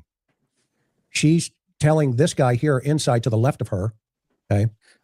This guy right here, if you can see my cursor moving now, she starts debriefing him. He does not want to contaminate the crime scene, so he stays outside of the pony wall. And that's what attorneys do. Okay. They don't want to just jump over there until they know they've got the all clear. Okay. So he's going to walk around. So let's watch. Do you want to say who the guy in the khakis and the blue shirt? I think he's an evidence guy because his hands are both of his hands are in his pocket. And any good Marine knows you don't keep your hands in your pocket. Okay. Wait, what do you mean? It's a joke. Okay. It's a joke. But evidence folks are notorious for walking crime scenes with their hands in their pockets. Good to know. You see? And he's got a huge beard. Okay. Now watch her. She is talking to that guy. He's asking questions by pointing. Okay. And she's giving the answers. So she knows this crime scene like the back of her hand. What are they looking at? A cell phone text message or pictures. Watch this You see, part. now she's This going is to interesting. she's pointing out things and he's looking down. Notice they're both looking down. Okay. They're both looking at the ground. They're not looking at anything other than the ground. Mm-hmm. Why do we look at the ground, Bob? Well, there's some evidence down on that patio, so they're looking at something there. They've Could collected something somewhere in this investigation. Okay. And she's pointing it out. They're both looking down at it. Everybody can clearly see that. Okay. And now she's talking to him about what we usually do. What's your thought? What are your theories? What are you thinking? And it's kind of an open discussion, but they're going to go somewhere. And notice the DA had moved himself and he's now over behind this bush and he's also communicating with them because she turns to talk to him. See him right there with his hands moving? And he's talking to her as she's walking by. Now they're going into the slider on the patio, so which is going to go into. So that's how I knew that wasn't Nancy's bedroom because see, the curtains, we were told that other picture was the guest house. What I believe is going to be Nancy Guthrie's bedroom. Does the woman look like she's got evidence glove in her back pocket? I can't tell. Okay. But it's irrelevant. The scene's been processed by this point. I mean, gloves are irrelevant at this point. No, I know. I'm just. Okay, why does he got to laugh at her? That's what I don't like. She asked a legit question. Does that look like evidence gloves in her back pocket? Or is it, I think it's her phone. But she's making a point. Are they black gloves? She has a good point. Does the woman look like she's got evidence glove in her back pocket? I can't tell. Okay. But it's irrelevant. The scene's been processed by this point. I mean, gloves are irrelevant at this point. No, I know. I'm just, to get them ready to put them on so she doesn't want to disturb the scene. Yeah, this is the best view I've seen of the patio, and it is 2 sliders. It's not a window and a slider. It is 2 sliders. Yeah. Yeah. And we can go back. I'll show it one more time here. Yeah, you can clearly see those are 2 sliding doors. Right. And so the reason I would submit the only reason they go into this room and not the other one is because there's something in this particular point of entry that has caused them to go to the patio and observe evidence on the patio. And now they're going back into the house. And this is 13 years in homicide speaking here for a moment. Okay. You don't just stand on the patio and go, hey, it's a beautiful day out here. Okay. No, let's go inside through the patio. We know, Chris. And the fact that they're giving an escort, you notice this guy's got both of his hands in his jacket. Okay. The guy behind her, she's been in this thing a lot. So she's probably what we would call the crime scene manager, because that individual is going to give the debriefing about the interior of the house. Okay.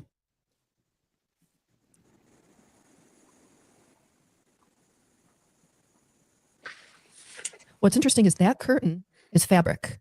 If you look at the other slider, it's those levelers. Vertical whatever. Blinds. And so look at this. Well, Look at come on. you. What do we know, guys? love Right? her. If you're going through a door and there's fabric, did they get the perp's DNA? If the perp went through this door, This part's we don't know annoying 100%. too. It's fabric. I wonder what they're getting. And you saw, to Chris's point, the guy with his hands in his pockets, he used like his elbow area to push it back. Rewind that. Yeah, it's please. right there. Just Yeah. rewind it real slow. You know, not to be a naysayer on that, on the curtains, Karen, if they think there's DNA on that, I would hope that they would have taken those as evidence by now. But Yeah, good point. But they also left the front door mat, Bob. well, you're right. That's right. See? And they abandoned the house, leaving the See, blood. Karen is on it.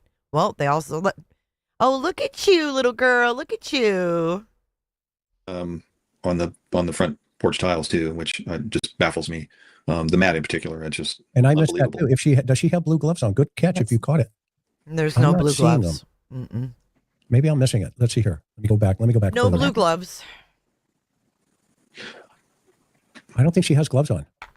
Well, we don't. Her hands are in their pockets. Yeah, I know, but you'll be able to see them. If she no, she doesn't No, have gloves she doesn't on. have gloves. Yeah. But she does have one or two in her back pocket. You can tell. Yeah. Mhm. Yeah. Good catch. Black ones. Yeah. Yes. Good catch. Okay, so there's something major inside that bedroom. There's going to be blood evidence. I'll guarantee you that it was a major problem in that bedroom if she wasn't already really super injured. I agree. Yeah. You know, Yeah, and that makes sense. I mean, based on what we do know for fact. So that would be the focus, the main focus, crime scene wise, would be the bedroom. now the other thing that I caught here on this one is She's when sharp. you come through by She's that real casita sharp. over there, where everybody's saying that first picture is from the casita. I didn't know where it was from. And there's a gate. There's a gate there that you have to come in to the backyard. So the entire backyard is secured.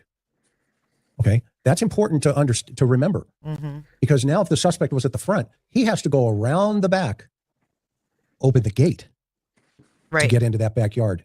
Yeah, because of the pool, that's probably a requirement that it be fully fenced. Okay. Okay, so there's gates all around the property.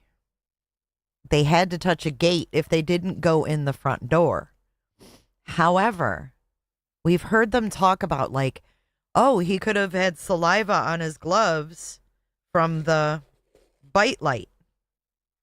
Did we see them swabbing the gates for DNA? Did they swab the gates for DNA? Did we see them swabbing? Did we see them swabbing the handles? Do I need to stop jammers, or should I just wait, do it next? How important? Why didn't they swab the doors? Is that because the person opened the garage door and went in through the garage? Is that why?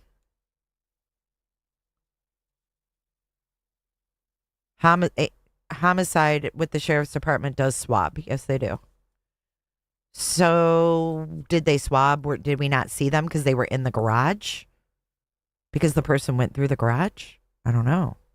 It's just weird. Like, you have gates, you have, I think, 7 doors total that go to the outside of this house.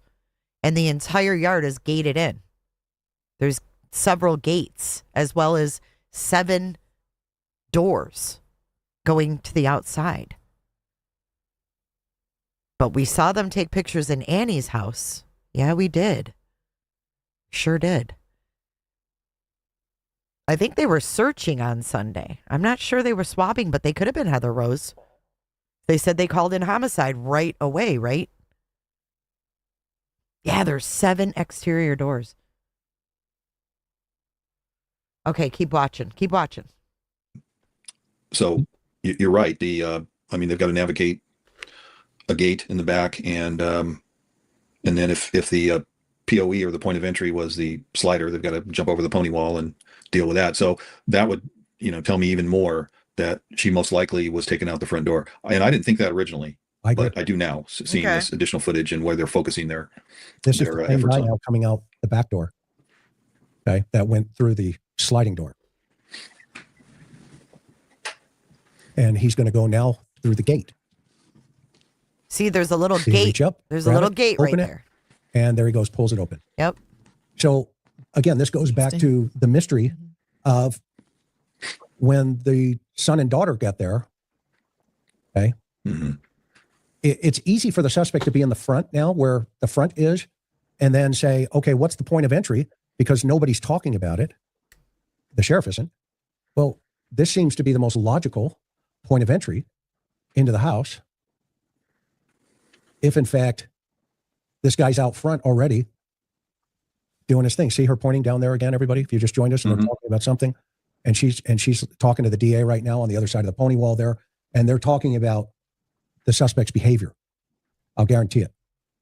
Okay, I'll guarantee it. This is not a very big jump into that back patio into her room. It's a 4-foot wall. All he has to do is put his hand up on that wall, spring over that wall, and he is in the back patio area. And now he could potentially get into that sliding door right there, and he's in her bedroom. You know, this property is much bigger than what I initially thought. That maybe you guys thought that too, and in chat too. I mean, it's a big, beautiful property, and yes, the back is contained, meaning fenced in. But Chris, you said there's what, 6 points of entry? Yep. So my question is, when the sheriff initially said the back door was left wide open, was he talking about the slider into Nancy's bedroom? Well, Bob, right? Okay, I'm going to pause right here for a second and show you before Buddy starts barking. It's not my dogs this time, it's theirs. But here is from Matt Black on X. He overlaid a drone footage to the plan that he found on the county site, which is brilliant. And if you look right here, this is that little area they're in right now. Okay, now we don't see bedrooms mapped out here. So we're not really sure what room, but we can assume that this is Nancy's bedroom, because you're not going to walk in from the garage to the bedroom, right? And here's her covered patio. So this is obviously a living area here. And this would be the bedrooms.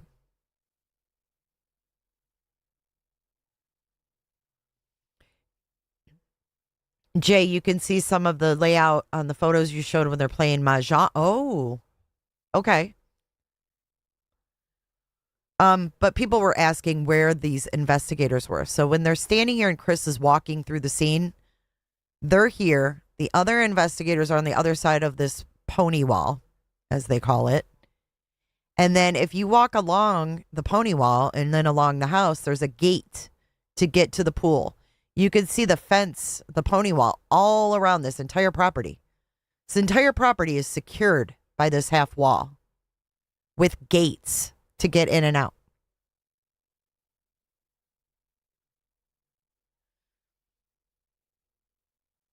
So this is the front door right here. You walk into the living room, right? Her bedroom's over here. But this is the little area they're hanging out. This is the pool house down, let me see, down here. Or pool house, guest house, whatever you want to call it. Right here. So they walk out from this is the covered area. This is the porch. Covered area, the door. Sidewalk, see? The U driveway. But if you go back here, this is the where the slider is on the guest house that they got a picture of. No, it's not on Zillow because she's owned it since 1975. There's nothing on Zillow. Matt got this from the county plans, and people are saying there's other photos and stuff out there. I haven't seen them, but I'm sure they're all over X. But it just gives you an idea of where they are, and that's where they were.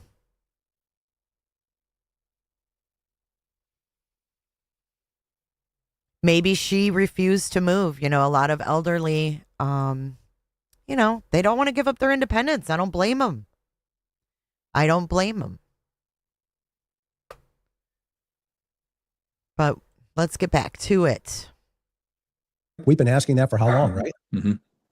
Yeah, exactly. So we don't know if it's the slider from the pony patio, if you will, or underneath the covered porch area, which I'm assuming would go into a great room, the main living area of the house. So yeah, we don't know. Difficult. Well, it's easy though now if we think about this. Hang on for a minute. Our crazy Jack Russell is But he's going nuts for some probably reason. after a squirrel. We love that. Sorry, everybody. He's part of the show though. He is, and he's He takes always over the up show. to mischief. Buddy loves and doesn't love when we go on live. He doesn't love that we're both tied up and not paying attention to him. But he Well, dogs take on the personality of their owner. So touche. Touche. What were you gonna say? I just want to point. This is such a minutia detail, but I'm looking at these beautiful desert succulent plants and the landscaping here. I mean, she would have definitely had. 84 years old, needing to use a cane, not being able to walk more than 50 yards. Can't hear. And exactly can't hear. But what I'm thinking is she would have definitely had a landscaper. She may have had like a plant lady just come around and make sure all the things. Now I get it before everybody says, hey, it's the desert and these are, drought tolerant plants. It's yes, but you still have to water a cactus once a month gently, whatever. I'm just saying it's a beautiful property. There's a lot of it. And I'm in my head, I'm going, okay, she had to have maybe not a staff, but 4 or 5 different, vendors, people to service her property. She must have had a cleaning lady or cleaning company, landscaping, maybe somebody to water the plants.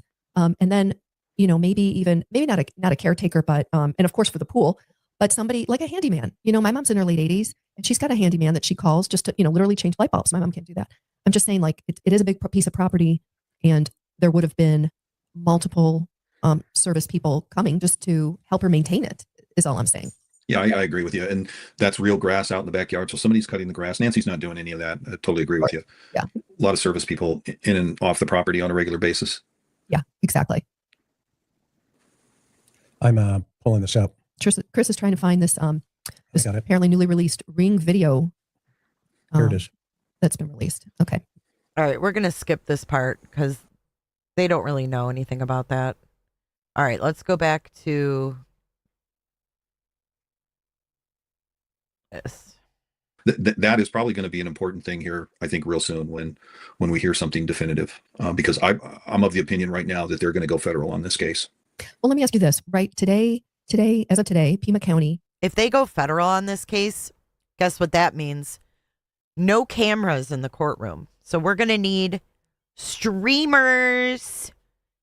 If this is prosecuted federally, when and if they ever make an arrest, this will be no camera federal court. So streamers will be following it. Sheriff's Office is still lead investigation. If that holds true, why would federal U.S. prosecutors need to be at the scene? Well, because I think it's quite possible that the Pima County DA's office and the U.S. Attorney's office, they've collaborated on this. They've probably had a meeting or meetings, plural, to discuss who's going to take the prosecution in this case. If there ever is any, we don't know for sure that there will be, but I suspect that there will be sooner rather than later. And so the AUSAs would certainly want to visit the scene, just like we talked about earlier, just like the Pima County prosecutors would be if they were going to take the case. Now, I could be wrong, and they could be Pima County prosecutors, but just from my experience within the federal system, I would say that those are assistant U.S. attorneys. So it sounds like just in case the feds do become lead, these prosecutors are in place and have knowledge and could be ready to go. Yeah, but see that there's a lead in the investigation, and then there's a lead in the prosecution.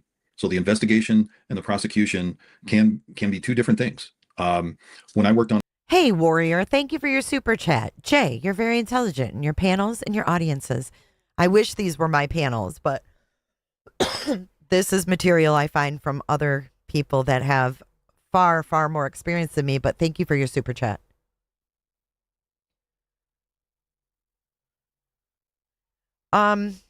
No, someone would have to go to a federal court and report on what's being said. The no cameras, just like Diddy, federal. Gyps, your packages should arrive between 4:45 and 6:45 your time. Thank you. Packages. What did I do to deserve that? My elderly mother refuses to budge. Yeah, I mean, a lot of them are. And there's ways to make the elderly safe at home. You can make them safe at home. There's ways, especially if you have fucking millions of dollars. If you have millions of dollars, there's ways. But you know what? Your mom can still refuse. If you say, hey, Mom, I'm having someone come over every day, she could say, well, I'm not letting them in. Then what do you do? Well, I'm not letting them in. I mean, I don't know. Was Miss Nancy stubborn like that? Hell if I know. Was Savannah counting on her sister to take care of her and make sure everything was good?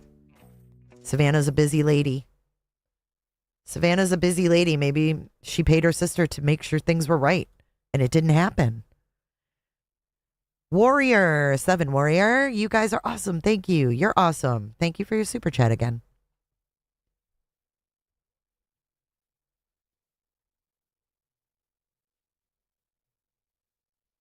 I wonder if she got any newer caregivers lately. Any new caregivers that maybe she had one for like someone coming over for a long time. Oh, I had a theory last night. Oh, I forgot. I got to share my theory. Okay. So my theory is, remember the gardener came back and took plants yesterday? Remember we heard that the gardener / landscaper had to get his DNA taken? Is gardener / landscaper being shown because they tried to like frame him? Did they try to frame the gardener by picking the flowers and attempting to use the flowers? Like, did they want them to think it was the gardener? And then the gardener gave his DNA and they cleared him. And the gardener is now showing up on cameras and at the house like, heh, they know it ain't me. You know what I mean? Like to show, oh, they know it ain't me. Because I'm still here working. I'm picking up plants. I mean, I don't know. It's weird because we did hear that the gardener specifically gave his DNA. They did say other workers, but we heard the gardener specifically gave his DNA. And then we're seeing him there all the time. We saw the pool guys there too. Like, it ain't them. Like that pool place wouldn't keep coming if it was one of their guys. I'm pretty sure they'd probably get a different pool service if, you know what I mean?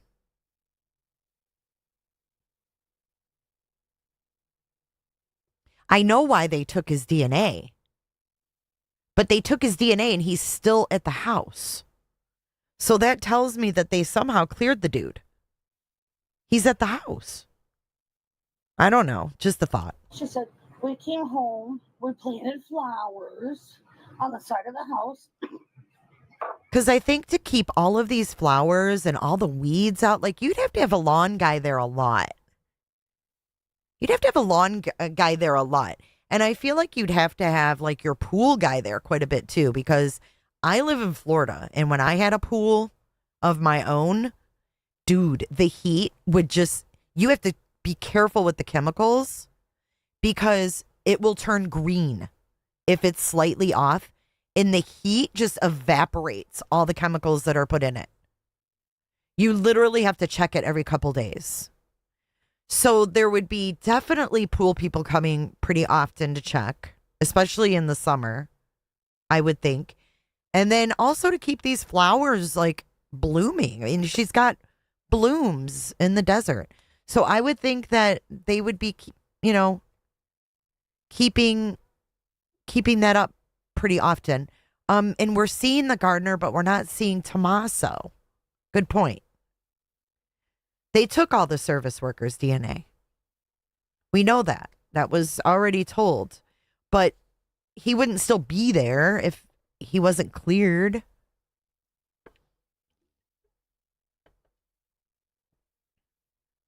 I find it interesting taking the plants. Yeah, that was weird. It was like, was he there just as a photo op? It felt like a photo op. Like the plant in the back of the truck so you could see it. You definitely know he's the gardener. I don't know. This case is so weird. This case is so weird. There's no telling,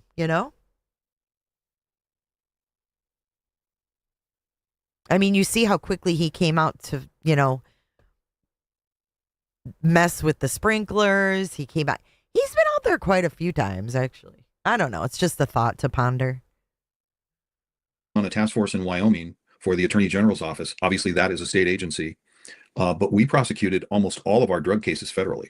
So we're a state agency doing federal drug or doing state drug work, but we take it to the U.S. Attorney's office for prosecution on almost all of them. So that's a good example of that. Now, they may do things differently in Arizona. Each federal district does things, the home rule way, and do things a little differently, but they could do them exactly that way that I just described. Makes sense. Chris, should we take some questions? Yeah, let me let's go back to this real fast one more time. I want to just point out a couple more things here. So he goes through that gate. Okay, he's at the gate. So we now know that the entire backyard is 100% gated. Has gates around it. Yes. Points of entry into that back house. Yes. Okay? We also see the trash there. So there's also a gate there. You can see it at the top where people have to come from the garage through that gate and throw their trash away. Okay. Which would, make sense in this kind of layout. The casita there, the guest house, et cetera, where the other camera was. Okay. He's going outside. Okay. So now we get a pretty good overview of the back of the house. Thank goodness for drones, because Amen. It cleared the whole area. If you can look at the front, at the top of the screen, you can see like parking. I can see the media tents that were set up, but the media was cleared from all that. And then those are, the feds came in. So thank goodness who flew the drones and got the drones. I guess I'm probably trying to make sense of something that's senseless, right? Like the grabbing of the flowers. It's just like, why? It's such a stupid thing to do. Like, I need to cover this camera, so I'm going to grab flowers. Why? She said, we came home, we planted flowers on the side of the house. Drone footage for us. Yeah, that shot there really puts it in perspective. That's got to be at least an acre lot. It's huge. It's a big. Maybe somebody knows for sure. I'm sure it's on county records, but it looks and to me that's a lot of property to maintain. To be at least an acre. Yeah, it's a large piece of property. And what's interesting over here to the far right. All right, let me stop. See where my cursor's moving? Yes. It looks like there's a gate to the patio as well. You see the concrete walkway? Yes. So there's got to be a gate to her patio. Yeah, that would make sense. A gate on both sides of the house, and it's got to be fully fenced around that pool. I'm sure that's county ordinance. Right. And so there's all kinds of points of access for this guy. I don't think it's back here. I think it's going to be the patio.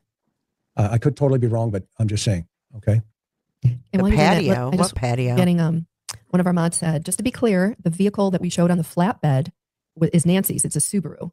And then Annie's car is a blue Honda CRV. Oh, look at Karen. Look at Chris. Did you see Chris's head whip? He's like, what? So the picture of the car, Hex was right. That's Nancy's. Watch Chris's head whip. Hold on. Bella.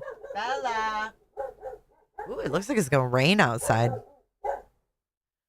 Watch Chris's head. I whip my hair back and forth. Is Nancy's. It's a Subaru. And then Annie's car is a blue Honda CRV. There's only one car for Annie and her husband. And that's what's been widely reported. This is not a Subaru.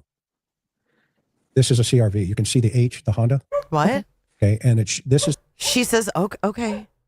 I thought this was Nancy's being taken away, but you know what? I'm not so sure now. Now I'm confused. Hold on, you guys. We need to figure this out. There's only one car for Annie and her husband. And that's what's been widely reported. This is not a Subaru. This is a CRV. You can see the H, the Honda. Okay. Okay. And this is the car that was towed from Annie's house. This was the car. All right. So I didn't mean to make it more confusing. Which, if it is a blue Honda CRV from Annie's, that's this car. Okay. Oh, wait. Who's right? Who's wrong? I'm confused. Okay. That's this car here. And this was put out like the day before or day after by Ashley Bamfield. She got this photograph. So this is not my photograph. This is hers. And she said, this is Annie's car. And when we asked about Annie's car over the last I've been saying for 3 weeks, have they released Annie's car? And the answer was, we don't know. We don't know. I finally put a call out a couple of nights ago to everybody on YouTube, media, everybody, flood the internet with, where's Annie's car? And now they came back and they said, it's still an impound. Hold on. Who's this guy? What's his name? I was like, I thought your name was X. We did drive by last time, but you guys took out, you left. Mm-hmm. And after that, I was on Dad's stream, and that's when I saw the dude that got. So you witnessed that? I didn't witness it. I saw it on his stream already when we had left. But you know, I was like, oh man, we just barely missed it. But I'm glad we didn't, because we didn't want to, because we're not from here. You know, we just came by, stopped, and when we went down south to go stay at a friend's, and then today we're at the DMV, we're at the grocery store, we're doing all kinds of stuff. So we still have more stuff to do today, tomorrow.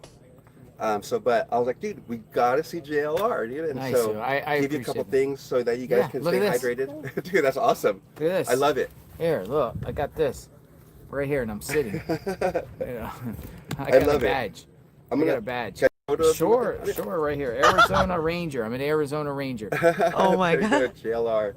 Arizona Ranger. You're great, dude. Thank you so much for everything. Yeah. Yeah, Y2K. Have you been following this case? Yeah, dude. It's been at least 3 weeks. I've been on your stream for 3 weeks. What do you think happened? I think that anything's possible right now.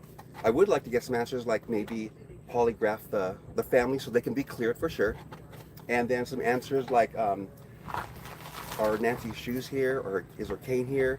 Did she leave with nothing, or did she leave with a few things? And really, that's my take. The cane is a mystery too, you know, because I'm hearing conflicting. I The don't law know who enforcement this never- guy is. Who is he? I don't know. I don't think this is Mark. It doesn't look like Mark. Is it? Right there. Hey, cousin. You know, if anyone gets knowledge of what they're investigating, then that could hurt the investigation. So I think it's a usual thing where they don't say much until they can pinpoint things, take care of things, and then they can release This is a fan? press releases, I guess you could say. Yeah. But, you know, you never know. Where are you from? I'm from Newport Beach. Newport and Beach. John is from downtown LA. Okay. So you Yeah. guys out here doing business out here? Yeah. So we'll probably take off tomorrow. They're from California doing business? And I was like, you know, that'd be kind of cool to spend some time and go looking around, things like that. But we're so busy, you know, and I guarantee you time's going to fly by and we probably wouldn't even get a chance. And where would we live? You know, we're It's not a even needle in from a here. haystack. I mean, I know a lot of people want to help look and Yeah. search and are ready if call be. I can tell you. So then he, what is this? What's going on? If the sheriff made the call, a call of action, and said we need searchers, Yes. there would be thousands. And you know, that's There what my would be cousin thousands. asked. He asked me, like, where's the staging point for the searchers? I was like, there isn't one right now. Yeah, there's none. But he's here. I don't want to get in trouble from the deputies. Yeah. No, I It was a appreciate it. pleasure, Thank you. sir. Thank you. Yeah, Take we're care, just out okay? there streaming and you see it and watching and, you know, a lot of There's people actually see what's going on in real time. That's There's what we're actually a here for. website that just went up by some of the local volunteers. Searchvolunteer.com. Okay. When people could go up and sign up for upcoming searches. Well, shoot, maybe next weekend and we're not doing anything. Search, Yeah. just go God search. bless you. Stay volunteer. hydrated. It's hot out Yes. here. Oh, we have a ton of water. It's hot out here. You know what? I'm from. I lived in Palm Springs Oh, for cold. 5 years. It's hot there. We hit 122. Like, Oh, I was behind. Here's another thing too. My viewers suggested that they'd have to, in order to officially give it back to the family for anything, they would have to get a cleaning crew here. Good point. Yes. A cleaning crew. Unless that's some of what we've seen. Now, I did also notice. Okay, yeah, I can't. Okay, we're going back to the interview room. It's part of the investigation. That's what they said. Right. So you do not, I'm going to make this very clear for the internet. Okay. You do not impound the car of the missing woman's daughters unless somebody can give me a reason.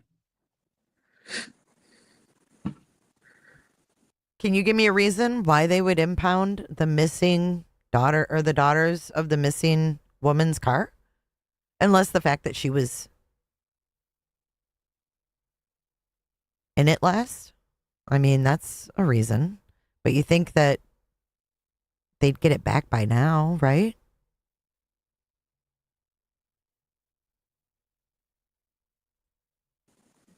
So as a result of them still having that car in impound, there is more to this story, because until they give it back, it has an evidence number on it. And it is listed on an evidence sheet, Honda Civic Blue, number 4. Okay. Now, in order to get that car It's not a Civic, it's a CRV. back, the investigators have to say, we didn't find anything in it. We have no value in this car. It's been processed upside down 3 times over, 40 different ways. We don't need it. Take photographs of it and release it to the family. So when you're on the stand as the case agent and the DA or the defense attorney says, Detective McDonough, isn't it true you impounded Annie's car? Yes, we did. Why did you impound that car? Now you have to tell them. Okay. And then they're going to call the evidence people if there was evidence found in that car. Evidence person, Joe Schmo. What did you find in that car? People's item number 4, Your Honor. Can we mark this as number 4? Evidence item number 4 for the people. And it goes into evidence. Well, we found yada, yada, yada. Okay. Okay. Now, going back to the first scenario, Detective McDonough, did you release that car? Yes, we did. And why was that? It had no evidentiary value. We took photographs of it and we released it back to the family. So in order for investigators, FBI or Pima County to search that vehicle, they would have to have one of 2 things. Well, several things, but in this case, they either had a search warrant or they had consent. Now, in a case like this, I wouldn't go with a consent. We've discussed that several times. Didn't we find out that Annie and Tommaso gave consent, though? Weren't we told that they gave consent? I thought that they said that Annie and Tommaso gave consent to go in the night that they were taking pictures. So if they gave consent, they wouldn't need probable cause. On the show, I would get a search warrant. So that search warrant has likely been filed with the court, right? And most likely it is sealed. Do we know if anybody has searched for the search warrant in Pima County records? They are all sealed. That's what I thought. Okay. So just so that I'm clear, so the vehicle that we saw on the flatbed is a Honda. We know that. According to what was reported, is a Honda. It looks like a Honda of some sort. It's a box car, but what was reported was this belongs to Annie and her husband. Okay. And that was impounded on or about the same time that Ashley Banfield said that her source told her that that Nancy's son-in-law was the focus of the investigation, correct? She reported this car, yes, as being belong. Now, here's an interesting, I saw somebody said starting rumors. Okay. Well, it's not a rumor that Annie's car is an impound now. It's not confirmed by the Pima County Sheriff's Department. Okay. We're taking everything with a grain of salt except for the facts. The fact is, Annie's car is still impounded. Oh, this is going to make you guys mad too. Here you go. That Annie's car is an impound now. It's not confirmed by the Pima County Sheriff's Department. Okay. Hold up the email. Do you have the email? If they can see it. Hold that up. Can you guys see that? I don't think they can read it. Read what and it then says. We're gonna, Go ahead. hang on, Read we're what gonna it says. This God, he's so freaking. Read what it says. Read what it says. Show him the email. Show him the email. Pima County Sheriff's Department. Okay. Hold up the email. Do you have the email? If they can Chill, see it. Chris. Hold that up. Can you guys see that? I don't think they can read it. Read what And it then says. we're gonna Go ahead. hang on. Read We're gonna what it says. This is confirmed by the sheriff's department now, where they dodged all around it. Here's what the sheriff responded. Quote, as for the vehicle question, that is part of the investigation. Obviously, all of this is part of a puzzle and very important pieces of the puzzle. All of this, the vehicles, the fact that they're still holding it, the searches, all of it, very crucial to this case. Correct? Yeah, great. And before I interrupted us, we were back at the house. Did you want to finish, Chris? We're back at the house and the entry point, which I think is fascinating. I haven't heard this from other people looking at the same footage. Have you, Chris? I haven't. Bob, have you? No, I haven't. And let's say Banfield got the car wrong. Let's say it's not a blue CRV. Let's just say that. Let's say it's a green, whatever. Okay. A Volkswagen Bug. Okay. What we can say is it belongs to Annie. Okay. We'll figure out, the internet will figure out. He says, let's say it's a Volkswagen Bug. Right.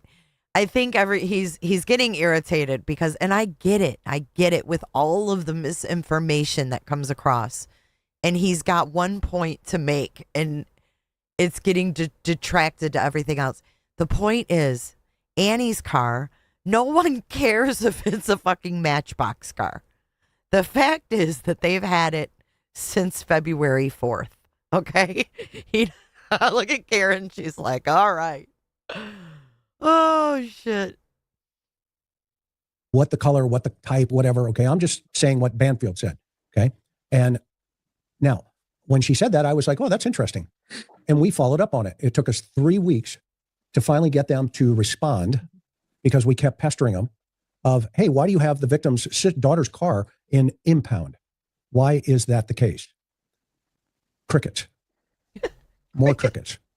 Crickets. So the cricket keeper, my sweetheart, who never gives up. So the cricket keeper, my sweetheart, who never gives up, while everybody else was doing their thing in front of the house and, talking all the other things, whatever. Hey, there's pizza here and all this other stuff. Hey, I want to. Listen. Don't you talk about the people out in front of the house. They have no control over that pizza being delivered now. All right? And, talking all the other things, whatever. Hey, there's pizza here and all this other stuff. Hey, we wanted to know about the car. Where is the car? I wanted to know. We wanted to know. The cricket keeper, my sweetheart. Okay, because that's like a mic drop in this whole thing. And when the sheriff comes out and says, look, we've cleared everybody and, the family, the siblings and everybody, well, then give them back their car. And we're not saying that we're speculating that the family is involved. That's not what we're saying. But and you we're raising are. questions to the authorities of why they still have the car of one of Nancy's family members if all the family members have been cleared. And regardless, even if the sheriff didn't come out and say the family's cleared, it's still a pressing question. It's still a piece of evidence in this puzzle. And it's still a legitimate question to ask. It's true. Everybody's worked up on, they got pizza. What are they doing? Da, da, da, da. How about the fact that they've had Annie's car for 23 days? 23 days, but the family's cleared. Don't be mean to them. Don't be mean. But we're going to hold on to her car. How about you don't be mean, Sheriff Nanos, and release her car if she's cleared? How about you don't be mean? Because I think it's more mean to hold the victim's daughter's car and make everybody speculate about why you're holding it than it is to speculate. The sheriff could squash this. Don't be mean. Well, I've worked over 300 murders in my career. I never impounded a victim's family member's car just because. Okay. Now, all the cops out there, if you have ever done that, let me see, jump in, guys and gals. We're not mean. Okay. Because once you do that, you better have a reason for taking the missing woman's family's car, or you're going to get grilled. You think Nanos is going to get grilled yet? Wait till he tries to explain why Annie's car is in impound. That's why he's been dodging it and not answering that question. Right.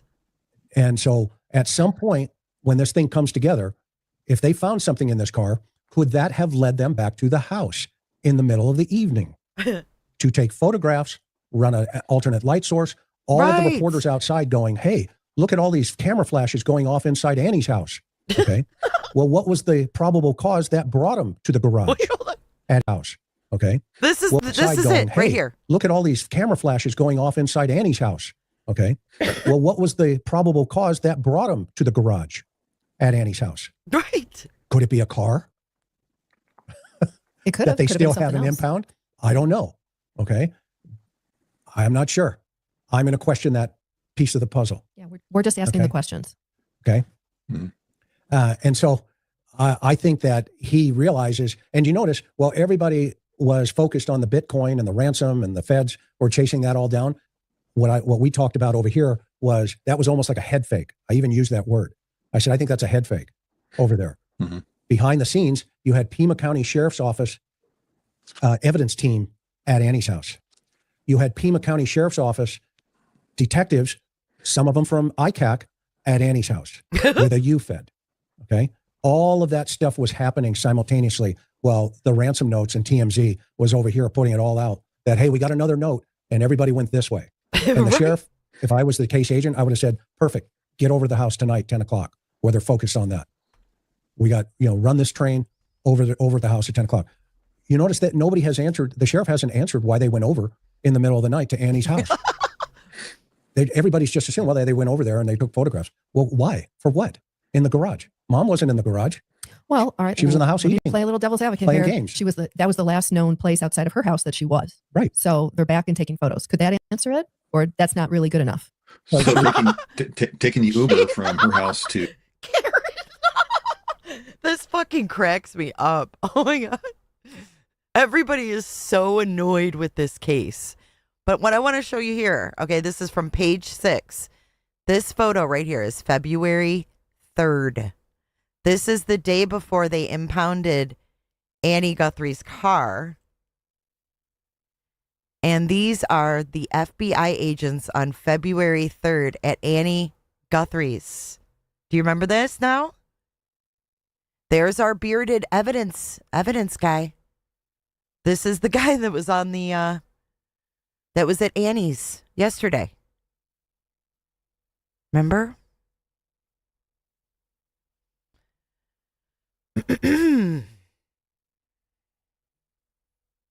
This is February 3rd. They took her car February 4th. So when were they in there at night? When were they in there at night? Look at all of them. There's the bearded guy is this the attorney lady that was in the power suit before? Oh. Is this the attorney lady from yesterday? Look. There's a reason they were there on February 3rd, taking her car on the 4th. This lady here looks like the lady from yesterday, except she's in pants. Like the prosecutor lady.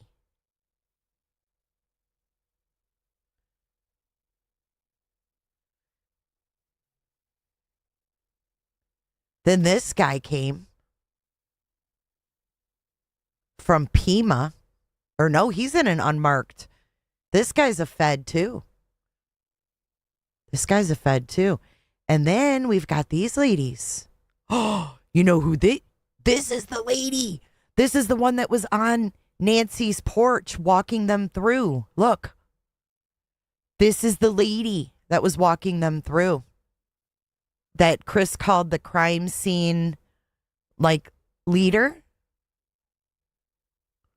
The crime scene leader. I don't know who this woman is. Looks like that, I don't know. Maybe that lawyer lady? Let's see what else we've got. That's it. This guy? Looks like he's wearing Yeezys. No, I don't know. It does kind of look like he's wearing Yeezys.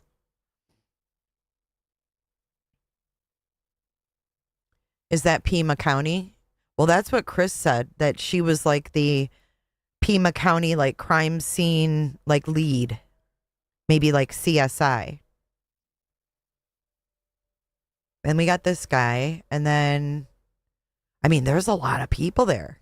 4 or 5 people that we can confirm.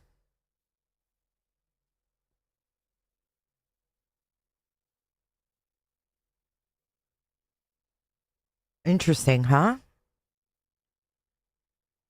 This was February 3rd at Annie's. February 3rd at Annie's. So what I wanted to figure out too was, when did they search her house at night?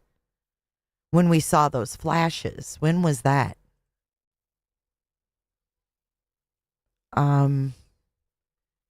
Night and taking photos. Let's see if we can find it real quick. Just trying to find the date that they were, because we know they took the car. Was it the same night they took the car, the 4th?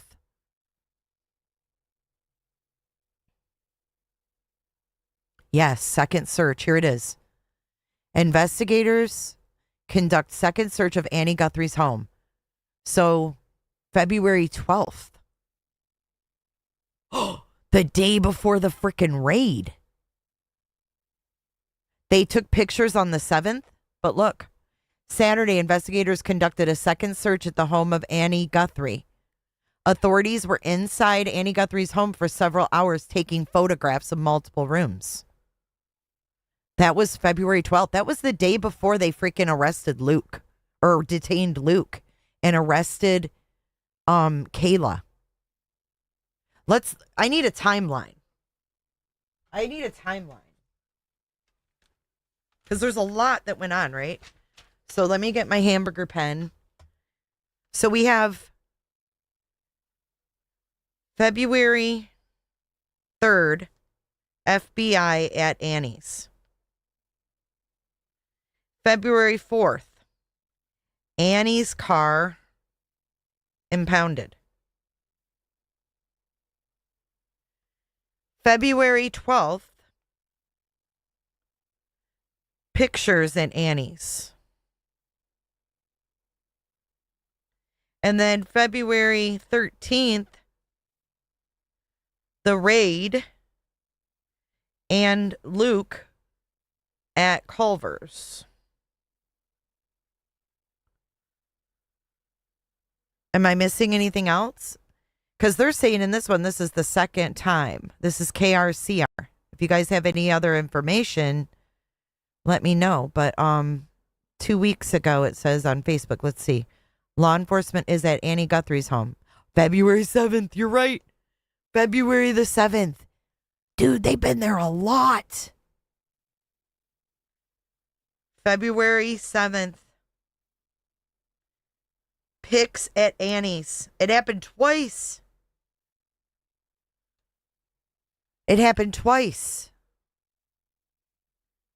Okay, so February. Oh, wow. So February 3rd, we have the FBI at Annie's. February 4th, we have Annie's car taken. February 7th, we have pics at Annie's. The article was updated the 12th. Thank you. That's wild, right? That's wild. They do all that at Tommaso and Annie's and then raid Luke and arrest Kayla. Oh, yeah, we got to put Nancy's car was taken on the 6th. February 6th, Nancy's car taken. Wow. So 3rd, 4th. Did anything happen on the 5th?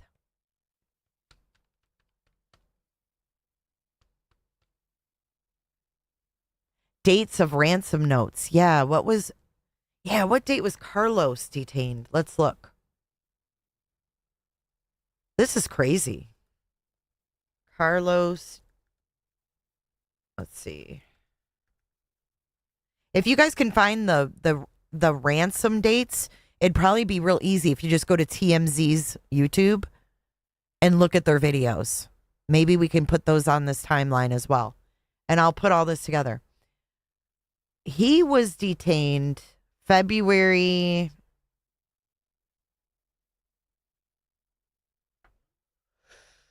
12th. Let's see. Wait, hold on. Detained last night, the 11th. Looks like the 11th. Correct me if I'm wrong, but I'm looking for the 11th.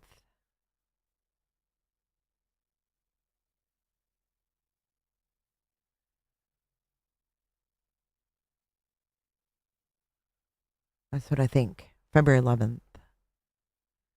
February 3rd, Ashley reports tomato. Okay. February 3rd. You guys are awesome. 3rd, Ashley reports tomato. Oh, damn. You guys are good. Okay. Let me write this down. Oh, yeah. Get the coyote night, too. Get the coyote night. Carlos detained the 11th. Did we confirm that?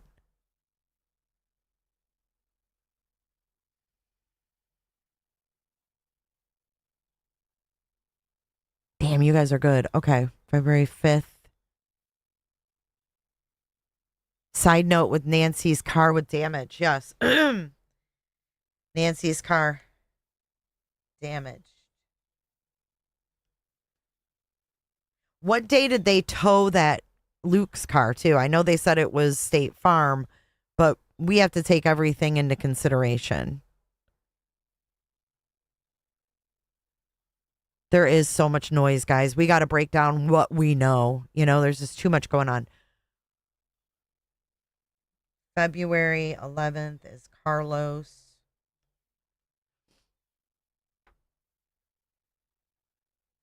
So the first ransom note was Monday. We just didn't know about it yet. So February 2nd. First ransom.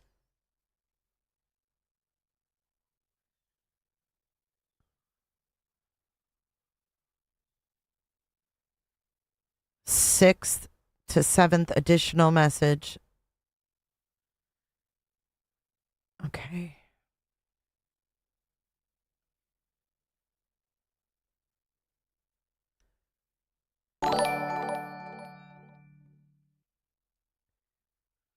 Thank you, guys. I'm just scrolling through right now. First deadline was the 5th. Second deadline, the 9th.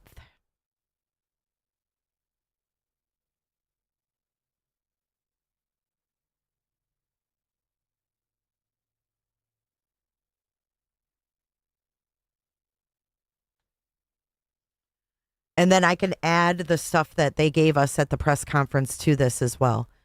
2-5, second note, Cold TV. Thank you, Nick. Suspicious activity, doorbell. The notes were described as carefully crafted and warned of serious consequences if the February 9th deadline was not met. Luke with car damage. That's right. What day was Luke's car towed? The 14th? February 14th. Luke's.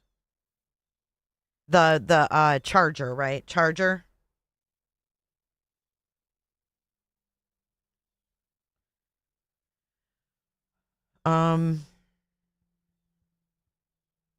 Yeah, we need all of the dates of the videos released by Savannah and the siblings together and separate. And that can be easily found on Savannah's Instagram if anybody has Instagram.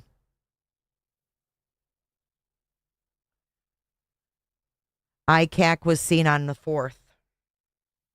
Okay, ICAC. That was the same day they took Annie's car on the 4th. They took it on the 4th. I know, nobody knows. We know more than 95% of America. This is good, guys. We've got a lot. I can go in and type this up. Yep, we've got the 13th. Oh, the white van, Ruthie. February 13th. The white van at Culver's. That's weird, too.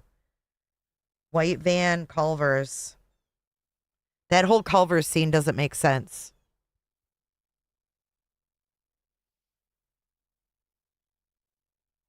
You emailed me the ransom timeline. Thank you, Jams. February 4th was the first video message from Savannah. Ooh. Same day they were at her sister's.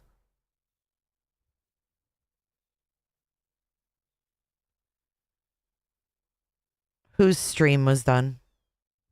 February, hold on. February 4th, Annie and Tommaso, FBI.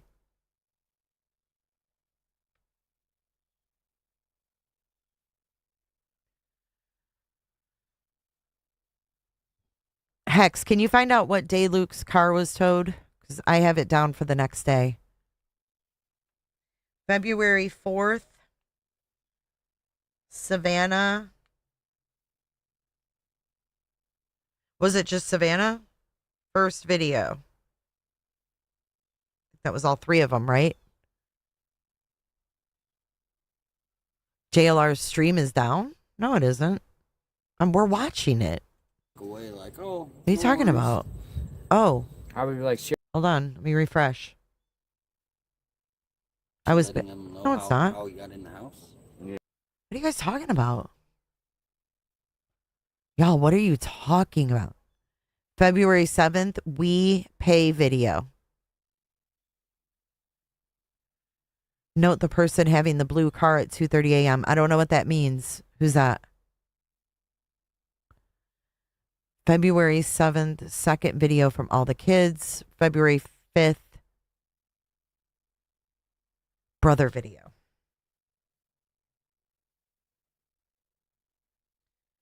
Brother vid. February 4th, Derek Kalila. Oh my God, a lot went on February 4th. Derek Kalila.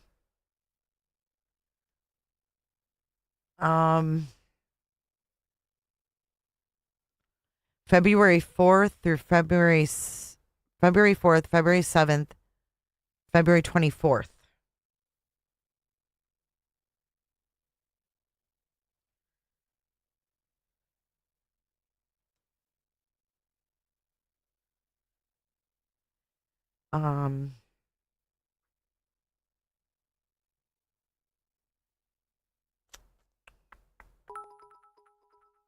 Need date of text and 9. That was February 4th, Beauty. February 9th, Savannah video alone. This is what we needed, guys, was a freaking timeline of everything we know. February 7th, family. I got that. I got Carlos.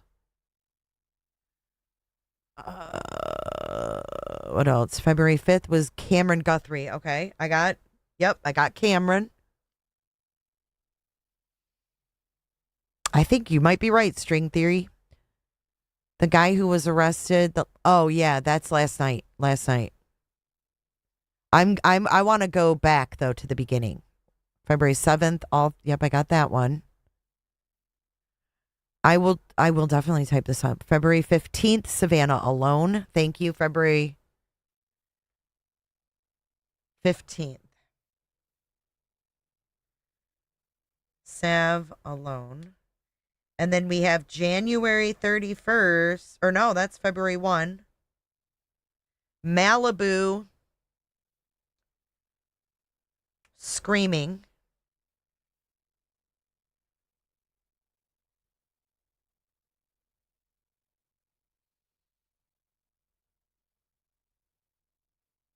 Yeah, Kayla was arrested February 13th as well. February 13th.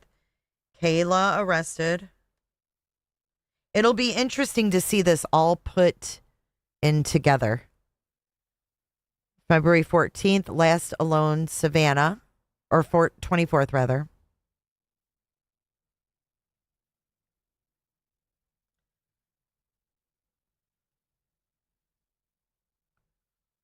Oh, the day they put the tent up on the front porch as well. Yeah. February 6th, Nancy's car towed. I've got that. I think we should do the first 2 weeks first.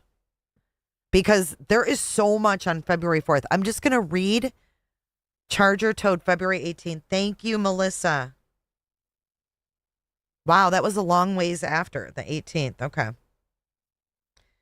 February 18th, Luke's car from the house is towed. Listen to the 4th. Yeah, what date? 2/10 doorbell footage released. Ooh, good. February 10th. Footage released. 2/8 septic tanks. Oh, shit. February 8th. Manholes searched. Go back to the beginning.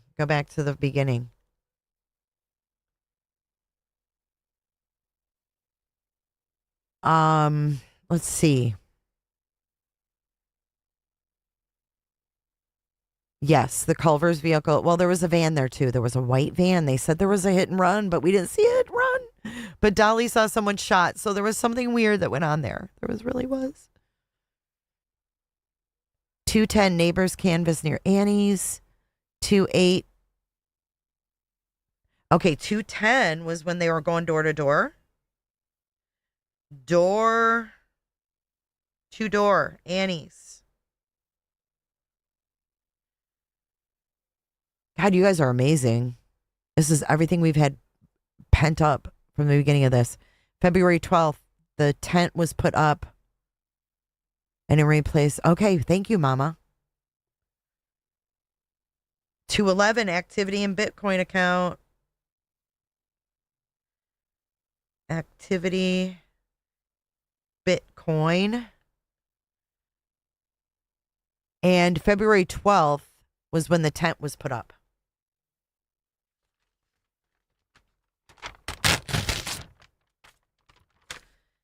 February 10th, footage release. Yep, I got that. What day was the Adult Protective Services card put in the door? That's a good question. That's a really good question. Hold on, I got to go back to Mama Bear. February 12th, the tent.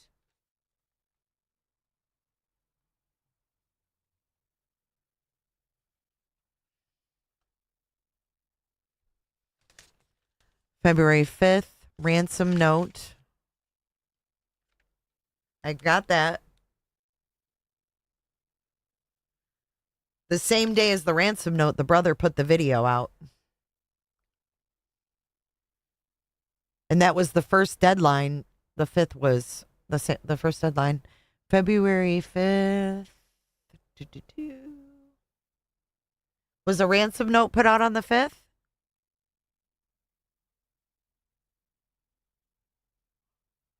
I might have to double check my ransom notes, but Jammer sent me that, so I'm good on ransom. Yeah, I'm writing it down. Jam sent me the ransom. We don't need that. The card was placed either February 1st or 2nd. February 1st. The day she went missing.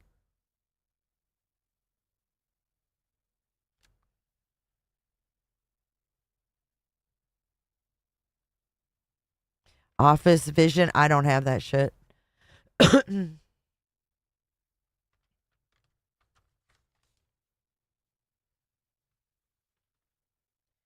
February 1st. APS card left.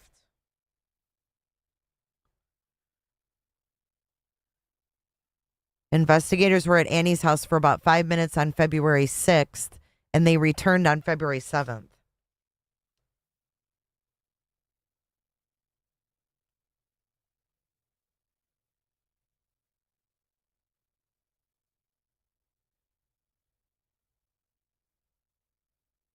Okay.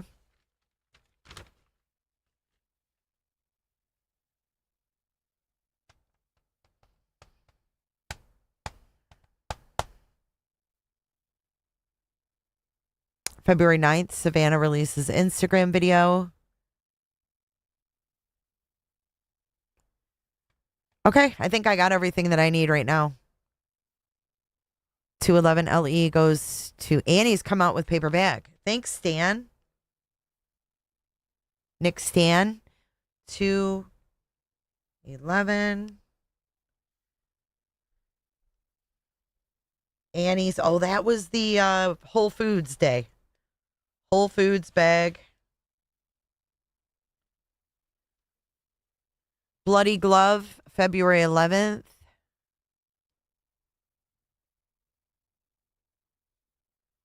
Bloody glove found.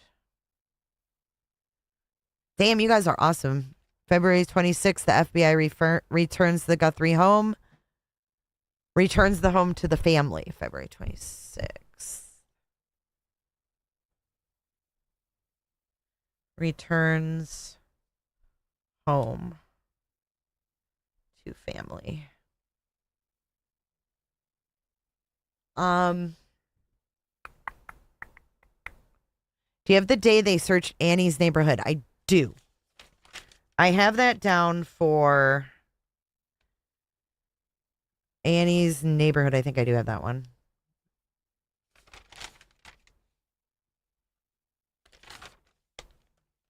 Dude, there's a lot that has happened.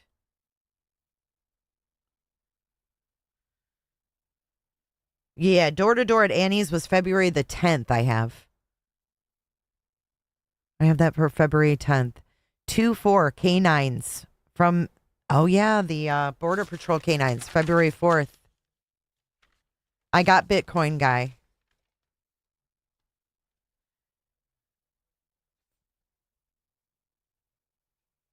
canines.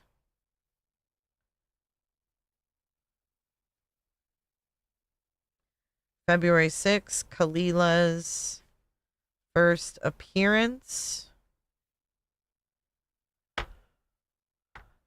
Nancy's shirt on the rock. I don't know what day that was.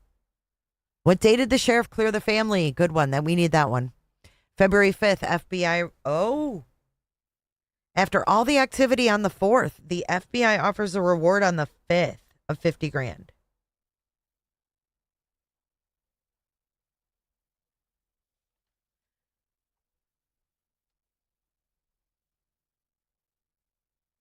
Um, 212 description of subject and backpack released.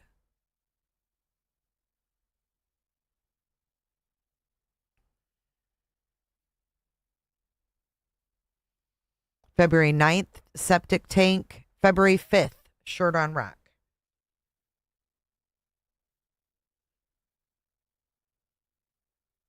You guys rock. February 16th, family cleared.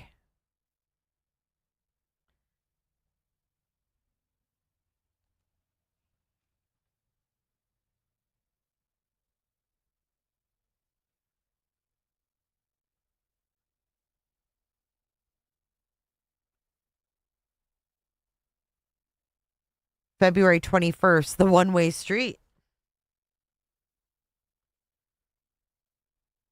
Because we heard Maureen say that she thought that that was Savannah that was pulled into the garage. Yeah, we got Carlos. We got Carlos. The bright blue shirt was first seen on a rock on February 3rd.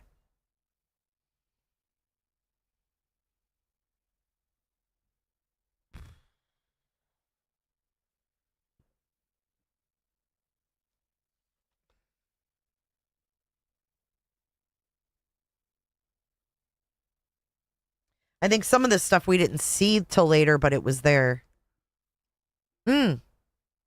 I need Coyote Night. I need Coyote Night.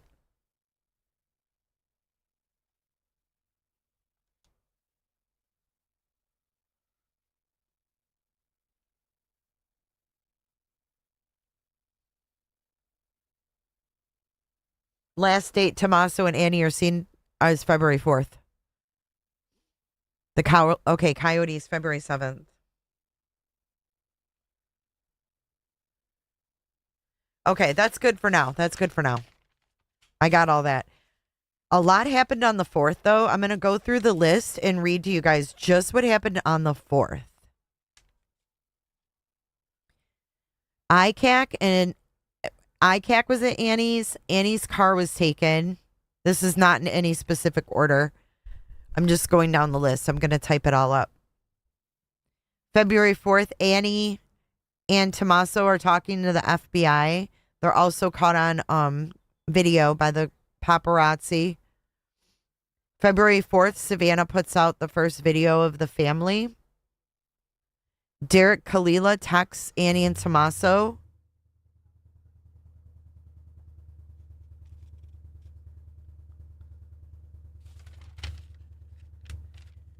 Canines are at Nancy's.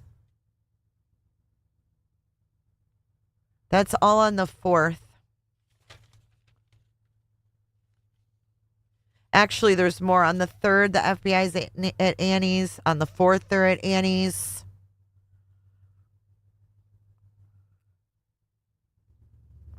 Wow.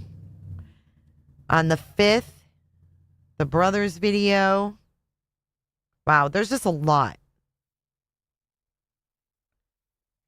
Once I put this in order, this is going to be interesting. They were at Annie's a lot, dude. The 3rd, the 4th, the 6th.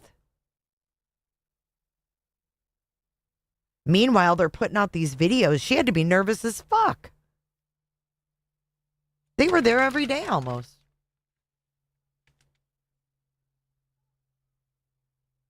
And then the 5th was the reward after Kalila's text. 2 days after the reward, we hear the coyotes. All right, I'm gonna I'll type this up today. Yeah, we got the phone call. See you on Dateline. Yeah, right. Okay, let's get back to this. We took a big sidebar. To Annie and Tommaso's house, that is likely to be a significant event down the road. Bingo. And why do you say that, Bob? Well, it creates a record, and oh wait, we don't know exactly what that says, but I need one more date. What was the date that Dad Gone Live? That Dad Gone Live heard the call about the grave. Remember, he heard the call about a grave. That could be YouTube bad actors. That could very well be. Charger was the 16th? Okay. February 16th. I got it, Hex. I got it. What was the date when there was that grave? Because that was strange. These guys are in the garage. Let's see what's going on. SUV in the garage, and there's this black pickup truck. Up, garage door is closing. I got the lady screaming. Garage door closing.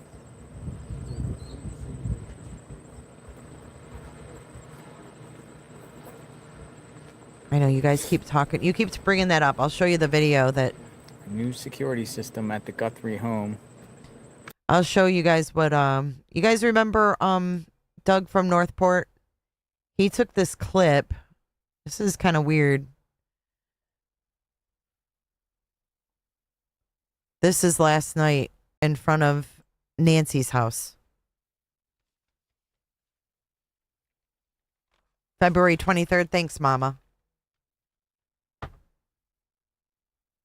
They're filming and a car came by.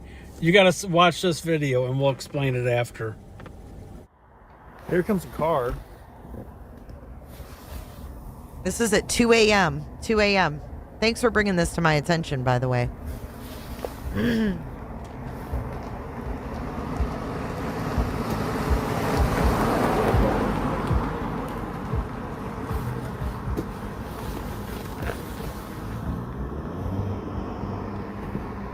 kind of booking it. Yeah, he sure was. He was flying down that road. And if you look at this right here, look at this. I slowed it down right here. Look at that. It looks like he's got something on his roof. That's not a sunroof. I don't know what that is. Yeah, what is that? And if you notice. Yeah, what the hell is that? Oh, it's raining here now. What the heck is this? Coming up here, I'm gonna play it in slow motion. Watch this, and then we'll go to more detail. And the reason I just wanted to say the reason we're showing this is because originally there was a report of a blue car. This was right after the kidnapping.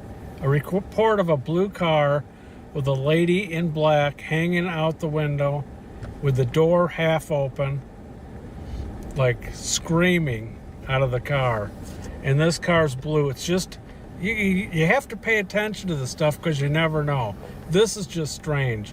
Why is this guy, first of all, there hasn't been one car go this fast down that road the whole time they've been out there for a month. I haven't seen one car flying by like that. And with something on the roof. Oh, and to top it off, wait till you see after this, I'm going to show you. He pulls the visor down so to hide from the camera. You'll see it.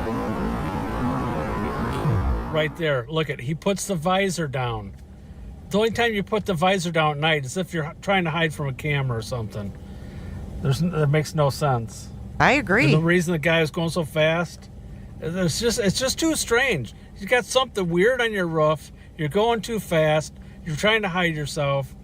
And he's got a kind of a beard with white on it and looks like a goatee or maybe a full beard or whatever.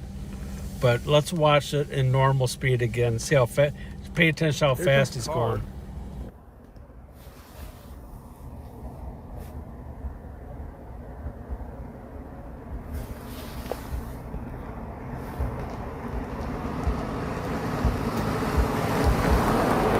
Oh, so this was not from last night. He put it out last night. He doesn't have the date this is from. But you're right, the barriers are still up. He's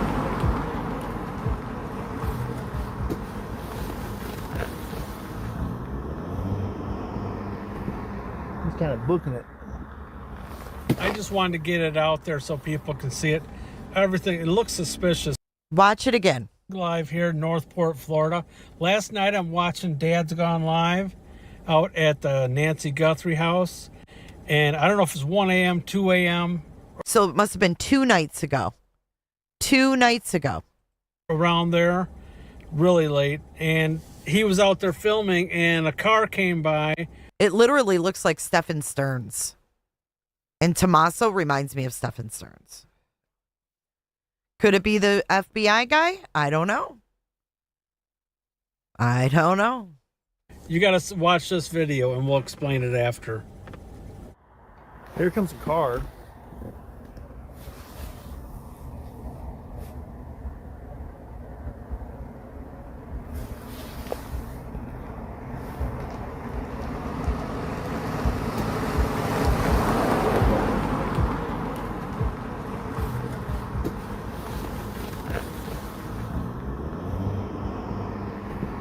He's kind of booking it.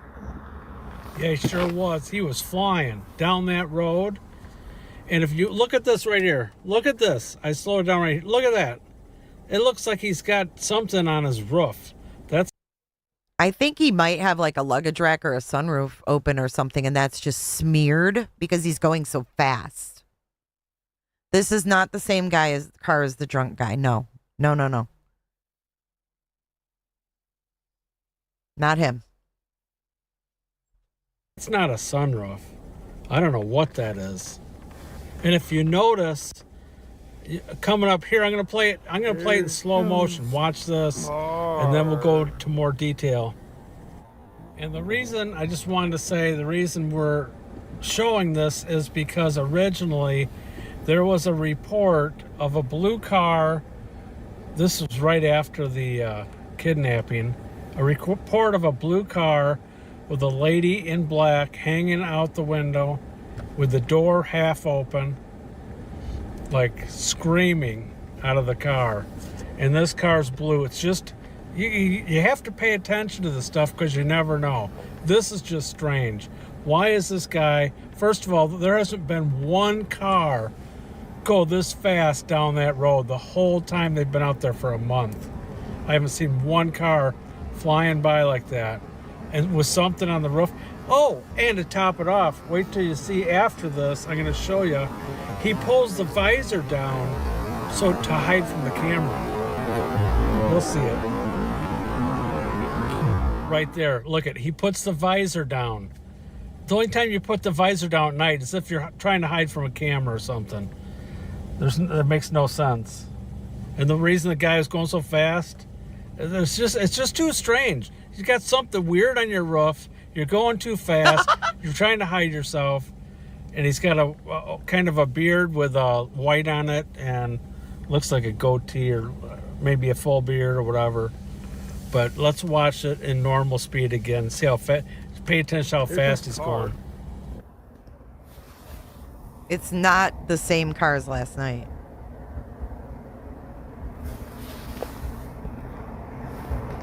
I don't know what that is. He's going really fast.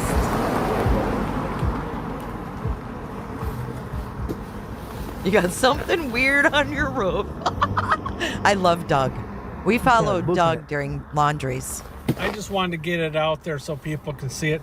Everything. It looks. Shout out Doug from Northport. We love Doug. We used to ride around with Doug when we were following the laundry case. So good catch, Doug. Good catch. See what's going on here.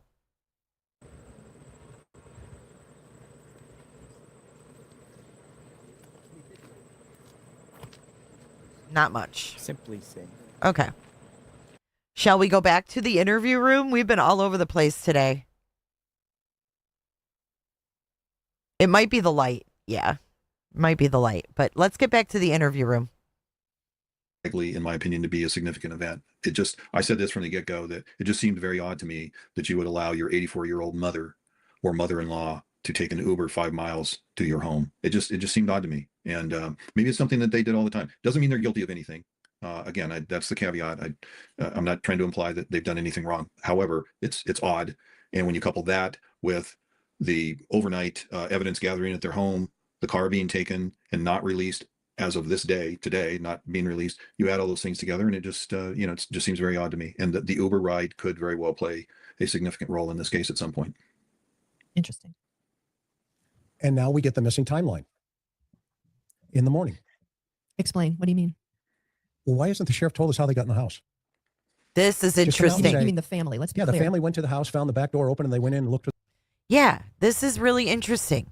Why didn't they tell us what happened when Annie and Tommaso got there that morning? Like, why haven't we heard? Like, they went in. Oh my gosh, we went in, the garage.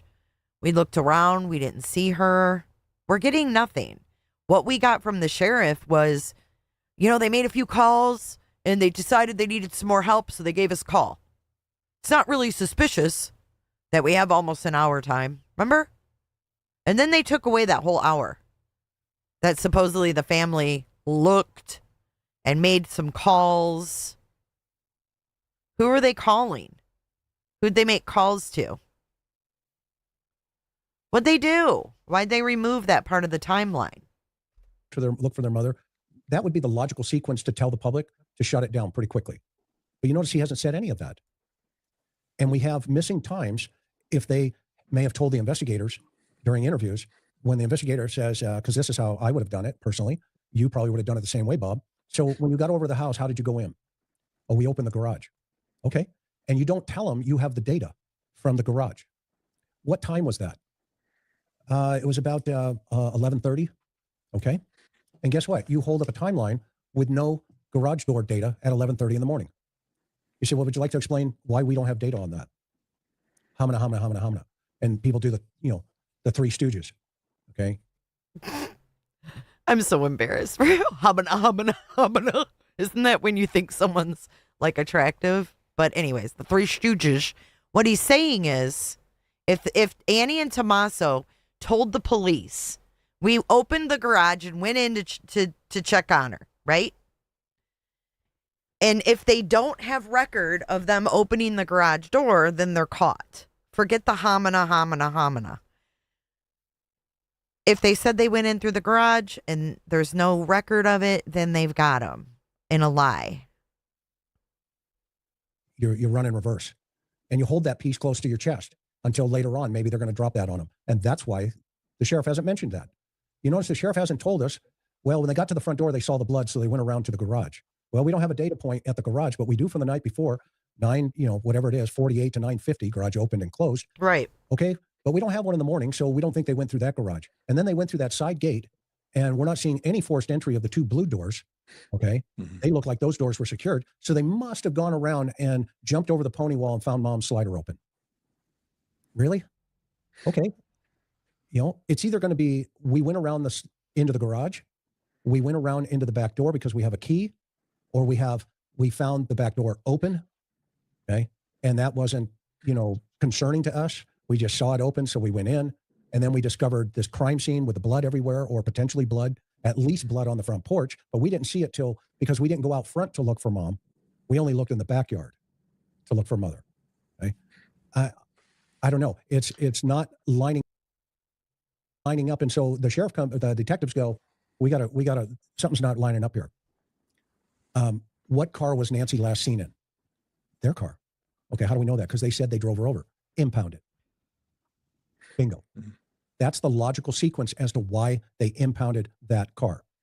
Okay. And then the next question from an investigative analysis aspect is, okay, what about Nancy? Well, her car's in the garage, impounded. Hold it. Can they pull telematics from that to find out the last Absolutely. place she drove, how long the car was on for? Right. A la, Alec Murdaugh in that case? Yep, absolutely. You'll be able to tell their shoe size in that car. Okay. And now, let's say now there is nothing in the car. Oh, they'll be able to tell the shoe size. He's so condescending. But yes, Karen, they'll be able to tell a lot of things from the car. And he could have expanded on that, but he's too busy pumping out what makes his own self feel good. Stop doing that, Chris. Stop doing that to her. It's pissing me off. Because there's a lot of things that we learned in the Murdaugh case about the telemetrics that these cars carry. They can tell how fast you were going, when you open the door, when you shut the door, everything that you do in that car, they can tell. Okay, what about Nancy? Well, her car's in the garage. Impound it. Hold it. Can they pull telematics from that to find out the last Absolutely. place she drove, how long the car was on for? Right. A la, Alec Murdaugh in that case? Yep, absolutely. You'll be able to tell their shoe size in that car. Okay. And now, let's say now there is nothing in the car. No other evidence at all. Zero, zilch, nada. Bob, you're an undersheriff. Okay. You've been there, done that. Okay. If your homicide guy comes to you and go, hey, boss, here's what we have. There's nothing there. Okay. What's the first question you're going to ask me? Can I release the car? And tell him why. Well, there's no reason to hold it. You have the vehicle belongs to the victim's family. And so. Right. Like if you were Annie, wouldn't you want your car? Like, this is weird. My mom went missing. I didn't do anything wrong. You're saying I'm cleared. Is Annie screaming at them? Like, I want my fucking car back. Why do you still have my fucking car? The right thing to do is to get the car back to them as soon as possible. Why torture the family and keep a vehicle away from them? Talk about torturing a family, right? To the, do your job, the public, blah, blah, blah. I just feel so sorry. I want to reach out and grab people by the necks. And, as the sheriff, he's the defender. Yeah, don't be mean. Okay. Don't be mean to them. Give her back her car. Don't be mean to them. It's not rocket science. Annie's car. We're talking about Annie's car. Yeah, give back Annie's car. You got to keep Nancy's car because she's the victim here. But Annie is just a witness, according to the sheriff. Okay, fine. Then give the witness back her car. Give it back to her. I'll guarantee you it's an evidence number this long into it. And the sheriff is now going to have to answer that question because people are starting to ask, i.e. the media, the mainstream media, and I'm glad you guys were paying attention, okay? This car is like the elephant in the room, okay? In fact, I even have a picture of an elephant. It was going to be the thumbnail. The elephant sitting on a car, and Karen's like, no, I don't. put the kibosh on please the don't do elephant that. picture. Not that it's not an accurate depiction, but we got enough animals over here with Buddy. Yeah, and if it's no big deal, then make it no big deal, and then lecture the public about questioning it. Because I'm the first one to tell you, they released the car. Okay, good to go. You know what? Something I would like to hear more about is the lag time between the time the first uniformed deputies got there and the report of a missing person to the time that they decided that this was more than a missing person and called out detectives. At what time did they call out detectives? Because I'm still in the dark on that. Was it 5 hours down the road? Was it 6 hours? Was it an hour and a half? I don't know. A typical scenario might be the initial deputies respond. They do a cursory search of the house and the property. They see something out of place, perhaps in the bedroom, perhaps throughout the house. Their keen law enforcement senses kick in and say, hey, something's wrong here. We haven't found her out in the yard. We haven't found her in the neighborhood. Something else happened here. I've got this evidence, yada, yada, yada. So I'm going to call the sergeant or the watch commander and get detectives out here. So what was that lag time? That's what I would like to know, because a lot can happen in that period of time. And we also believe they said the family was there first, right? And we're assuming that was Annie and Tommaso, or at least one of the two, correct? So what were they doing during that time? Were they still at the house? Did they go back home to wait? Word from the sheriff that they found Nancy? What were they? Yeah, this is what I want to know too. So once they called 911, Annie or Tommaso or whoever was at the scene called 911, where did they go from there? Did they stick around the house? Were they there while they were doing the searching? What did they do? What were they doing on February 1st? Where'd they go? Were they standing in the road bewildered? Where were they? Were they talking to the neighbors? Saying, oh my God, did you see anything? My mom's gone, I mean, they've lived there 50 years. What were they doing? We haven't heard any of that. I wouldn't expect them at this point to tell us, but that's something that I'm looking forward to hearing more about. It's been glossed over really by much of the media and all of the talking heads on the internet and TV. So, but that's very curious to me as to what took place during that time period. And that's a really great point. So we know that at 12:03 p.m., Sunday, February 1st, the 911 call was placed. We also see footage. I don't know if you can find it, Chris, but Sheriff Nanos was out after dark that Sunday evening giving interviews to the media. And at that point, there was only local Tucson. Oh, and I forgot about this. Remember, we watched that, the very first interview where he's in the dark. Nanos was on the scene in the dark giving this candid interview on the side of the road. Remember that? Media there. There were 3 stations. They were there and they were asking him questions, and it's really dark out and the bright lights from their camera were on him. And Chris, remember the question that reporter said? And they got the sheriff to say, do you remember what that was? Yeah, the question was, did the family were they inside with Nancy? Did they take her inside the home when they dropped her off? And he was real hesitant to answer. Real vague, very vague. Yes, remember we watched that. Did they go inside? Remember. But then she pressed him a second time. And by the way, that's in our playlist. Okay, when Karen and I actually played that clip. So it's in our playlist. Okay, Chris. Where he turns to her and goes, yes. So that means that the sheriff confirmed the night of Nancy's disappearance that her family took her in the home and dropped her off. Yes. And that was also reported by TMZ. That was reported by TMZ as well. That Tommaso stated he went inside with her. Then we heard that he watched her go inside. It was reported 2 different ways. Or no, I'm sorry. The sheriff reported that he went inside. TMZ said he watched. So which is it? Which is it? Because if it only opened for 2 minutes and he went inside, that doesn't make sense. How did he get out? How did he get out? TM, wasn't that awesome? Mary Jo to the rescue. See what I'm saying? If Tommaso told the police initially that he went in with her, and there's only that 2-minute garage door opening, how did he get out without triggering another garage door opening? He didn't get her in, settled, and out in 2 minutes. So how did he go out? He said he went inside, though.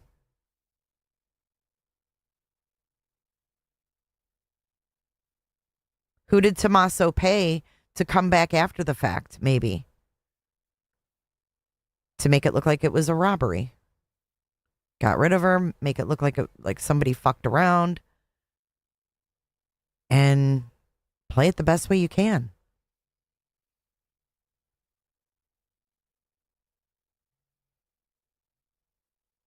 Creepers went in at 9, or did Tommaso drop her off at 9-ish? And go inside and something happened. And then he took her out the front door. And left. I don't know. I don't know, man. It's crazy. This is crazy. All right. I got to get out of the rabbit hole. Also double confirms they were the last people to see her. Which was problematic from now the app concept that you were talking about, Bob, about you can open this garage through an app. Well, who's to say somebody isn't, a half mile away clicking at, 9:48 and then click it again at 9:50? Oh, that should have been enough time to open the garage and close it. Done. Okay. Yet she's already gone. Potentially. Hypothetically. Right. And now you get, Bug Boy Grass Man show up at, 1:47 in the morning, and, he's not the sharpest tool in the shed. Grass Man show up at, 1. Bug Boy? Why is he calling him Bug Boy?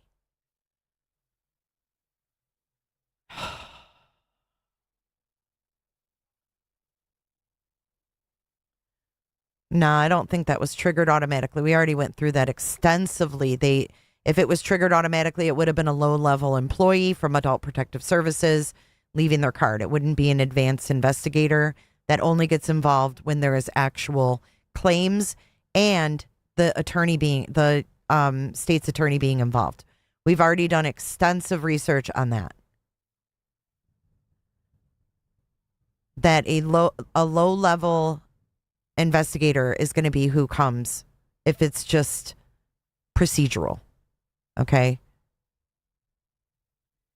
not an advanced investigator. They only get involved if there is going to be possible criminal charges. They send out the low-level social workers to do cards on the doors for random shit. And even then, I don't think they'd leave a card in the door. I think they know where the family is. They would work through the sheriff's department and speak to the family directly and not leave a card in the door. I think the card in the door was a sign to the person that would understand what that card is for. That's just my opinion. Anyways, let's keep going. I digress. Right. And now you get, Bug Boy Grass Man show up at, 1:47 in the morning, and, he's not the sharpest tool in the shed, but by golly, I'll go ahead and fold some, foliage over here and cover the door or the camera. Okay. And then those two photographs, if you look at the back, the backlit behind them, the first one, we remember when we broke that down, the one thing that we were thinking of was, man, are there two people here? Because this guy doesn't have a gun. Okay. And the other guy, or a backpack. And when you now look at that, where everybody has finally come around and said, hey, that could be two separate dates. Okay. Well, we didn't know if it was the same night or a different night, other than the backlit. That night she was taken, it was a full moon. Mm-hmm. And when you see that suspect walk onto that porch, you see his shadow on the walkway coming in. So that's the full moon behind him. Okay. On the other picture, you have no shadow with him standing in that archway, and it's pitch black behind him. Yeah. So it would have been several days difference. Right. And if it's around the January 11th timeframe, which is like 20 days before all of this thing goes down, is that a preset? Who took that photo? Where, why is this guy canvassing the house 20 days early and making sure that he's on video when he can't even figure out, oh wait, there's a camera here allegedly on the second one where he needs to cover up the camera. Well, you're standing right there, dude. And the video is taking your picture. And don't act like you didn't see it coming on the second time, because you took a piece of, you took a bunch of shrubbery and tried to cover it. It's almost like, what? Doesn't really make sense. Yeah. Do you think we're dealing with two separate people in those? I think there's at least two people, and like Gary thinks, and Mike and everybody and John, I think there's at least two, but maybe more. I'm talking about, sorry to interrupt, Chris. The masked guys, you think they're two different people? Well, I don't. And here's the reason why. Okay. If you look at all the burglaries in that area, in the Tucson area, okay, around that time frame, let's go back 2 months, 60 days, okay? There's not one video of a suspect that's on the internet that even the Pima County Sheriff's Department put out wearing a full ski mask. Not one. Even the dude trying to get over the wall, in that one where everybody says, oh, that's the guy, he looks real close. Okay, if he's got, okay, well, why aren't you wearing your, what are we calling it? His cosplay outfit, right? Why aren't you wearing your outfit? Cosplay? Chris, you're such a boomer. He said his cosplay outfit. Chris. Why aren't you wearing your, what are we calling it? His cosplay outfit, right? Why aren't you wearing your outfit? Okay. That guy was much skinnier than the porch guy in the video. Yeah, good point. And so I think it's the same dude, okay? Or it's two of them with the same outfit. Okay? Yeah, I think it's the same guy. I think the disparity could be just the fact that the lighting situation and the offset to the camera, the way he's standing. So the one without the backpack and the gun, people are saying is a different person from the guy that tried to put the shrubs on the camera. Okay. I think it's the same suspect, but that's, I could be wrong. You know what? We could go both ways. We can go either way. And Lori Jane, that this is okay, right now, because, I think it took more than one, if she's injured, to get her out of that house. Oh, I totally agree. It's at least two people. At least two people. Yeah. So, and the get-ups would be the same, because if they're working in concert with each other, and this is let's say this is an abduction for hire. Okay. I don't want to use the other word, but let's say it's a situation. Some not the sharpest tools in the shed have been hired. Hey, we're going to kick you. Blah blah blah. Not the sharpest tools in the shed. He calls people home fries, dude. Here's the deal. Okay, here's the homie house. Here's this. Here's that. Whatever the scenarios potentially could be. Okay, fine. Hey, I got the package. Here it is. Here she is. Okay. Let's pass it off, and boom. Okay. The rest is problematic. And this is another thing to always consider, guys. At this point, I don't. And Bobby, you tell me what you think. I have not taken the guy out of LA, out of the scenario yet. No, me either. Somewhere, somehow. Okay, put a 1 in chat if you have not taken Derek Kalila out of the equation. Put a 2 if you think Derek Kalila is just a fraudster. Put a 1 if you have not taken Kalila out of this equation. 2 if you think he's just a fraudster. This, Home Fries in Los Angeles decides, you know what? Somehow this, Home Fries in Los Angeles decides, you know what? I think I'll just interject myself in the largest ever search for a missing woman outside of the Lindbergh baby since the 30s. I agree. He is he's not off the table in my view. I think he's very much in play from what we know, and those text messages and the phone calls, and then that very carefully worded affidavit filed by the FBI agent is very concerning. Well, not concerning. It's just tells me that this guy is still in play. Yeah. Yeah. And so because we want to remind our audience here was the text message. Yeah, listen. The text message wasn't just. You guys pay attention. If you don't know what Kalila did, listen to this. The Lindbergh baby in the 30s. Fuck, TM. I'm so glad you're here, man. I love when the OGs are here. It's just, it feels so much more like home. I know that sounds so stupid because it's YouTube and all that. But when people that have been here as long as I have are in the same room as me, virtual room, I just feel, I don't know, I just love it. I love it.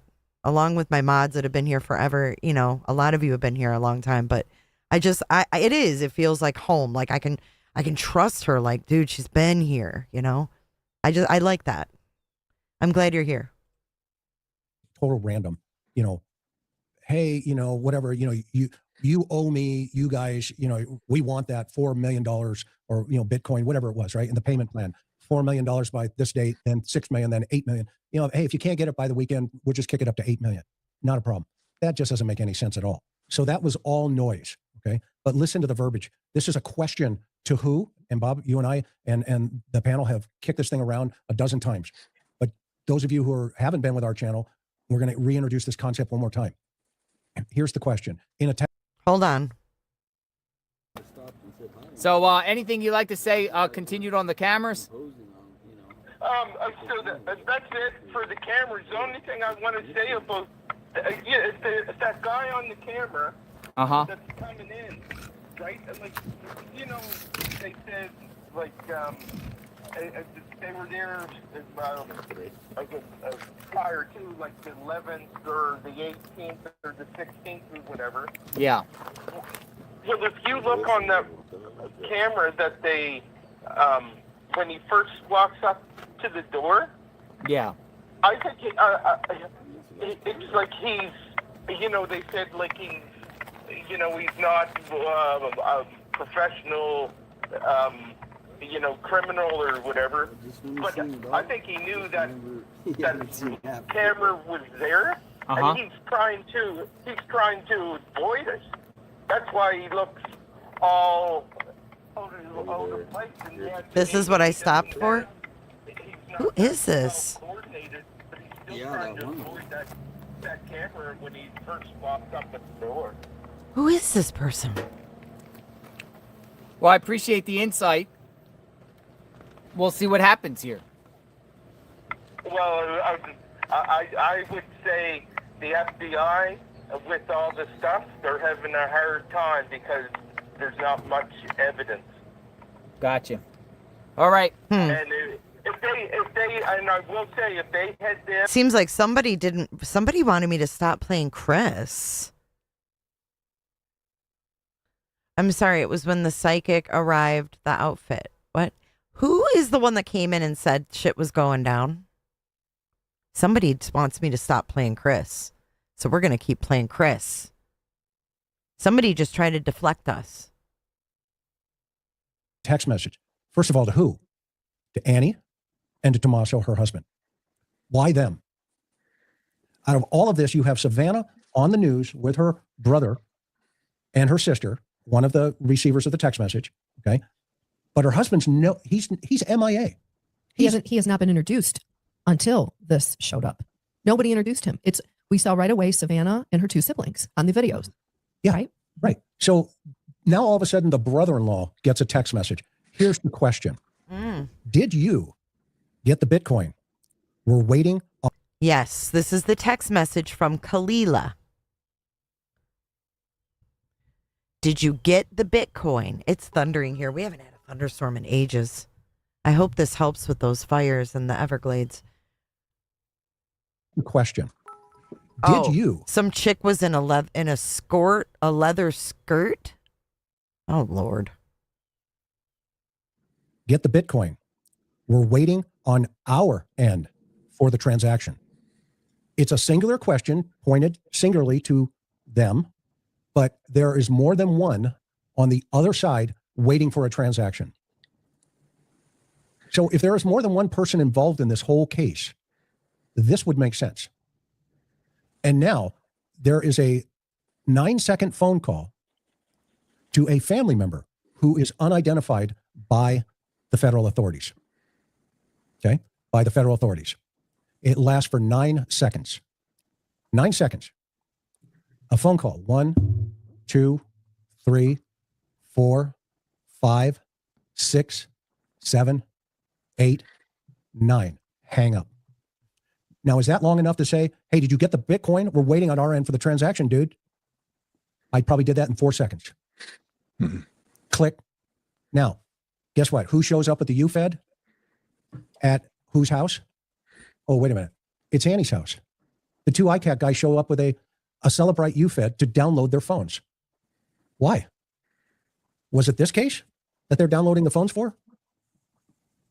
Okay. I don't know. These are questions that I'm sure will be answered. These are questions that will be answered. And now all of a sudden, the authorities come over and they go, you know what? We not only got all your phone data, we need your car. Well, we're not involved in this. We know. We're going to impound your car. Okay. Oh, by the way, now that we have your car impounded, we have your phone data, all of it. Okay. We're going to search your house and take photographs, and we're going to run alternate light sources and or luminol in your garage. Right. And we're going to search your entire neighborhood and talk to all your neighbors. And we're going to search your entire neighborhood and talk to all your neighbors, but you've been cleared. These look like they'd be Kayla's friends. What in the fuck?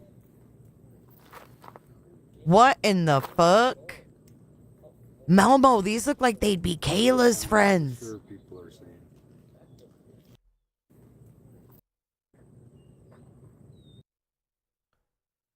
What is going on now? What? His head is tatted up, like the top of his head. Yeah, here's the picture JLR held up. What is going on?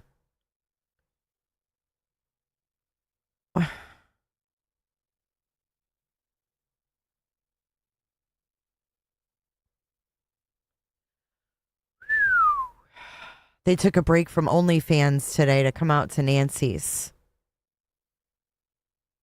Wait, Melmo, is that the chick that put up Kayla's bond? Hold on, let me look at the picture. It's on my phone.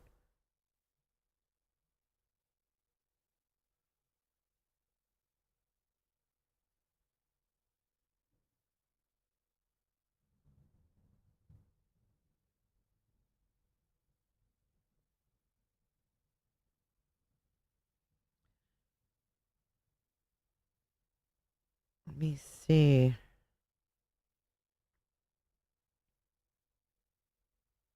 The LinkedIn from her LinkedIn. Oh, it could be. This chick isn't wearing glasses, but it could be. Here, let me see if I can show you guys.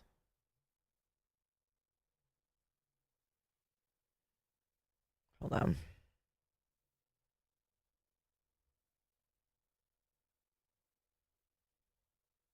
Do you guys think it's the same chick? I don't know if I can.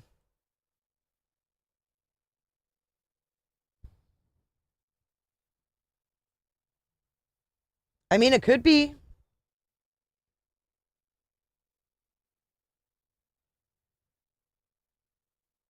It could be. I mean, the hair, I don't know how old this picture is. But this is the girl that bonded her out.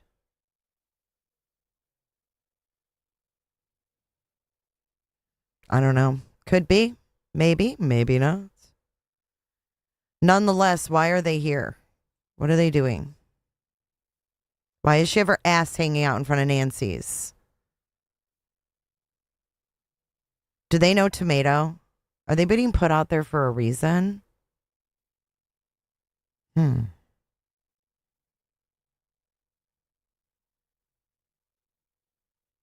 Something's weird. Something's getting really weird. I wonder what they drove. Yeah, everything looks crooked. Because they had to have walked from somewhere, right? Or get dropped off. Did you guys see? It's Tay-Tay. Did you guys see them arrive? Hi, Tay-Tay. Hi, greetings. How are Hey, you all? let me tell you something. I had the most amazing chicken. It was with mashed potatoes and had all types of greens and stuff like it. Who made that dish? I did. Did you enjoy it? I did, Tay-Tay. Thank you. Well, I have another one for you. No. You making dishes for people? But because I had extra food, so because I live alone, I'd rather bring it to you all than for it to... Dude, she is so nice. She is so nice, Tay-Tay. Context of what night?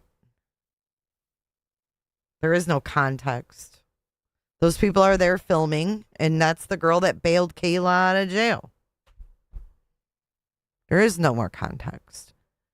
If I could solve the case for you, I would, but I can't. Okay, let's keep going. Weird. She is good vibes. Okay. Yep. Let's all run with that piece of the puzzle because there's nothing to see over here. Okay, nothing to see over here because it's all about letters coming into the Bitcoin about the Bitcoin to TMZ. TMZ. Hey, we've got another letter. Okay. Meanwhile, 10 o'clock at night, the Pima County Sheriff's evidence team shows over at the sister's house. Nothing to see here. Move along. Okay. And now the entire street has been moved today. All the media's been shoveled away from the street. Everybody off. Get out of here. Nothing to see here. Move along. The authorities are all here now. Okay. And now you think about, okay, the Bitcoin problem. Well, there is software out there that will tell you who was in that circle of influence that evening. Okay. And if Range Rover guy is in there, then the question is going to be how they're going to connect him back to the nexus of what's going on in this house. And jump in here at any time, you two, if you have thoughts or whatever. Okay. And I threw this out before. Let me just throw it out real quick right now. I would like to know whether the Bitcoin guy from LA, the one that was arrested, was he in Tucson on the 1st or January 31st? It's a great February question. 1st. Was he in the area? We know he's in. Right. Good question. Where was Kalila when he did this? We know he's from LA. Was he in LA at the time? I said it was from her LinkedIn, Night Blue. Was he in Tucson or was he in LA when he was arrested for texting Annie and calling Annie and Tommaso? In Tucson now, or was in Tucson because he was arraigned here. But was he here during that time period that Nancy went missing? That's I would like to know that, and I'm sure investigators do know that. They're just not telling us, and rightfully so.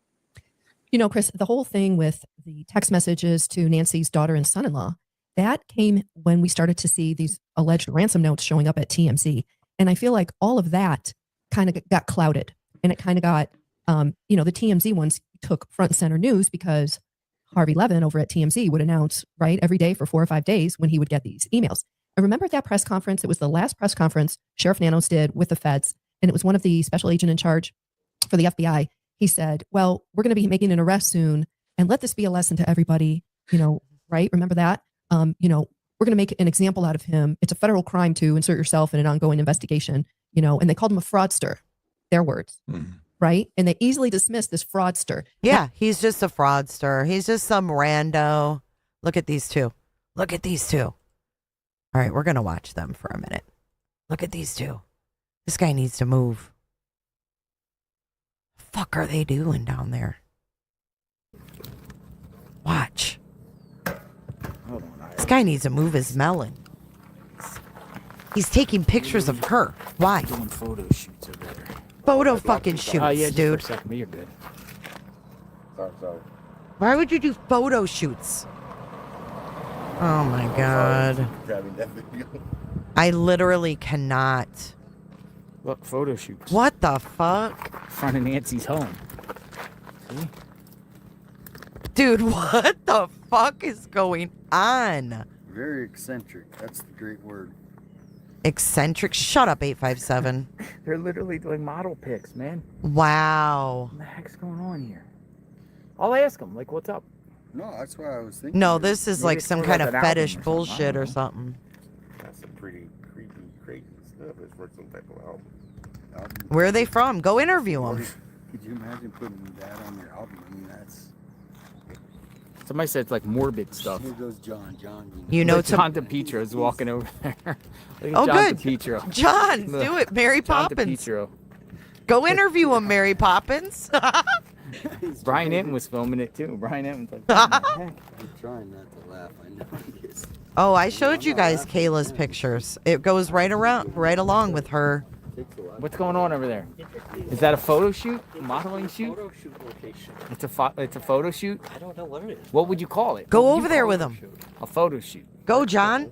A photo shoot in front of the home. Of the Go, missing John. 80-foot Go home. to Pee-Pee. I say send Mary Poppins over there. That or there's a Mad Max film being filmed around here.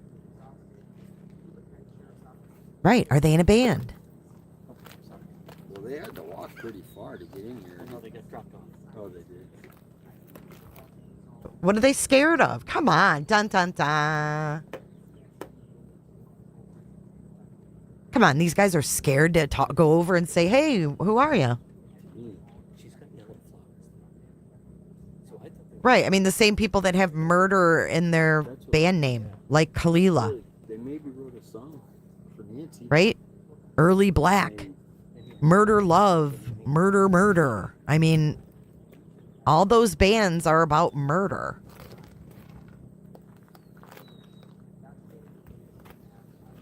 Why are they here?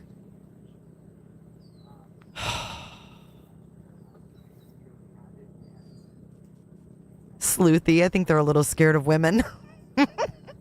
I know. That's why I almost just wanted to Literally pop out doing a there, photo Sleuthy. shoot. Oh yeah, the cop is over there getting a good shot. Go ask him. Go talk to them. What the He'll heck? talk to anybody We didn't else. even think about what the sheriff is. They're scared to ask them. Hey, where are you at? What are you doing? Come on. Thank you, Bev. He's like this little Thank pussy. you, Bev. All they'll do is zoom in on them. What weirdos? Go talk to them. Now you're just looking like weirdos. Come on. What's going on next right now? Come on. Quick I'm only update, 15 seconds behind. information, videos of what's happening wherever, whatever I'm at, whether it be here, a different state, or back. Oh, here he goes. He's back. Photo shoot. Now we lost them. No, I mean, why don't they just go talk to them? They talk to everybody else. Got something, right? Why? Because they have some black. They're dressed in black and they have boots. They can't talk to them. This is weird. He'll talk on the way back.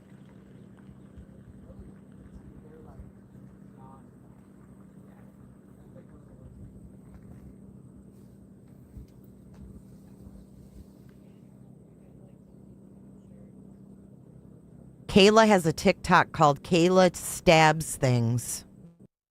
There you go. You weren't? Oh, it's all bad. Kayla Stabs Things with Z's. Am I following you? No, I'm not. I just don't get why they're so scared to go over there and say, hey, what are you guys doing? Yeah, if you're wondering why Comcast was there.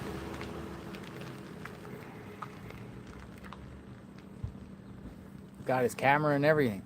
Go ask what they're doing. I've never seen anything They're like intimidated by her, is what it is. Dude, like I've this literally little never pussy. seen anything like this. Could be a video done Huh? shot here tonight. It's a video. It's a photo shoot, I think. I mean, I can just assume. I don't know. Maybe it's some sort of. They're modeling thing or intimidated by something. her, in my opinion.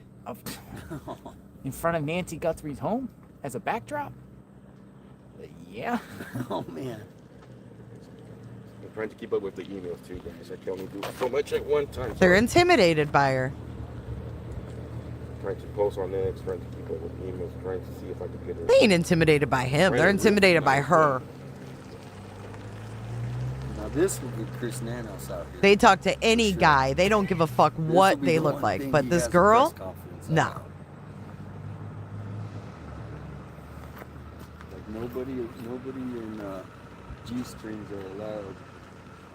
Do it.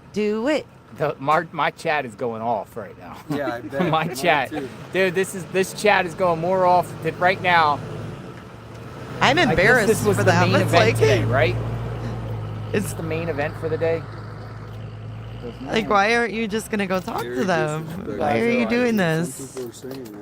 We're watching them instead of the house now. The chat is going more wild right now than at any time today.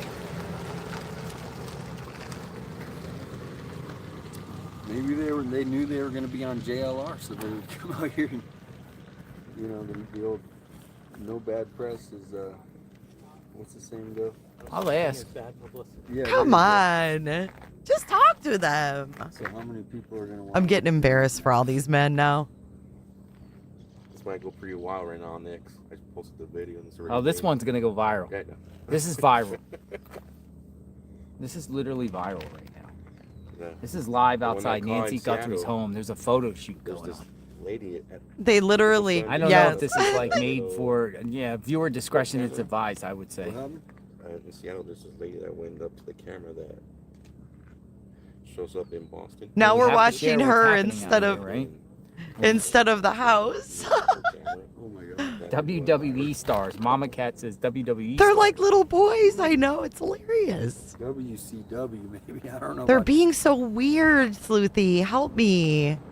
Was he going to have a chance? Go buy her some shorts. My God. They flip roles? That's what Mama Cat says. Talk to them. Off camera. Oh my Lanta, Mimi says. Just rude. And they were worried about media and cars parking. Catherine says totally hot, but disrespectful. What is he doing Well, now? I'm surprised nobody's knows who they are. You know, they seem like they're Candace Allen. pretty accomplished or established. If they're coming Thank out. you, Candace Allen. Ugh. Somebody Okay, says all we like Tommaso's band members. either talk to them or go back to the Tommaso's band house? members. Wow, this is. Yikes. All right, here we go. Here we go. Photo shoot.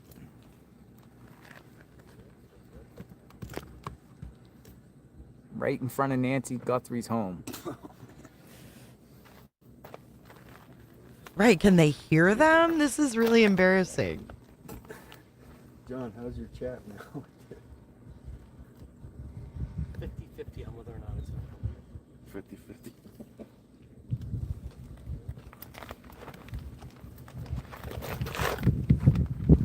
This is so weird. Are they all They streaming? know we're watching. They're like totally into it. This is. I've never seen anything like this. Here we go. Right in front of Nancy's driveway. They got the drone up there on them. Oh my God. They're laughing too. That's the stance, though, with the hands crossed. This is happening out front of Nancy Guthrie's home. We have a photo shoot going on right now. Our home is right here, and we have a group of individuals, a cameraman, taking modeling shots, photos. Don't know. No one call cops. No one call cops, please.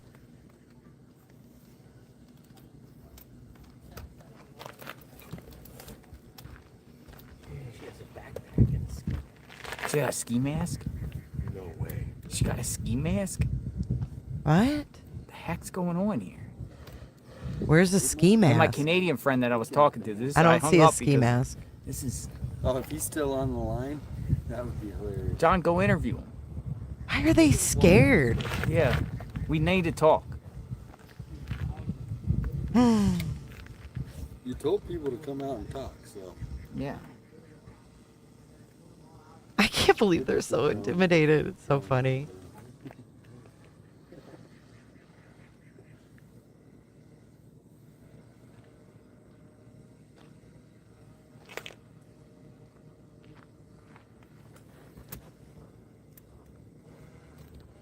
Is that a magic camera? What's that? The the 6K magic. What's it called? Black magic or what's it called? So I'm embarrassed. I'm embarrassed. This is great.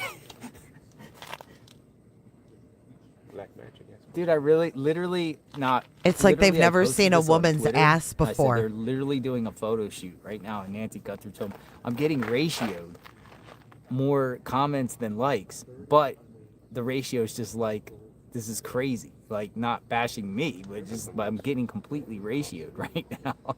Like, this is, whoa. I mean, it's an ass. That does video too, right? Live and everything. See, to me, There they go, round 2. it's worth it.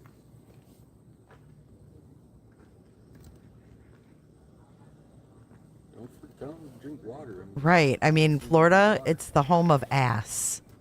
Dental Lori, I can't. They're like 12-year-olds. Yeah, I mean, I definitely know they're not from here. Look at the boots. Look at his boots. High platform boots. Are they platform boots? High top platform boots. Have they never seen platform boots?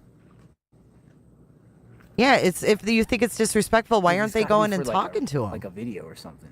Yeah, I was thinking this is like the album cover. The album cover? Yeah. You think if it was two dudes, they wouldn't ask? They would.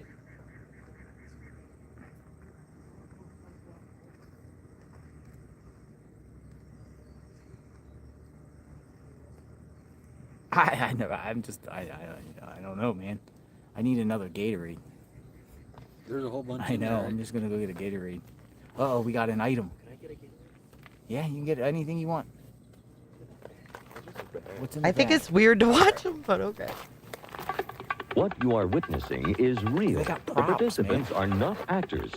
Yeah, if they do They have a mask on them? Yeah, if we have, they have. That's crazy, man. You got ski mask? Yep, toe beans. They just now noticed the boots. Keep going in chat. You guys are hilarious. This is the one that was in your car from last night. Thank you. Servy. They got the drone above. Where's the dog walkers? I know, I just got one. Thank you, appreciate it. I can't believe they're just watching them. Oh. They're gonna break the internet. They absolutely are. Are these Kayla's friends? What are they?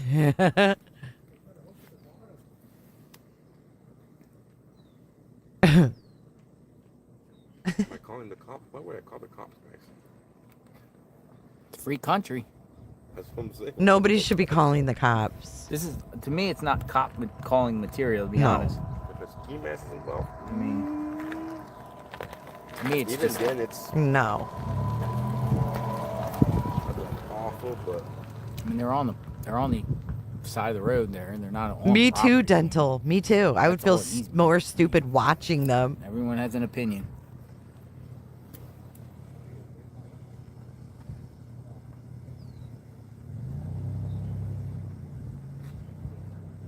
I'm gonna ask them if I can interview them. You could, I knew it. Yeah, I mean, you should have done that 20 minutes I ago. gotta get it. There we go. He was able to walk now. They're able to walk. After you just watched us for 20 minutes. now you don't want to talk. Bing bang. At least you're a babe. They don't want to talk, guys. Nope. She said no comment. Huh? She said no comment. No comment. She goes, I don't got any information. What the? Hey, at least you're a babe. She called you babe. Oh, you called me? Oh, then she. Yeah, she said, I don't got any information for you, babe. No comment. We're all in the loop over here. No, we're not going to focus the Hey, camera. a journalist asks. I thought my cat was messing with me. No, no. It's true. It's true. I already showed you guys, if you guys want to rewind, you guys can rewind and watch it. but I think I gave them all the camera time I need to give them. And look at the drone. The drone's above their head. They literally have a drone above the sky. Look. The drone is watching. The drone. Like the Holy creepy shit. psychotic side. Yeah, like they're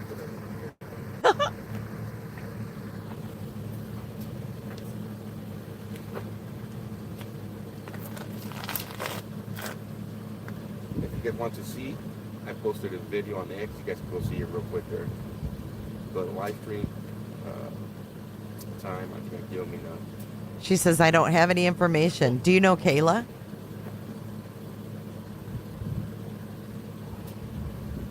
It's some morbid kind of shit, but this is exactly up Kayla's alley. Do you? Oh, Brazilian? The Brazilian steakhouse? No, it's where Nancy was last year. One of the places she visited. Mexican food. Oh, okay. Chavo. Pretty sure that's Oh, probably a wig. Looks pretty shiny. Or like a little episode. I don't know though. She was there. Oh, okay. I mean, we don't even know who they are, so how is it for press? You know what I mean? We don't even know who they are. You take me? I mean, they're not saying who they are, so it can't really give them attention if you don't know who they Oh, are. yeah, you didn't even come back bragging. I went to all this. I think they're doing something for some morbid film or something that they're doing, to be honest. I think it's something gross. All right, man. What was her comment? And they just straight up don't give a Because fuck. I don't want to talk babe or something. I have no info for you, babe. I have Huh? no info. I have no info for No, you, that babe. you got it? No info. If they wanted attention, they'd say who they were.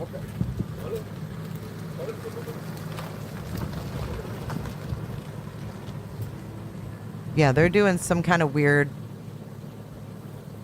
like, porn or photos or OnlyFans or something sick. People are morbid, dude. People are fucking morbid. But, you know, do you guys have a channel? I mean, they don't want to advertise, so I just don't see where it's for that point. I think they're literally out there doing something gross and they love it. Yeah, I mean. And they straight up don't give a shit what other people think. After. But do these people know Kayla? Because this is right up her alley. Yeah, the shade is where it's at. Yeah, you better put something on that camera because it will get on.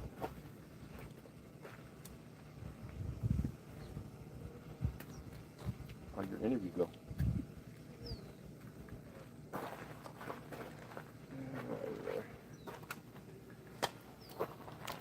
The drone is a bummer. Hey, I see a Pedialyte under. Can I take that? A what? Look, the Pedialyte. Yeah, I just threw whatever is in his car, yeah. Why today? Did I find J-Lo? Why are they out here today? What's the Pedialyte? Oh, yeah. Take whatever you want.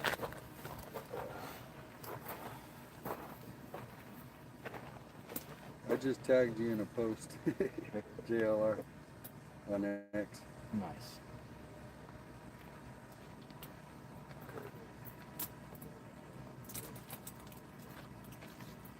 Tiffany, I don't know, man.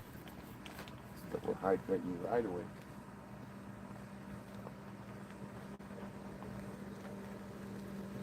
Why today?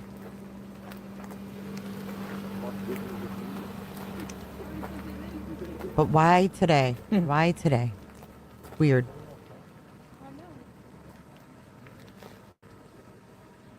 I don't know, folks.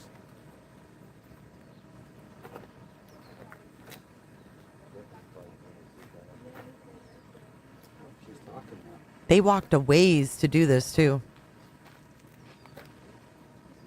Did she bring sunflowers with her? Are those sunflowers right there? That she like brought?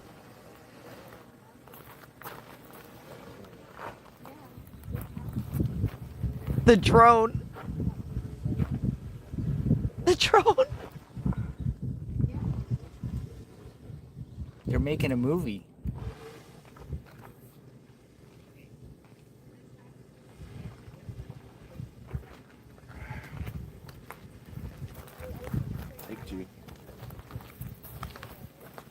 Is she going to film herself putting flowers out there with her ass hanging out? You guys, if she puts those flowers by the memorial and he films her with her ass hanging out, I am going to fucking die.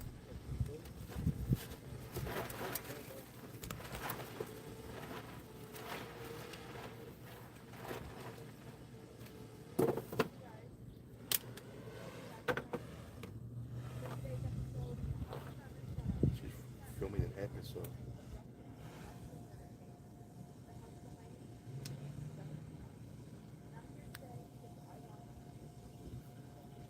She just said Nancy Guthrie. I'm here at Nancy Guthrie's house. She wants answers. I did hear that. She wants answers.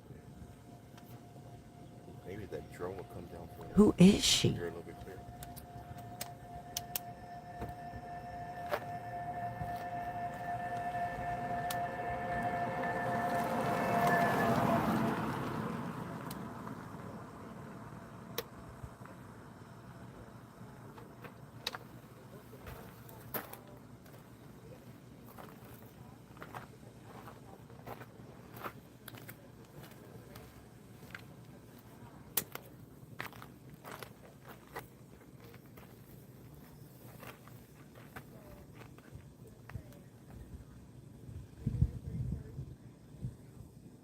No one's going to tell them how disrespectful that is?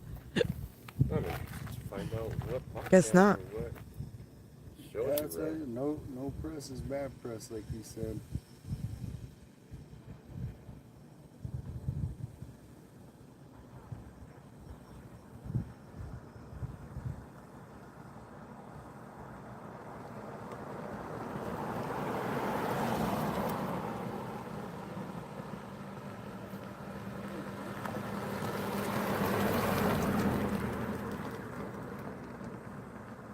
You think Enton is going to approach these two? Are you serious, Remy? If JLR won't, barely approach them, you think Enton's going to? Could you see Enton talking to them?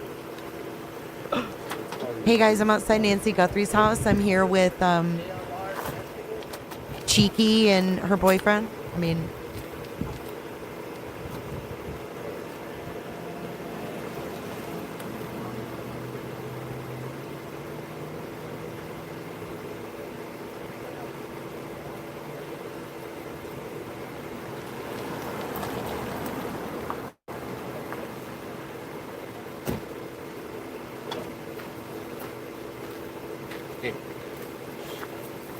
Somebody from Louisiana. Appreciate that. Grapes. Grapes. Yeah, grapes. Oh, you know what the best thing to do is get these grapes. Is Criminal Network here? Yeah, frozen grapes. Oh man, especially out here in Arizona. Frozen grapes. I might have to take some of these back and freeze them overnight. I grew up. Bring them back tomorrow. I grew up in a small town near Bakersfield, California. We had Thank you. Oh yeah. We got an anonymous I've never donor seen from grown men get so excited Louisiana, over an which just ass. sent us a first aid kit. Thank you very much for the first aid kit. So safety first. We got some grapes, different things like that. So we're not asking for anything. This woman wanted to be anonymous, but we got some grapes and some food. We appreciate that from Louisiana. First aid kit. Make sure you're safe. I have a first aid kit. If you have anything, any like cuts or bruises or anything like that, it might come in handy. So if you guys cut yourself. Where are these people set up? Nation might go ask. Having a hard time even figuring out where they are. Like, are they across the street from Nancy's? Yeah, Jeff, you just gotta roll with it, man. Like I said, we can't control who comes. We can't control who comes to the house. Like I said, it's Free country. It's kind of. That's the good thing about live streaming is, if they don't like it, they can just go watch a different station. Right? All right. Well, that's how it goes. Anybody know who that? Nothing we can really do about it. So whose property are they on? Anybody know who that group We is? could be in Russia and they don't, allow media to report on anything. Just kidding. I hear you. Thanks for calling, Jeff. Who's that? Your I'll talk to you later. producer? One of the mods. Oh, Mod Shout said out what? Jeff. Jeff's like, what? Not, don't show it? No, he's just saying people are up in arms about it. Like, Us allowing them to do it. yeah. We can't stop them. Can't stop anybody. It's like them when they try to stop us to go for protest. In their community, you know what they're doing might be really important, right? Because no one's representing who they. I don't have a problem with it. It might be a little inappropriate, but you know, just because somebody does not like something doesn't mean it's like illegal. Yeah, they're across the street. They got Nancy's house behind them. Something about we want to help find Nancy. Or something I heard her talk about. They're not on Nancy's property. They're across the Anybody knows street. them? Some streamers are doing the dirty work. Huh? Oh, yeah, they're training. If anybody knows who they are, guys, let me know.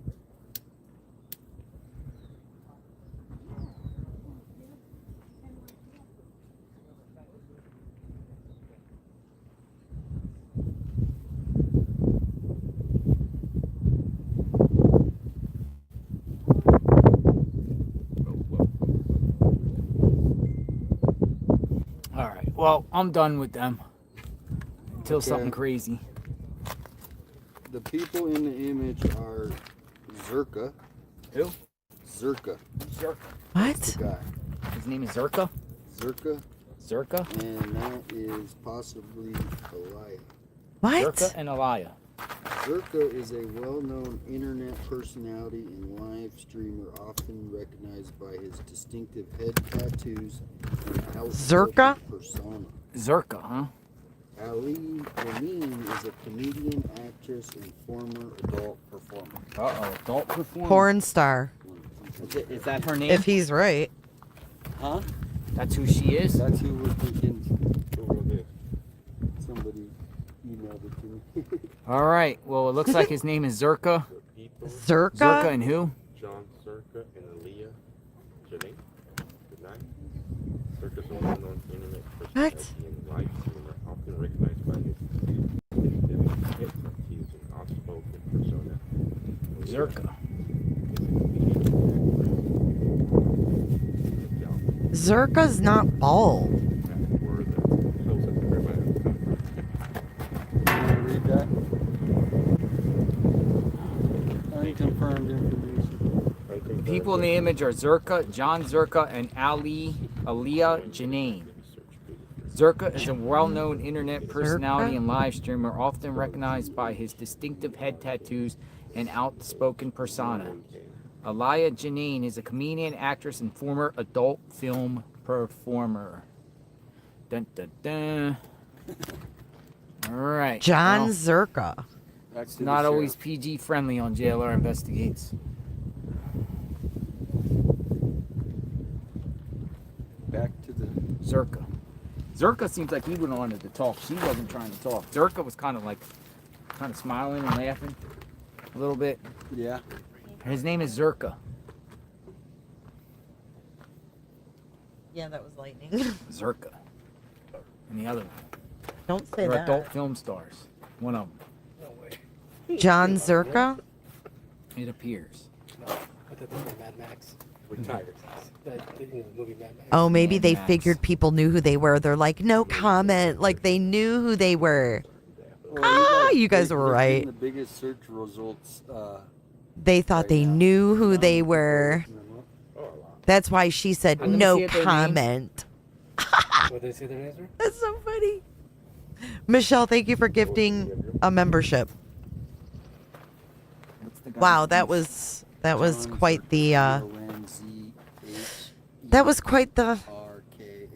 sidebar. Do you guys want to finish the interview room? We're almost done. And then I'm fried for the day. After that, let's finish this. Not part of this investigation, had nothing to do with this crime. Although, how do you know that? You were on day 3. And he's really been dismissed, right? Which is perfect. Which is, yeah, it's exactly where they want it if he really is on the radar and being looked at as a potential suspect. And again, that's speculation on my part. That's my opinion. We don't know. But this Derek Colella is easily dismissed as, well, he's a fraudster. Yeah, he's going through the Fed system. We arraigned him. He had to show up in Tucson, make an appearance, and his next court date's in a month or two or whatever. We've got an investigation going on. As you know, I don't believe in coincidence. And Chris rightly pointed out, this guy would have had to have been awfully lucky to be able to text and make phone calls to both Tommaso and Annie just on a whim. And I don't believe in that, nor do I believe it's a coincidence that this incident occurred within a high profile family. And what I mean is it's not a random abduction. It's not a burglary. It's none of that. It's not a coincidence that a high profile person such as Savannah is the other victim in this case. And Nancy was taken for her nexus to Savannah. It's not a coincidence at all. It's not random. If we just go ahead. Hang on to your point, Bob. The sheriff said, we think it was targeted. The community has nothing to worry about. To your point, either that's true or it's not true. Okay. Either you've got, a killer out on the loose that they haven't been able to catch despite being, not smart and wearing the wrong holster for his gun on the front porch, or to your point, it was a targeted attack. It can't be both. Exactly. Yeah. Yeah. And remember that the feds, when the sheriff, the FBI agent in that one press conference, it's like they wanted to, talk about the car, blah, blah, blah. And what does he say? Oh, we'll go with the family. When somebody Sheriff says, Nano said that. Yeah. He was asked to go back over the timeline. Yeah. Once again, remember? Yeah, he goes, yeah, and the FBI guy's like, oh, okay, yeah, the family. That's why you don't give a strict timeline. You just don't. Yeah, just for this reason. I mean, yeah, it just didn't feel right. It just did not feel right at that moment. And I think everybody caught it. I mean, everybody in the chat caught it. Everybody, in the nation caught it. Everybody around the world caught it. It's like, well, wait a minute, what the heck is going on with this guy? And it can't be a coincidence that what's the guy's defense? Well, I just did a Google search and I happened to find the husband of Annie in that Google search. Well, dude, he's a teacher. What does he have to do with the daughter? Let me jump here, yeah, here for a second. I thought it was interesting that if this was a kidnap and if there really were kidnappers out there seeking ransom, then why was the only reach out, not to Savannah, the spokesperson, but to the sister and the brother-in-law only once? Right? I mean, that's part of the story here. The family was waiting to hear back, right? Savannah put out, was the lead on those carefully crafted videos that we know the FBI had a hand in helping her, to kidnappers that never contacted them back, wrote letters to TMZ and the local media, a couple of TV stations, and the only reach out to the family was this Derek Colella. Right. That's a head scratcher. That's something. Yeah, it doesn't make sense, does it? Thank you for 1,000 likes, guys. We did it in 5 hours this time. 5 hours, 5.5 hours. We moved it on up an hour and a half. Thank you so much. Then isn't adding up. What kidnapper writes letters and emails to news outlets? And the local stations are in there too, as well as TMZ. Kidnappers don't do that. That's totally contrary to what they should be doing. They try and make direct contact with the victim's family, period. Yeah. It's like, hey, I'm over here. So contact me to contact the family, to your point, Bob, right? Yes. You don't send, I mean, unless you were BTK and you send a letter to the news station that says, go over to that house, you're going to find a body. Or you pick up the phone and you say, yeah, if you go over to the Otoro home, you'll find yada, yada, click. Okay. In this case, it's like, okay, here's the timeline, $4 million in Bitcoin. If you want your mother back, meanwhile, you didn't send it to the family, to your point, you sent it to TMZ. Okay. And you sent one to the two local news stations. Oh, wow. Look at that. What is this? Oh, I'll be darned. Somebody sent in a ransom letter to us. We better call the authorities. 911, what's your emergency? Hey, yeah, this is TMZ. We've got a letter here for Savannah and her family. Okay. Meanwhile, back at the ranch, you got this guy in LA who actually has their cell phone numbers. You know what? I'll forget the ransom letter. I'll just text them. Am I missing something? It ain't adding up. And it's Thank you, Vegas. Everybody else on the other side of the coin is going, nothing to see here. Okay, move along. This guy's a fraudster. Well, no kidding. No kidding. Do you think maybe he knows something? For all we know, he's in the back of that SUV getting pulled into that house and the garage door going down. We don't know that. But would it surprise me or you or anybody else that's done this for a couple of weekends? No. Okay. We don't know if he rolled and he was the big mouth back in LA going, okay, here's the deal, dude. We've got a lot more on you, and you're going to go away for a very long time. However, door number 2, as John Lamb likes to always present, we're going to need your help. We're going to have to put all the players together here. And guess what? You're going to help us. Unless you want door number 1, where we'll just throw it all on you and you can go away forever. Well, the thing about that guy, again, we can name him because he's going through the federal court system, Derek Colella. It was almost too convenient because his background, he's got financial fraud in his background too. He's already, I'm pretty sure, convicted of financial fraud. It was some kind of, I want to say, unemployment, insurance fraud, something along those lines. Don't quote me exactly, but it's like so convenient that he would be reaching out and asking for Bitcoin. I don't know. There's just too many pieces here that don't fit together. Well, and right, to dovetail and let's take it a little bit, just a tad further. Okay. It's out in the public. Bitcoin is being asked for. So then to your point, this guy goes, you know what? I'm going to get me some of that Bitcoin. Okay.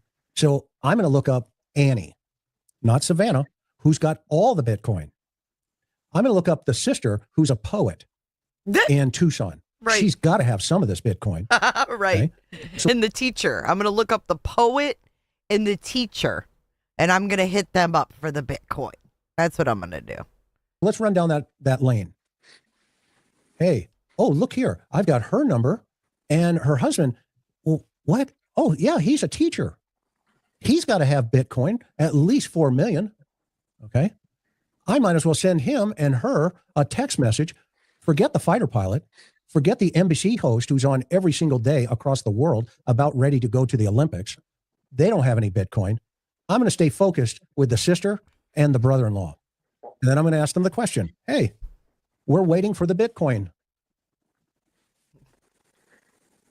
Why didn't you just call Savannah? That part never made sense. Because it doesn't make sense. And did that text come in after all the family's phones were being traced and watched post Nancy's disappearance, or did they volunteer those texts themselves up to the authorities? Right. How did they find out that Kalila texted and called? Did Annie and Tommaso come forward and say, hey, we got these texts and this weird call? Or were they being monitored already? Right. Right. When it doesn't make sense, if it doesn't fit, you must convict. Oh my God, he's such a nerd. Watch how red he gets. He gets red like a tomato. If it doesn't fit, you must convict, he says. Watch his face get bright ass red. Or quit. Yeah. But on this one, if it doesn't fit, you must convict. There you go. It's the opposite. Run on that old. Yeah, I think. Dude, I've never seen him turn so fucking red. All of that is exactly what it appears to be. And you can draw your own conclusions, but to me, it's exactly what it appears to be. I don't know, right? Right? Yeah, I don't even have to say it. If you have any common sense at all, you can figure it out. Yep. So let's take some questions, Chris. Let's go over this. Yeah, let's All take right. some questions. Would you read them? Oh, you can't. No, this I can read. It's Okay. just across the screen. Okay. So this is from BCD. All right, I think I'm going to stop there because they just read their super chats. They are interesting. Some interesting questions come up.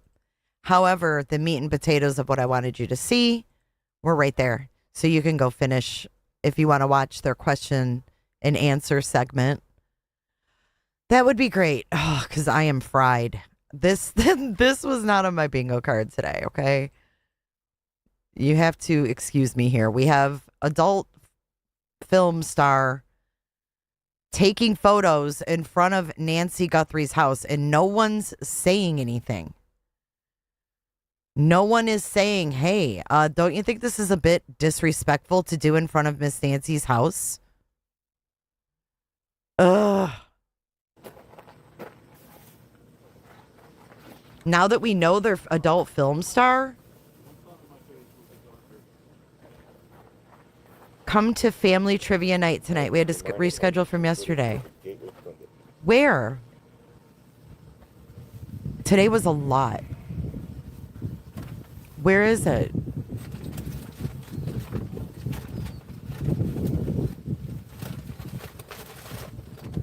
Oh shit. Melmo says Janine and Kayla are friends. Where are they friends? Because they looked them up. Duck, duck, goose. Keep up. Keep up, duck, duck. Looks like a duck, walks like a duck, quacks like a duck. It's a duck. On Nerdy Addicts tonight? Okay, what time? Like 8?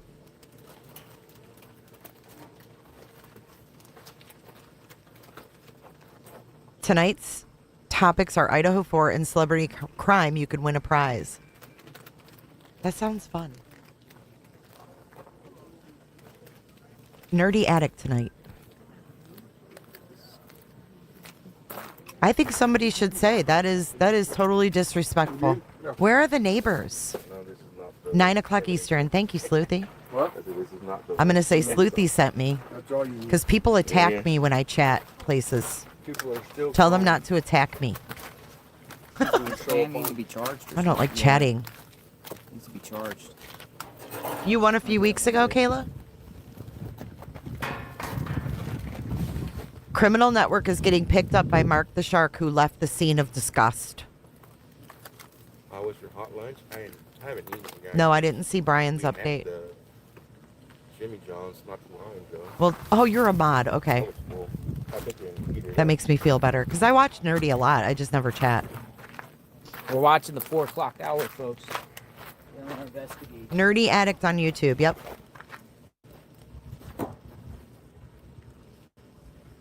I'll get his channel if you guys want to check him out.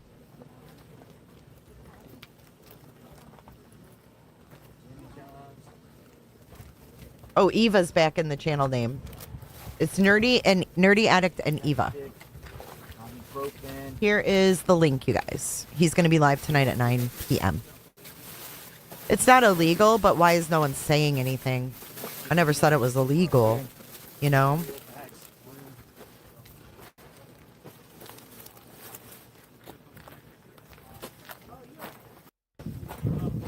Okay, let me see.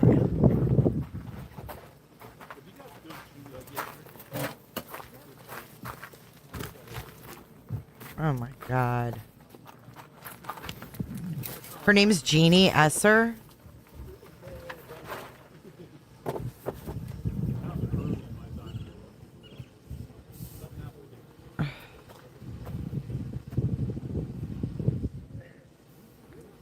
Oh my God.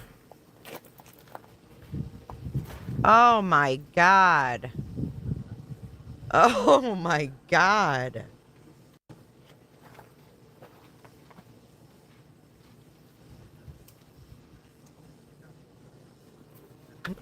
Jesus Christ. This reached a whole new level.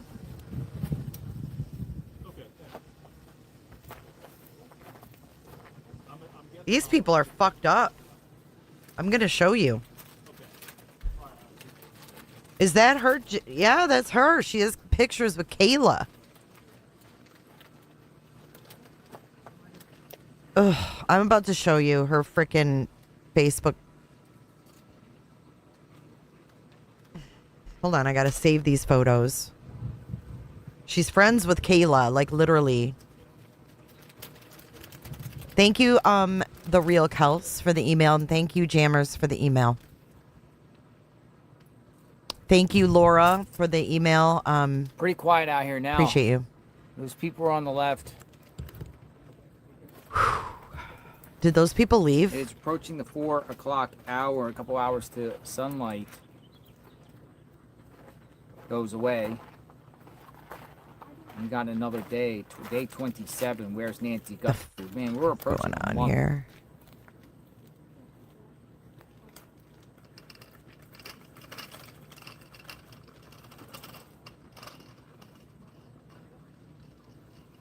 Okay. You ready? Who do you got? Somebody that wants to contact you. What talent they got? What'd they say? Who could they be? Would they?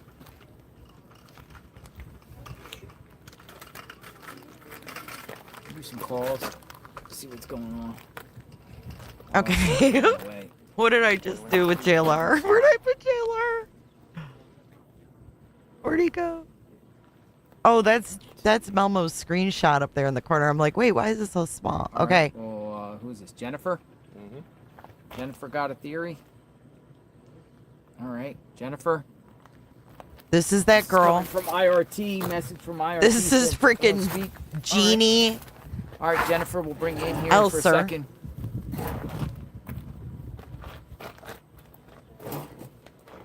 Here's Kayla and her. Jennifer H. Come on down. You're the next contestant. Hold on. On the Price is Right.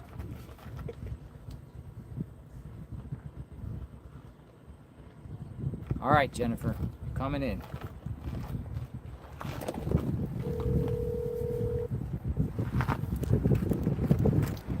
Hello, this is Jennifer. Hi, Jennifer. JLR. Hey! How exciting. I finally get to talk to you. Hello. Did you shoot me an email or something? Yeah, I've sent an email a few times, and I've been watching you since the beginning. Okay, hold on. I'm going to turn her back on, but I want to show you guys this really quick. There's that girl, Janine S. or whatever it says. Okay? No, that's not me. Different Jennifer. That's Kayla and Jeannie. This is freaking Kayla. You guys, this is how fucked up these people are. Look at your own risk. Look at your own risk.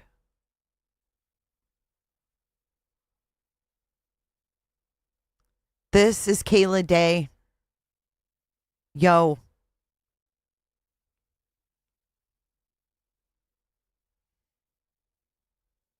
Mm-mm. Mm-mm. Mm-mm. Mm-mm. Nope. Nope. Mm-mm. I ain't down with this shit. That's effed up. Yeah, that's Kayla's friend, and she's at the site right now doing pictures. Yo. Yes, and let me we'll remind the viewers, this home here, the Guthrie home, is in a trust. Right, that's what I saw. Scary. Your post that said it was in a revocable trust. Yep. Good work, According to the Melmo. property tax records, which is public. It's not private information. That is public. Correct. So when it's in a revocable trust, what that means is, if people don't know, that means that Nancy at any time can change her mind on who would be the beneficiary. So whatever's in that trust can be changed over time. Irrevocable trust means it's set in stone. You can't change it. So I hate thinking this way, and I guess I'm not alone, because I just had another person say, no, I'm thinking the same thing. I hate thinking that it's family or somebody close, but I do find it odd that the sheriff's department has made such a blanket statement of they're cleared without having a clear path to what this was. Uh-huh. I think if we knew it was a murder or it was, a kid, we just have no clear answers as to even what this is. And to clear the family and still hold on to their vehicles, I think with the revocable trust, there's a lot of paths here if it was family. That could be, the discussion was that somebody's being taken out of the trust, is no longer in the will, and it's being changed. And for me, the other information that I thought was interesting was that everybody kept saying, oh, they'd have to go to Mexico to get her medications. That's not true. Nowadays, my whole family, including extended family, has mail order medications that come 3 months at a time. So there's very much an easy path to have stockpiled medication if this was truly just a kidnapping for ransom. My personal thought is, and again, I hate thinking this about anybody's family, but I feel like this was a murder for hire with a kidnap cover-up. And I know that I finally looked it up because I was curious whether Arizona was one of the states, because I know certain states have laws on whether you can pursue a murder investigation or criminal case without a body. Yeah. And I guess in Arizona, you don't have to have a body to pursue it. So how does it work? You just get a judge to declare her dead and sign off? That's what I'm understanding. And then because so much time has passed, they can't find anybody, whatever. And I know that there's also been some speculation on this Kayla multiple times, whether it's your podcast or your YouTube live or others, on how she's related. And I've seen a couple different people have said that it was by marriage. I don't know that that's confirmed. But regardless, I do find it interesting that gentleman that she was involved with, I use that term loosely. Yes. Apparently, there's also been some rumors that he was part of some mafia takedown there in Arizona a few years ago. Oh, interesting. Like in 2018, there was a huge mafia takedown, is what I understood. And his name had come up in some of those things where people were like, he was involved and blah, blah, blah. So, again, I don't know the truth of that, but what I'm thinking is that it's a high probability that this could be something as simple as a kidnap cover-up for a murder for hire. And without a body, they're eventually going to have to declare her dead, and whoever was part of that trust could gain from the sale of her home, which I know you've mentioned it, other people have mentioned it, that it could go from anywhere from $800 to $1 million. And there would be the payout to be able to pay somebody when that happens. And I feel like even if the ransom is by some bizarre way related to all of this, that was just a bonus. Yeah. It's like, hey, if you can get the ransom, great, go for it, but that was not the main task here. And I'm a little frustrated by how it keeps being brought up that, oh, this was random. I think, that this was some, I don't think that most random burglaries are going to take an 84-year-old woman. First of all, an 84-year-old woman that can barely move. My mother-in-law is in her 80s, has mobility issues. Blood thinners has been an issue in the past. They bleed very easily from just bumping into a wall. So to restrain somebody like that would be nothing. It would be very easy to restrain her, tie her up, put her in a closet, get what you need out of there, and get out. Yeah. I don't understand the taking and trying, and quite frankly, I feel like it's condescending to the public, how many times he's changed his timeline and then basically berates us that, why would you think that? Well, first of all, your first timeline that you put out to the public said that the family did not call law enforcement for an hour. Then they put out another timeline later on that said it was within 10 minutes of being notified that she would show up to her friend's house for that live streaming of church. So which is it? Was it 10 minutes or an hour? And I don't understand why those things are being kept private from the public. I feel like it's condescending. We're not dumb. We've been invested in this from the beginning because I think because of the way our society is right now, there's a lot of boomers and there's a lot of children of boomers that are, now taking care of said parents that are in their 80s. Yeah. And we're one of them.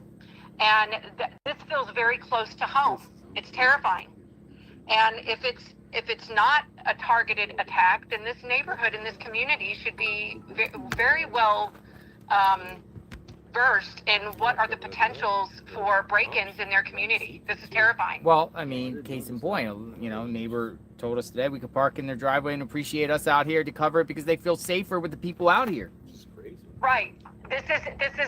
It's unnerving and it's irresponsible in my opinion, and it's also condescending to tell us that we've cleared the family, they've been nothing but wonderful. I don't know why people keep talking about the family. Well, you took their freaking car.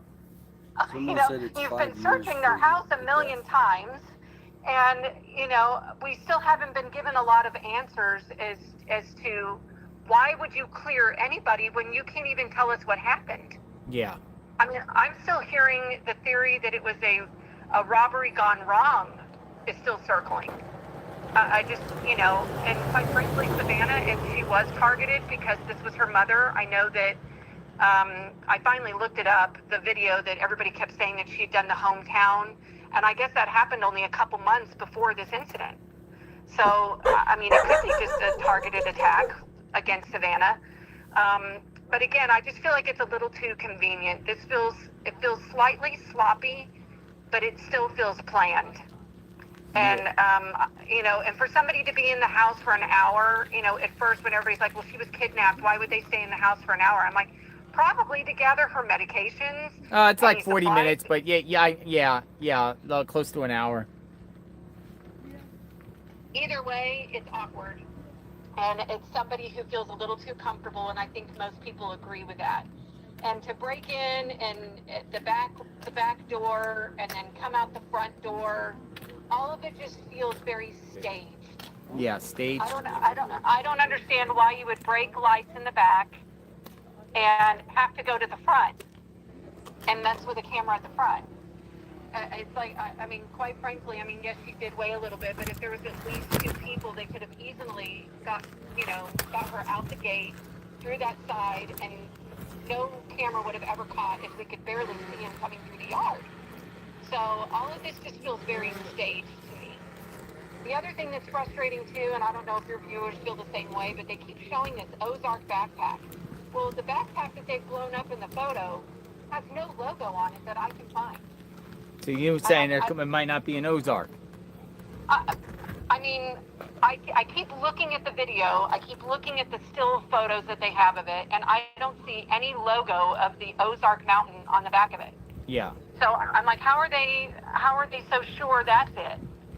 I don't know. But again, I've just been a little frustrated by this revocable trust and thinking that I feel like they're making this way too complicated. I feel like it's a lot more simple, and I think it's a very simple check of who is having financial problems, who's connected to who, and if it's not Tommaso and Annie, then who was connected to this guy that's had, a rap sheet to heck and needed maybe some easy money. What? And I feel like since they haven't released, I keep hearing, that was the other thing that I thought was interesting, is I heard one of the FBI detectives saying that, well, it can take a while to get the information off of their phones and off of their computers, yet not even a week ago, they were saying that they have that, what is it? It started with a C, that the FBI brought in that case. Yeah. And they said that they can strip everything off of your phones and your computers within minutes. Forensic clean. What's that? I mean, it's a forensic sweep, really, right? Clean. Right. Yeah, it was called something, and apparently it's only the FBI that has it, and that was a big deal to see them come in with a case that at Annie's place for that. And I'm listening to you, but we got some activity going on in front of the mailbox of Nancy Guthrie's home. It's kind of wild here. Oh, well, yeah, I've been watching the interesting. Yeah, these people are walking, doing photo shoots, walking the line of the property line. So it's pretty crazy stuff. But I appreciate your input.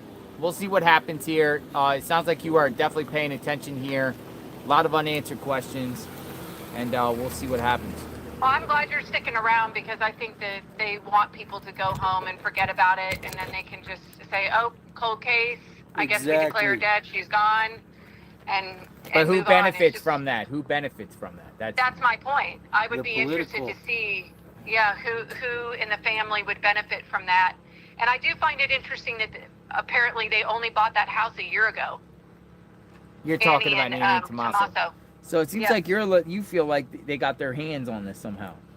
I think, well, look, I moved to be closer to my in-laws so that I could take care of her, so I can see how that would happen, that they move closer. But, the whole thing just feels a little too close for comfort on some of this. For me, it just feels like it's too convenient.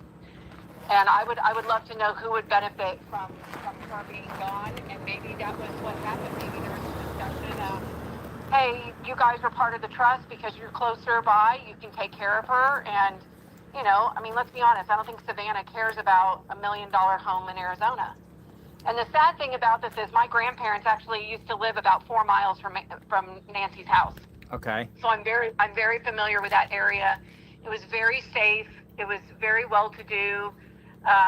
It's just sad to see this happening. And quite frankly, if I was a member of that community, I would be extremely frustrated that we didn't have a lot more information. And I understand they have to hold things close to the vest, but this is a safety concern for a lot of people living there. If this isn't targeted, then people should know. They should know, and they deserve the right to know, Right. Well, thanks for being out there, and thanks for taking my call and my emails and my persistence. No, I appreciate that. Yeah, got your I'm looking, I think I see your email here. So thank you for stopping by. Yep, thanks. All right, have a good day. Bye-bye. You too, bye-bye. All right.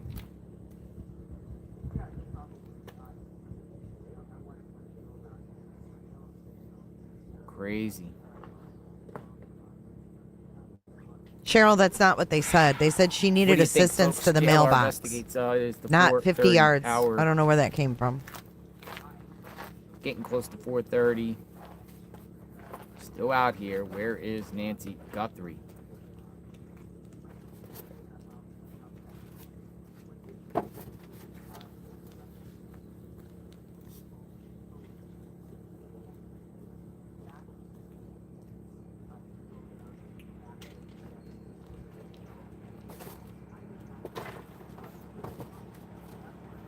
Follow the money.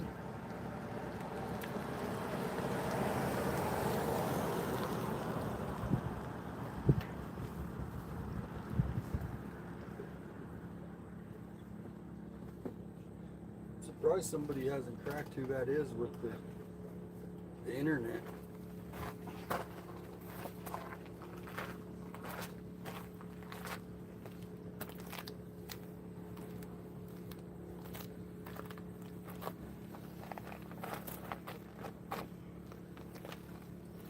Oh, them? Yeah. Yeah, okay.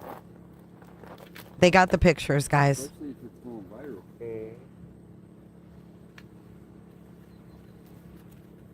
Someone gave me some info. Is this the girl? Looks like her. Looks like you talked to her. Go Melmo. Go Melmo. Or no, a lot of them get those extension things too. It's crazy because someone just sent me a tip and just said that girl there that was out here is friends with Kayla Day. Well, they're together here. Really? In a photo. But I can't tell if it's really her or not. Yeah, we I mean, don't it know if looks it's like really her. But who knows? I mean, I don't know. I don't know. I just got Something a to think tip about. that says that girl could be friends with Kayla Day. Now that would be wild, wouldn't it? Yeah, I don't know why her friend of Kayla Day would come out here. I don't know. Never know. Those people are sadistic like Kayla. Did they leave the sunflowers? Kayla is not out of jail. That's Somebody's fake parked in news. front of Annie's house today. Haven't been around. So I just got a tip right now. Someone's parked in front of Annie's home. We need to go to Annie's. I didn't tell you this, but I think it's media. You think it's media? Yeah, one of their What media? One of their neighbors I'm friends with now. Say, hey, heads up. There's been a car sitting in front of Annie's home.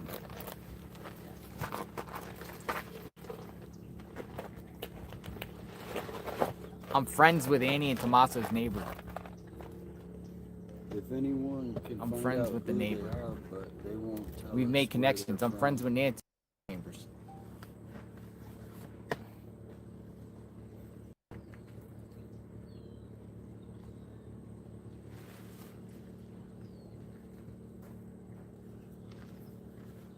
No one's buffering, but I don't think they're friends. It's just got something to do with domestic violence, guys. It's just domestic Pretty violence. crazy, everyone. Out here in front of Annie and Tommaso, or not Annie and Tommaso's home. Cremo. Nancy Guthrie's home. We got about Whoever they hour are, and a they're half sick left of fuckers. sunlight. I'll tell you. They are sick. She's a poet and she didn't know it. She worked for the U of A as a poet, as a teacher in the poetry department. She was the marketing director for the poetry department at U of A as well. They're just training.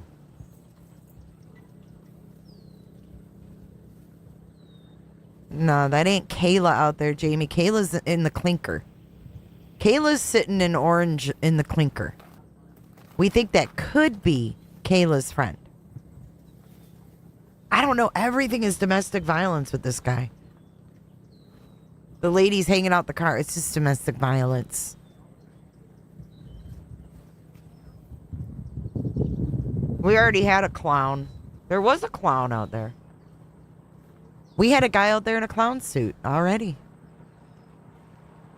I might buffer a little bit because it is raining. I don't know if my Starlink will be affected, but if you notice All right. anything. Should we take another call? What a day. What We're a gonna get much day. information. I thought the feds would at least be around.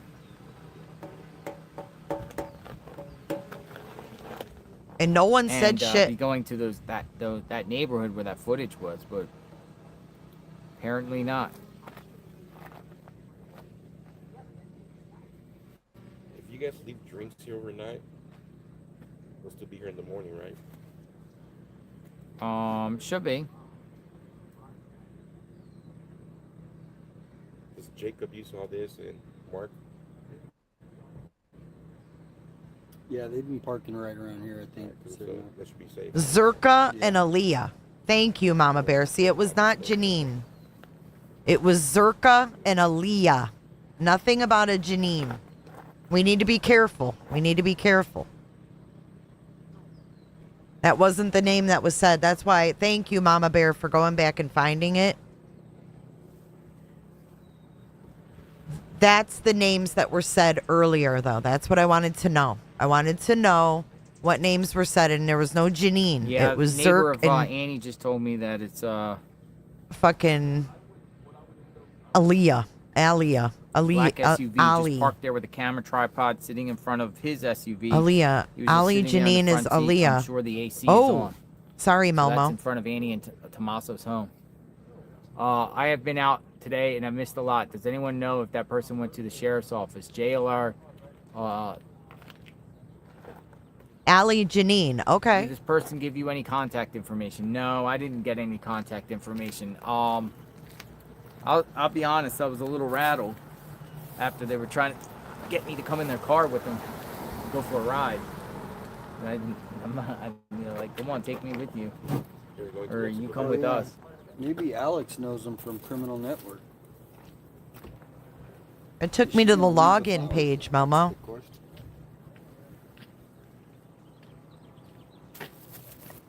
It's not Zerka. I'm just wondering what names they said. That's all. That took me to the main page. What do I do? Just put her name in there?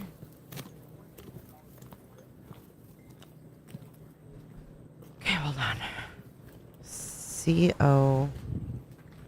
They're back. S-C...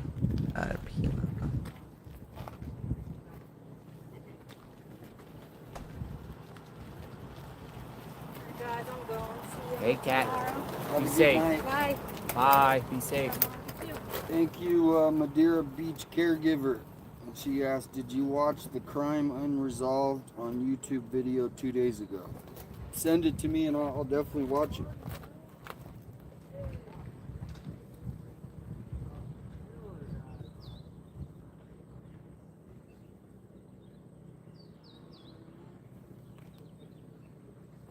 I'm looking it up right now. Hold on. Unless you want to screenshot it for me, Dr. Malmo. I don't really know where to go. But I'm trying. I just went back and listened. That's what they said. Zerka and Ali, or Ali Janine.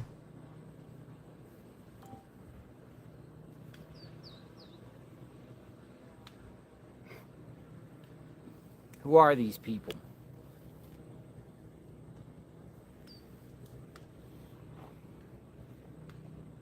Thank you, Coco. I did check my texts. I only have the link.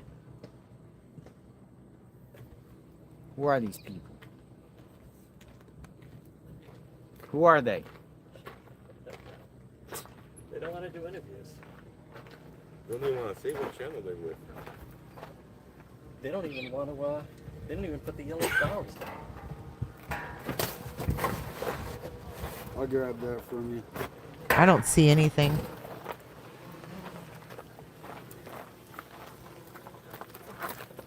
Yeah, I don't know if he's right, but that's the names he said. I'm not really worried about him. It's her we're trying to figure out right now. Well, I what site is this on? Where do I get the plea agreement? Superior Court? Oh, nice. Pima County. What happened there?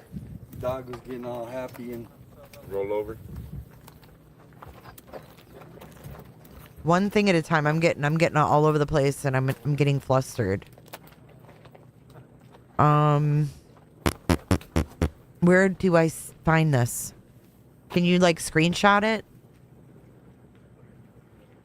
I am on my text. You're not sending anything.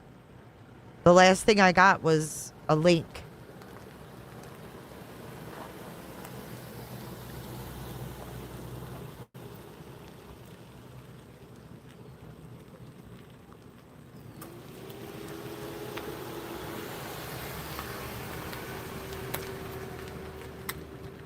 Oh my God.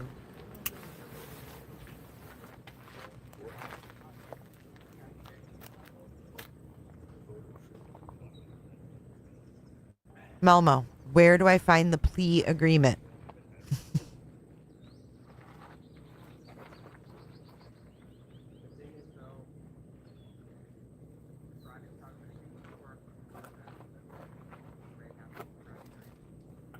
John DePietro. What have you uncovered, John DePietro? I have something to share. You have something to share? What do you got? Have a seat. Can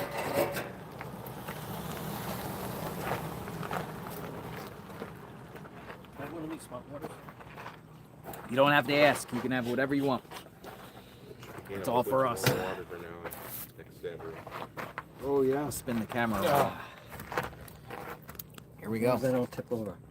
I don't think you're gonna tip over. Okay, there we go. Hey, look, we're pretty close. Yes. John DePietro. I am.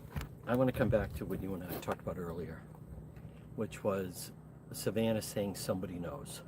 Savannah says somebody knows. Yep. And it is odd, this many days, that there's been different cases I've covered that they start united. I can't but with then him right now. Somebody panics and says, I can't handle DePietro. I'm sorry, guys. I've had enough. I want to figure out this Kayla thing. I can't listen to him while I do it. I can't.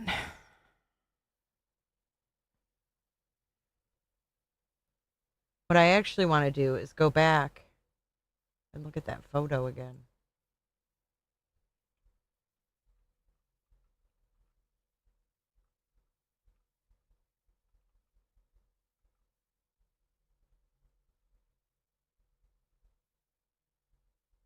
What if this is some weird sadistic shit? They said John Zerka is 50 years old. That guy was not 50 years old. And 857 said John Zerka had a tattoo on his head. That guy did not, he had a full head of hair. I'm sorry, Cindy.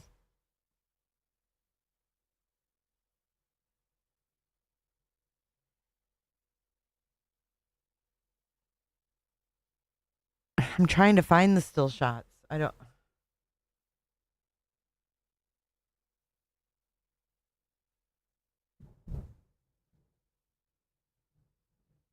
It's thundering here. It's so hard to find things when people are live, you guys. It's extremely hard. I don't know where that is.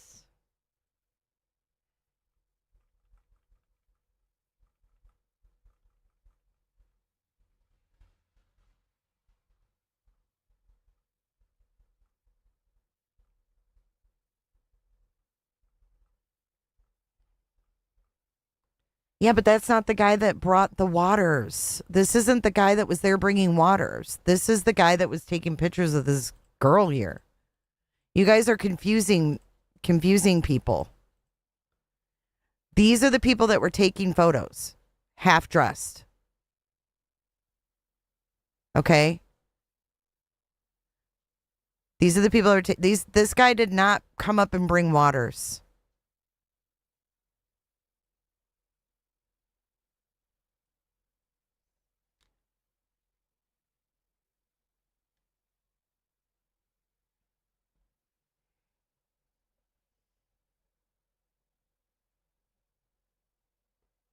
These are the people that were there.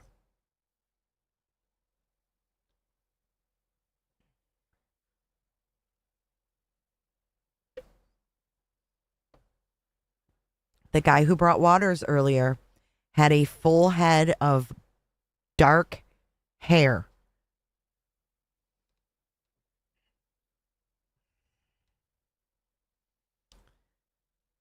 I don't know if that's the same girl that's friends with Kayla or not. I can't tell.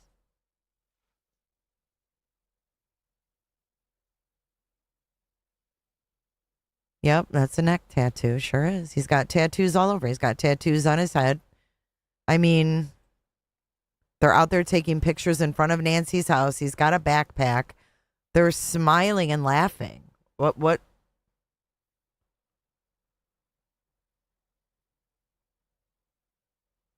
What's so funny? Why are they taking pictures in front of her house?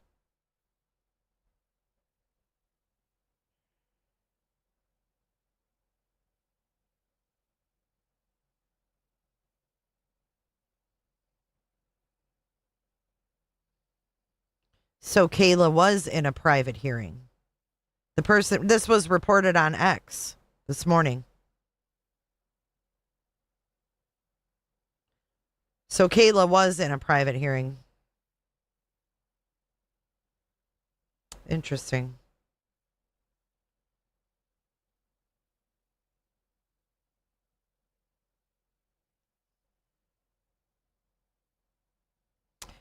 I'm just going to read this because it's a pain in the ass to send over an email to myself. It says, digitally recorded in courtroom 686, February 27th, 2026. This is the minutes of Kayla's hearing.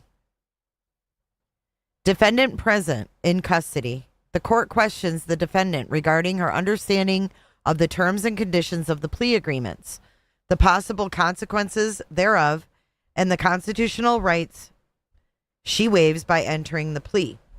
So she's pleading in the 2025 case. The defendant enters a plea of guilty to the crime of count 3, possession of a narcotic drug, a class 4 felony committed on or about March 19th, 2025. As to CR 2025-5423-002, the defendant enters a plea of guilty to the crime of amended count 5, possession of a narcotic drug, a class 4 felony. The court questions the defendant regarding the factual basis for the plea. The court finds that the defendant knowingly, voluntarily, and intelligently enters the plea. The plea is accepted. It is ordered setting the matter for entry of judgment of guilt and sentencing on March 27th, 2026 at 9 a.m.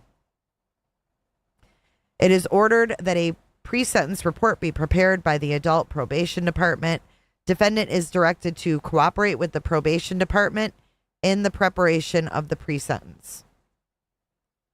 It is ordered as to CR 2025-2423-002 that the defendant's conditions of release are hereby revoked, and the defendant shall be held in custody without bond pending sentencing.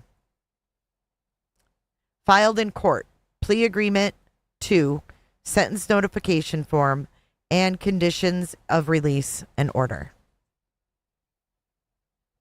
Thank you, Nick. So she's staying in jail, but she made a plea agreement and she got picked up on the same night as Luke. Are we still thinking that Luke is involved? Like, this is where I get confused.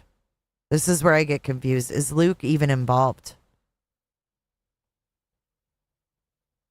I don't know, man.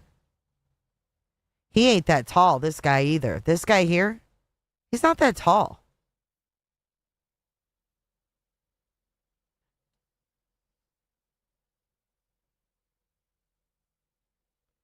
I don't know. Is that like a Dracula thing?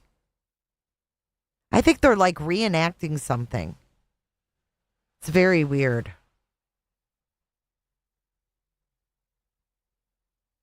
No, that is not Angel. It's not. It's somebody else.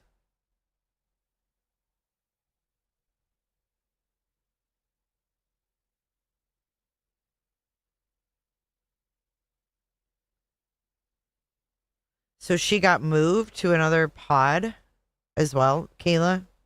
I don't know why that matters.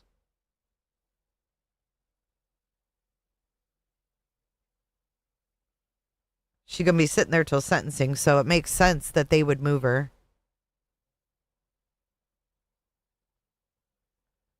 Kitty says she was arrested on the 12th.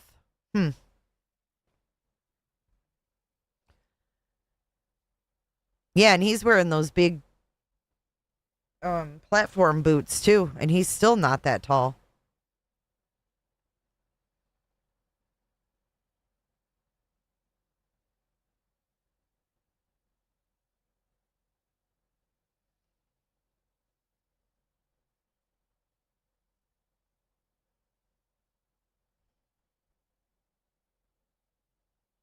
I got it.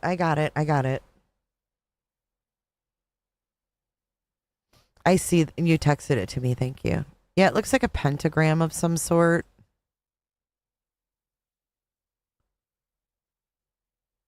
I don't know, you guys. Ugh. Why would they go there and do this? Why? Yeah, he's not that tall, you guys. Ugh, God.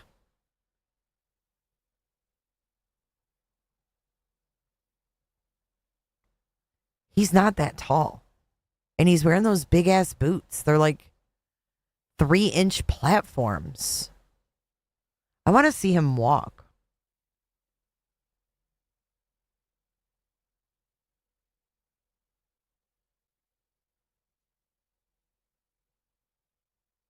He bends all the way down. Like, he ain't got no problem bending down. I don't think that's the perp, dude. I don't think that's the perp. I just think maybe it's just a couple weirdos. There's a lot of weirdos. Remember Sebastian Rogers' case? There's a lot of freaking weirdos out there. Lots of them. Lots of them.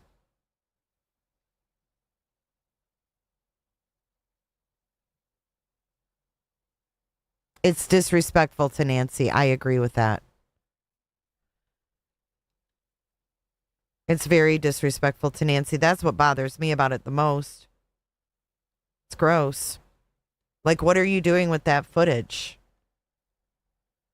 What are you doing with that footage? JLR just got a tip by car on paper. Oh. And the PP's still just talking away. Now I want to just show the house. Don't be mean to him. Here we go. Why are people so mean? They just told him, just show the house. That's mean. See, now that I feel bad for him for that. That's mean. Where'd the photo shoot people go? They're right here. Oh, this store right there?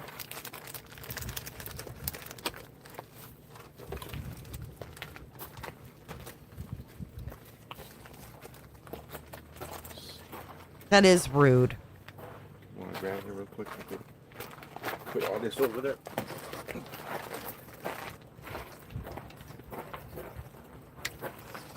Does the cooler, everything stay here all night? I love you too, Nunya. The cooler last night. He'll come back around and probably take the cooler. Oh, well, this goes. This goes or stays? Stays. Okay. I think so too, Paul.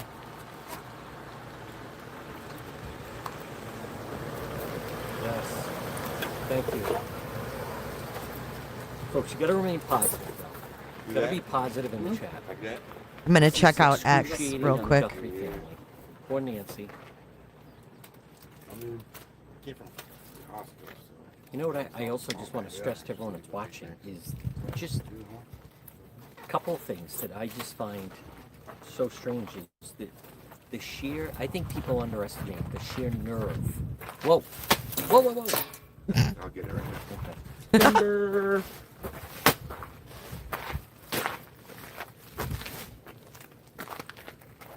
All right, I'm going to mute.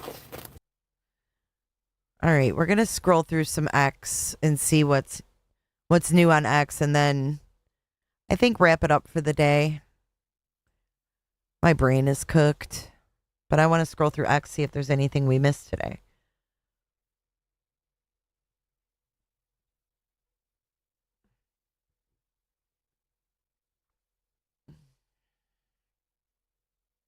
See, I'm not going to share these people on X. Fuck them. Even though it's disrespectful. Okay, Nancy's isn't the only Guthrie home to see increased security measures. Annie's added new cameras. Annie's got new cameras too. See, we missed it all. They were over there installing cameras on Annie's. And the only person that caught it was Michael Ruiz. Good on him. Good on him. We got a new camera right here. Do. And then one right here.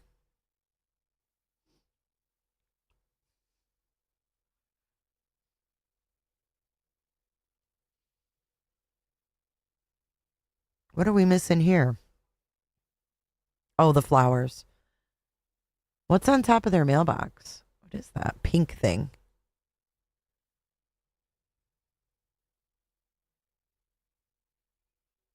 What is that, chapstick?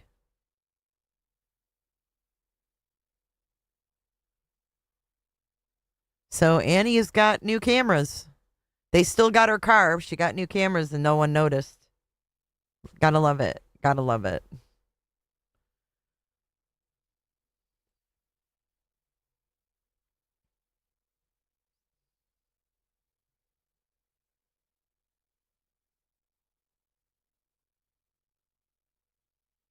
Yeah, it's all full of these idiots. Here's her security alarm going off. I didn't hear this. Guthrie's home. How'd I miss this? They must be testing their new security system. Oh, yeah. 4 hours ago, Pima County refocusing resources in Nancy Guthrie. Investigation says arrest made at crime scene last night is not connected to case. I wouldn't even believe it.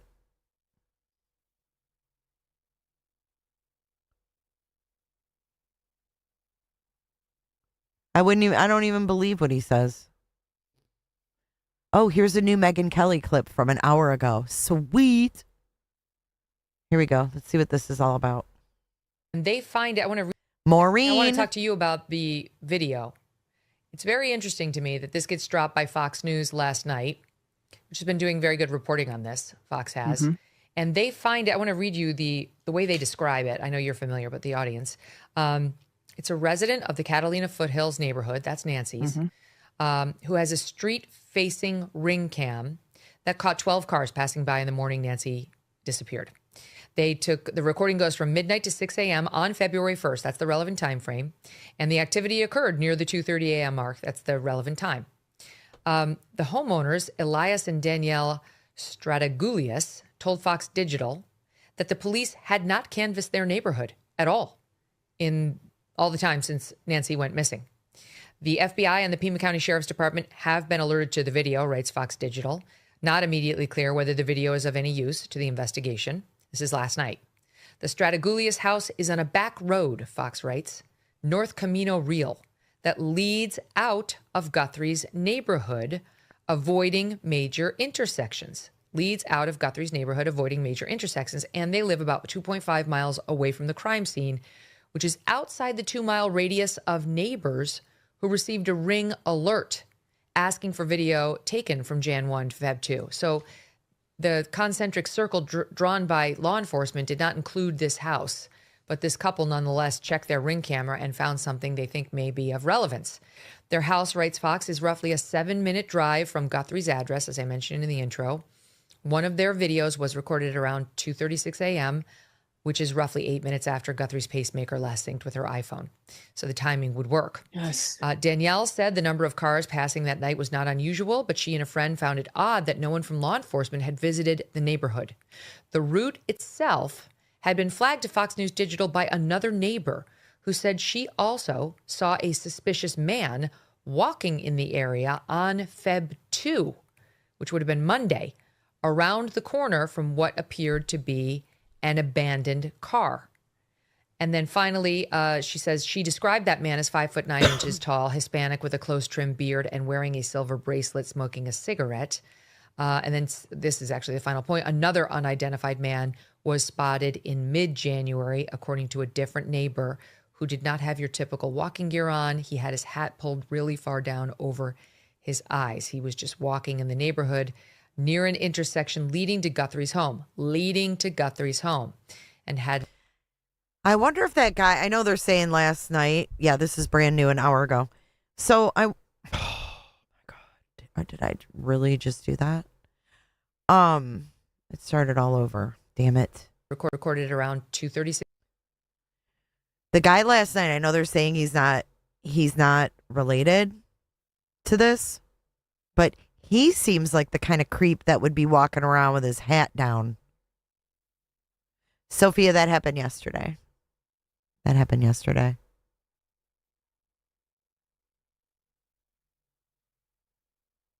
6 a.m., which is roughly 8 minutes after Guthrie's pacemaker last synced with her iPhone.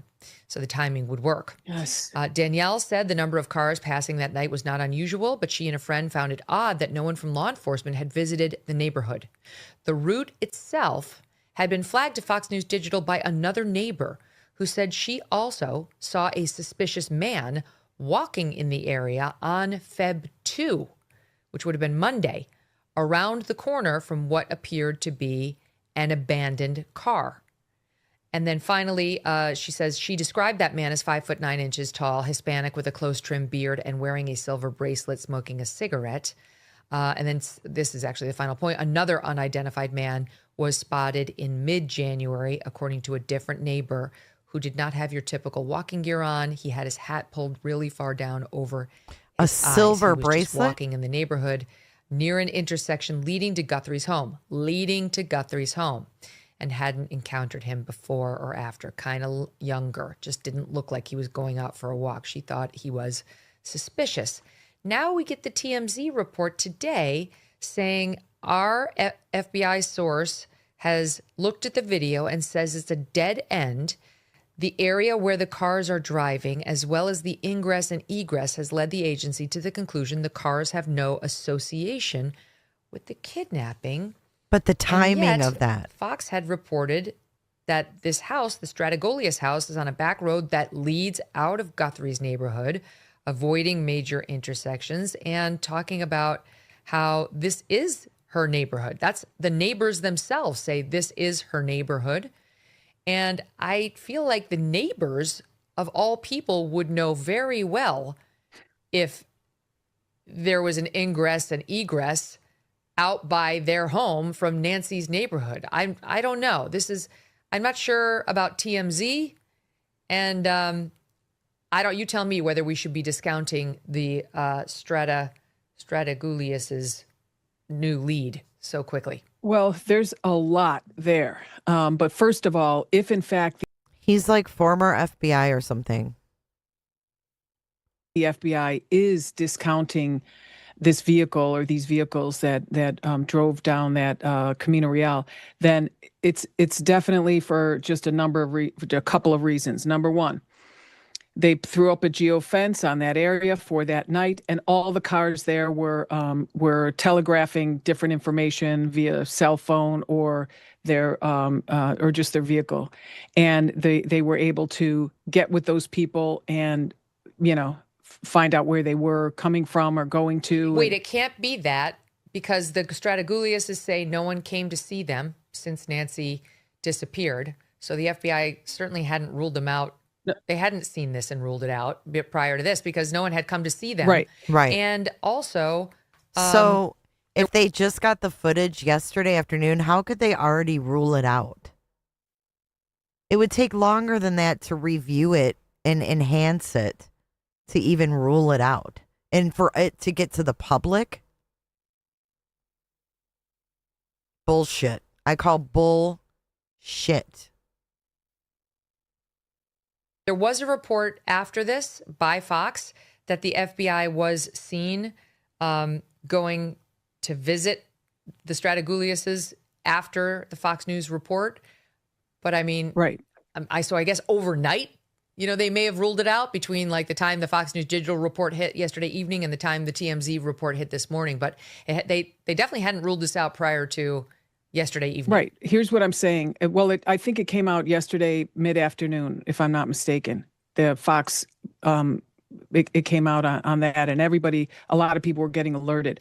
What I'm saying is, right then you've got the cast team with the FBI, and they're already doing all kinds of work, and they're up to their eyeballs in it.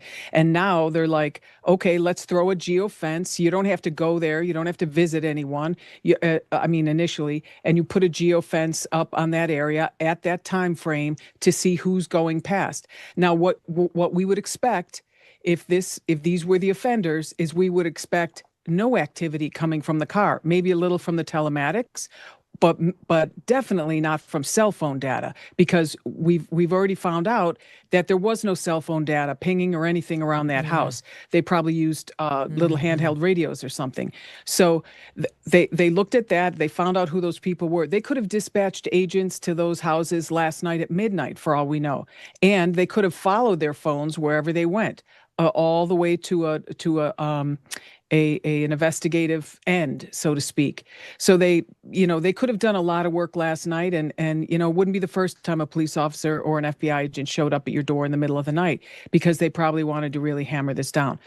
We don't know that happened. We don't know that. Well, if I called and turned in my footage and they show up at midnight banging on my door, I'm going to be irritated unless I'm involved. Why would they go there at midnight? Yeah, either that, or that Miss Conspiracy. Why would they go over there at midnight to talk about this footage? I'd be like, fuck y'all, come back in the daytime. Probably wanted to really hammer this down. We don't know that happened. We don't know that would have. All I can say is I would expect one or two of those vehicles to have no telematics pinging or nothing from phones pinging. If this was our offender, perp, or maybe two vehicles.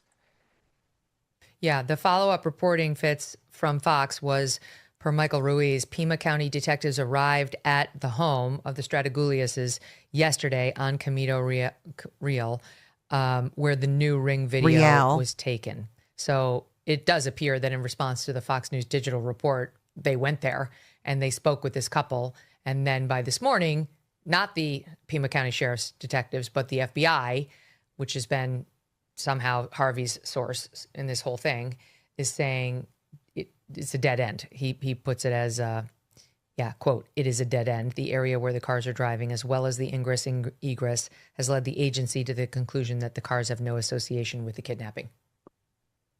Well, Maureen did an eloquent job of explaining the cell tower markers and what's coming out of the car and all those type of things. But I think all of us rely on what's worked for us in the past and investigations, and the technology, of course, maybe DNA, if we're lucky, will ultimately perhaps help solve this case. But I also, in earlier cases I worked, my police career, as well as even FBI in New York and later as a profiler, reaching out to the public is always an interesting way to sort of narrow the suspect pool. And it's certainly in a situation like this. And I would like to see, perhaps on the part of the Sheriff's Department, the FBI, to put something out there like, all right, everybody, we all know about this crime that occurred, when it occurred, where. Can we ask for anybody who was driving in that area, if you're in the range of the internet, which of course everyone is where it's going to be posted, and you were out there driving, could you contact us and let us know? And just maybe you saw something. You're not a suspect. Maybe you saw something, a car went by, somebody pulled over, doing something strange. And then these videos there may be more videos coming in. There may be some we don't know about also. And do your best to slow everything down, blow them up. There's technology now, they can make it probably read the tags. And then if a person in one of these cars does not contact the FBI or the Sheriff's Department, Doesn't mean they're guilty of anything, but it's something I think we'd want to talk to them. They can have an affair and they shouldn't be out, doing what they're doing at 3 a.m., whatever. But let's try to get people to come forward and say, yeah, I was driving right in that neighborhood, or a mile away or 2 miles away. If you're you're in some of these back roads that you described, Megan, I don't know the area well, but I'm looking at the map. This is not a wrong turn you made. You're there for a reason. You know where you're going, most likely. Mm-hmm. And clearly the person who took Nancy knew where he was absolutely. going. And just put out there, hey, anyone who's driving, between 1 a.m. and 3, they can make it anytime they want. Can you just contact us and let us know?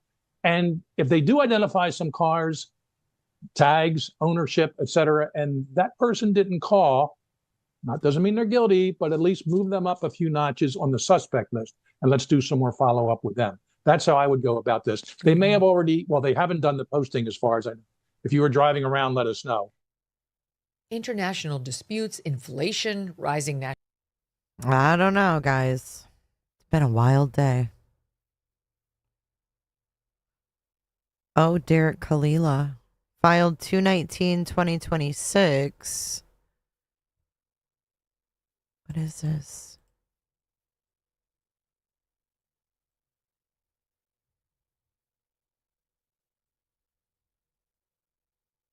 This is for Derek Kalila.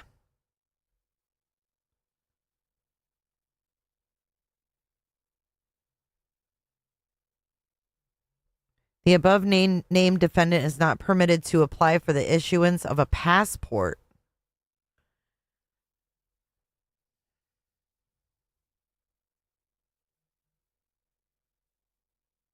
Oh, we already know all this, but here's the documents. These are Kalila's restrictions.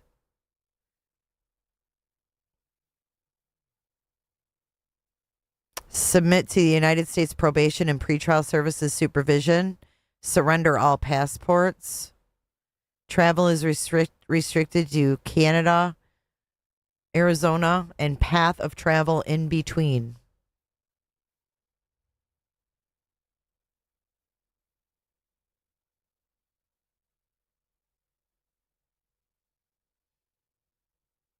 Unless prior permission granted by supervising agency to travel to a specific location.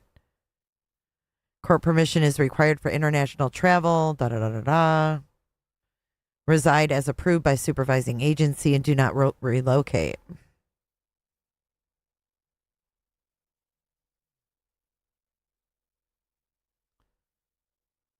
Look at this part.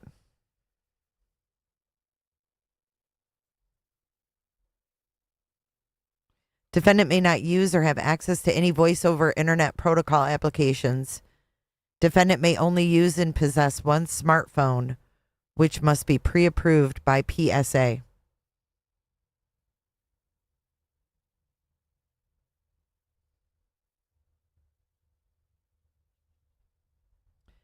See what? Dude, horse with no name, pink hands? Dude, I don't know what you're talking about. I don't see any pink hands. So I'm not discounting Kalila just yet. You can't. It's too much we don't know. It's too much we don't know about him.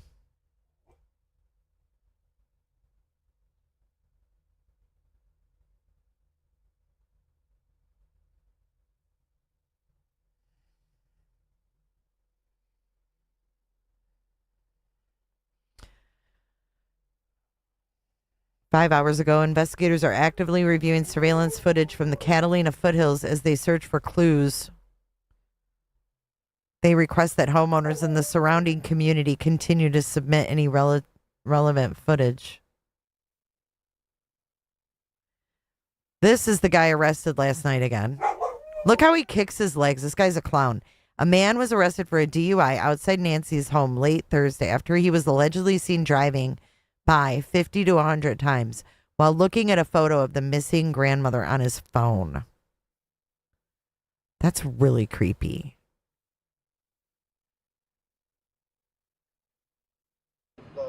He thinks he's funny.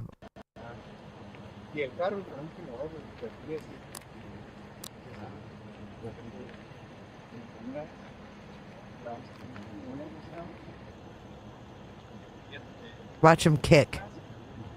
Watch. Happy birthday, Lisa. Happy birthday, baby. Did you see him? He was whiny. You put your right foot in, you put your right foot out, you put your right foot in, you shake it all about. Do the hokey pokey. This is the arrested guy, yeah. He's so stupid. Who? I am. Oh! Why do you care? I got a package and a drink from Wawa. They would have to be looking at that footage still, I would think, because this must be from Gypsy. Oh, wet.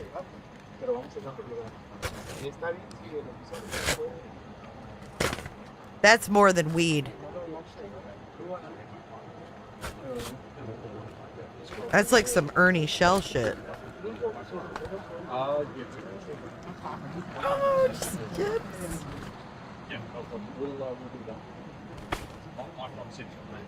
Gypsy, you're so sweet.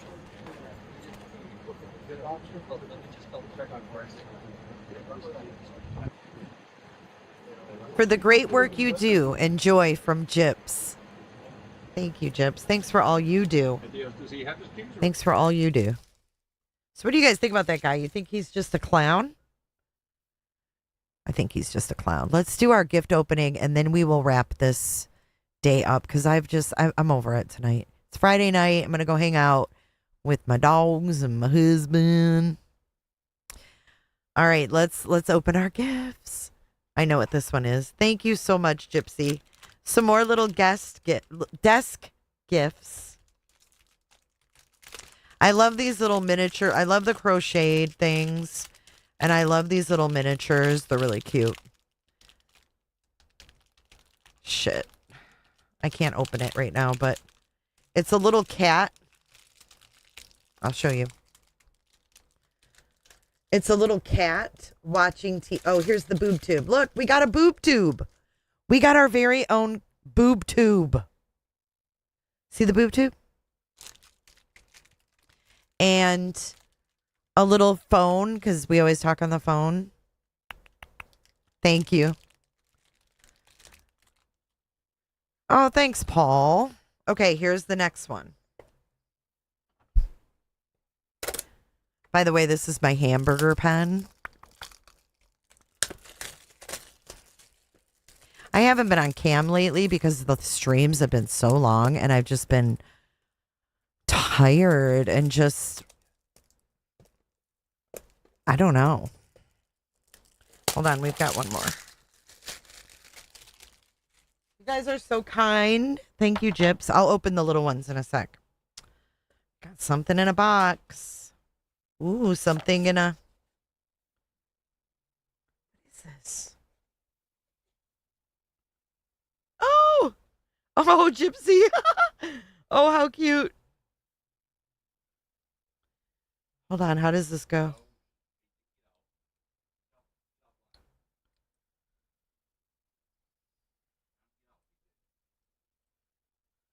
It holds a wine glass, look. I don't know how it holds it, though. I got to figure out how it holds it.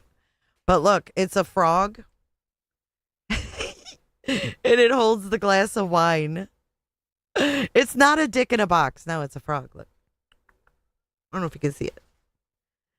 He's like, listen, this is our guy that goes, hello, hello, my baby. Hello, my darling. Hello, my darling. Durr. When we want people to go away.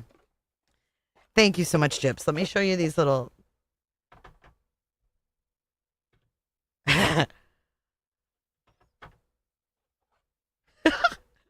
That was so funny yesterday.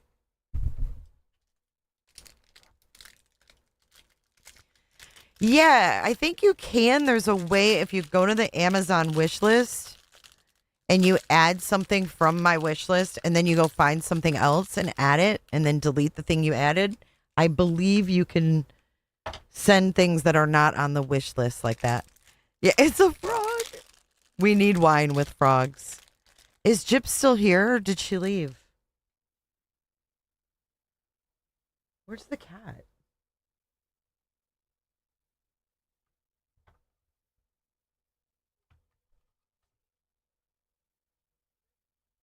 Look, we got the boob tube and the phone. We're retro. We're retro. Penny says, yes, that works. Thank you. You got confused. It automatically sends to me. I know, aren't they cute? We're retro. Sophia, thank you. This guy thinks he can smell colors. Thank you. We got our, like sand through the hourglass. So are the days of the tubes. Thank you so much, Jips. I hope you were here or you'll replay this, maybe. His name is Michigan J. Frog. It is?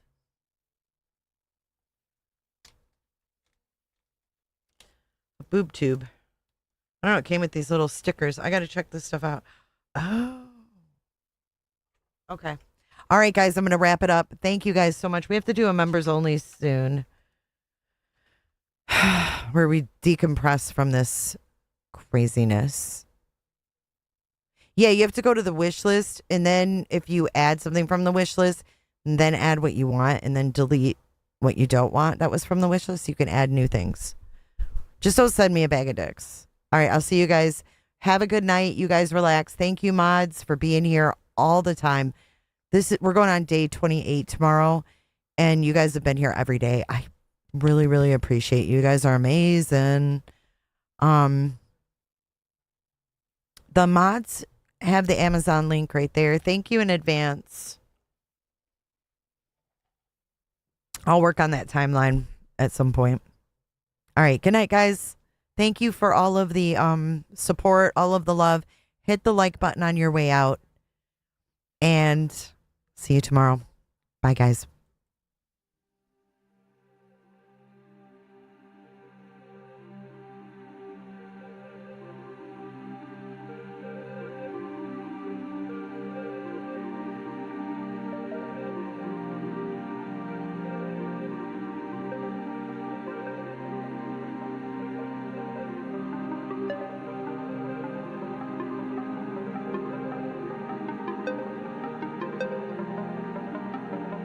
Thank you so much for watching. If you enjoyed this live stream or video, make sure to give it a thumbs up and hit that subscribe button so you don't miss out on my latest content.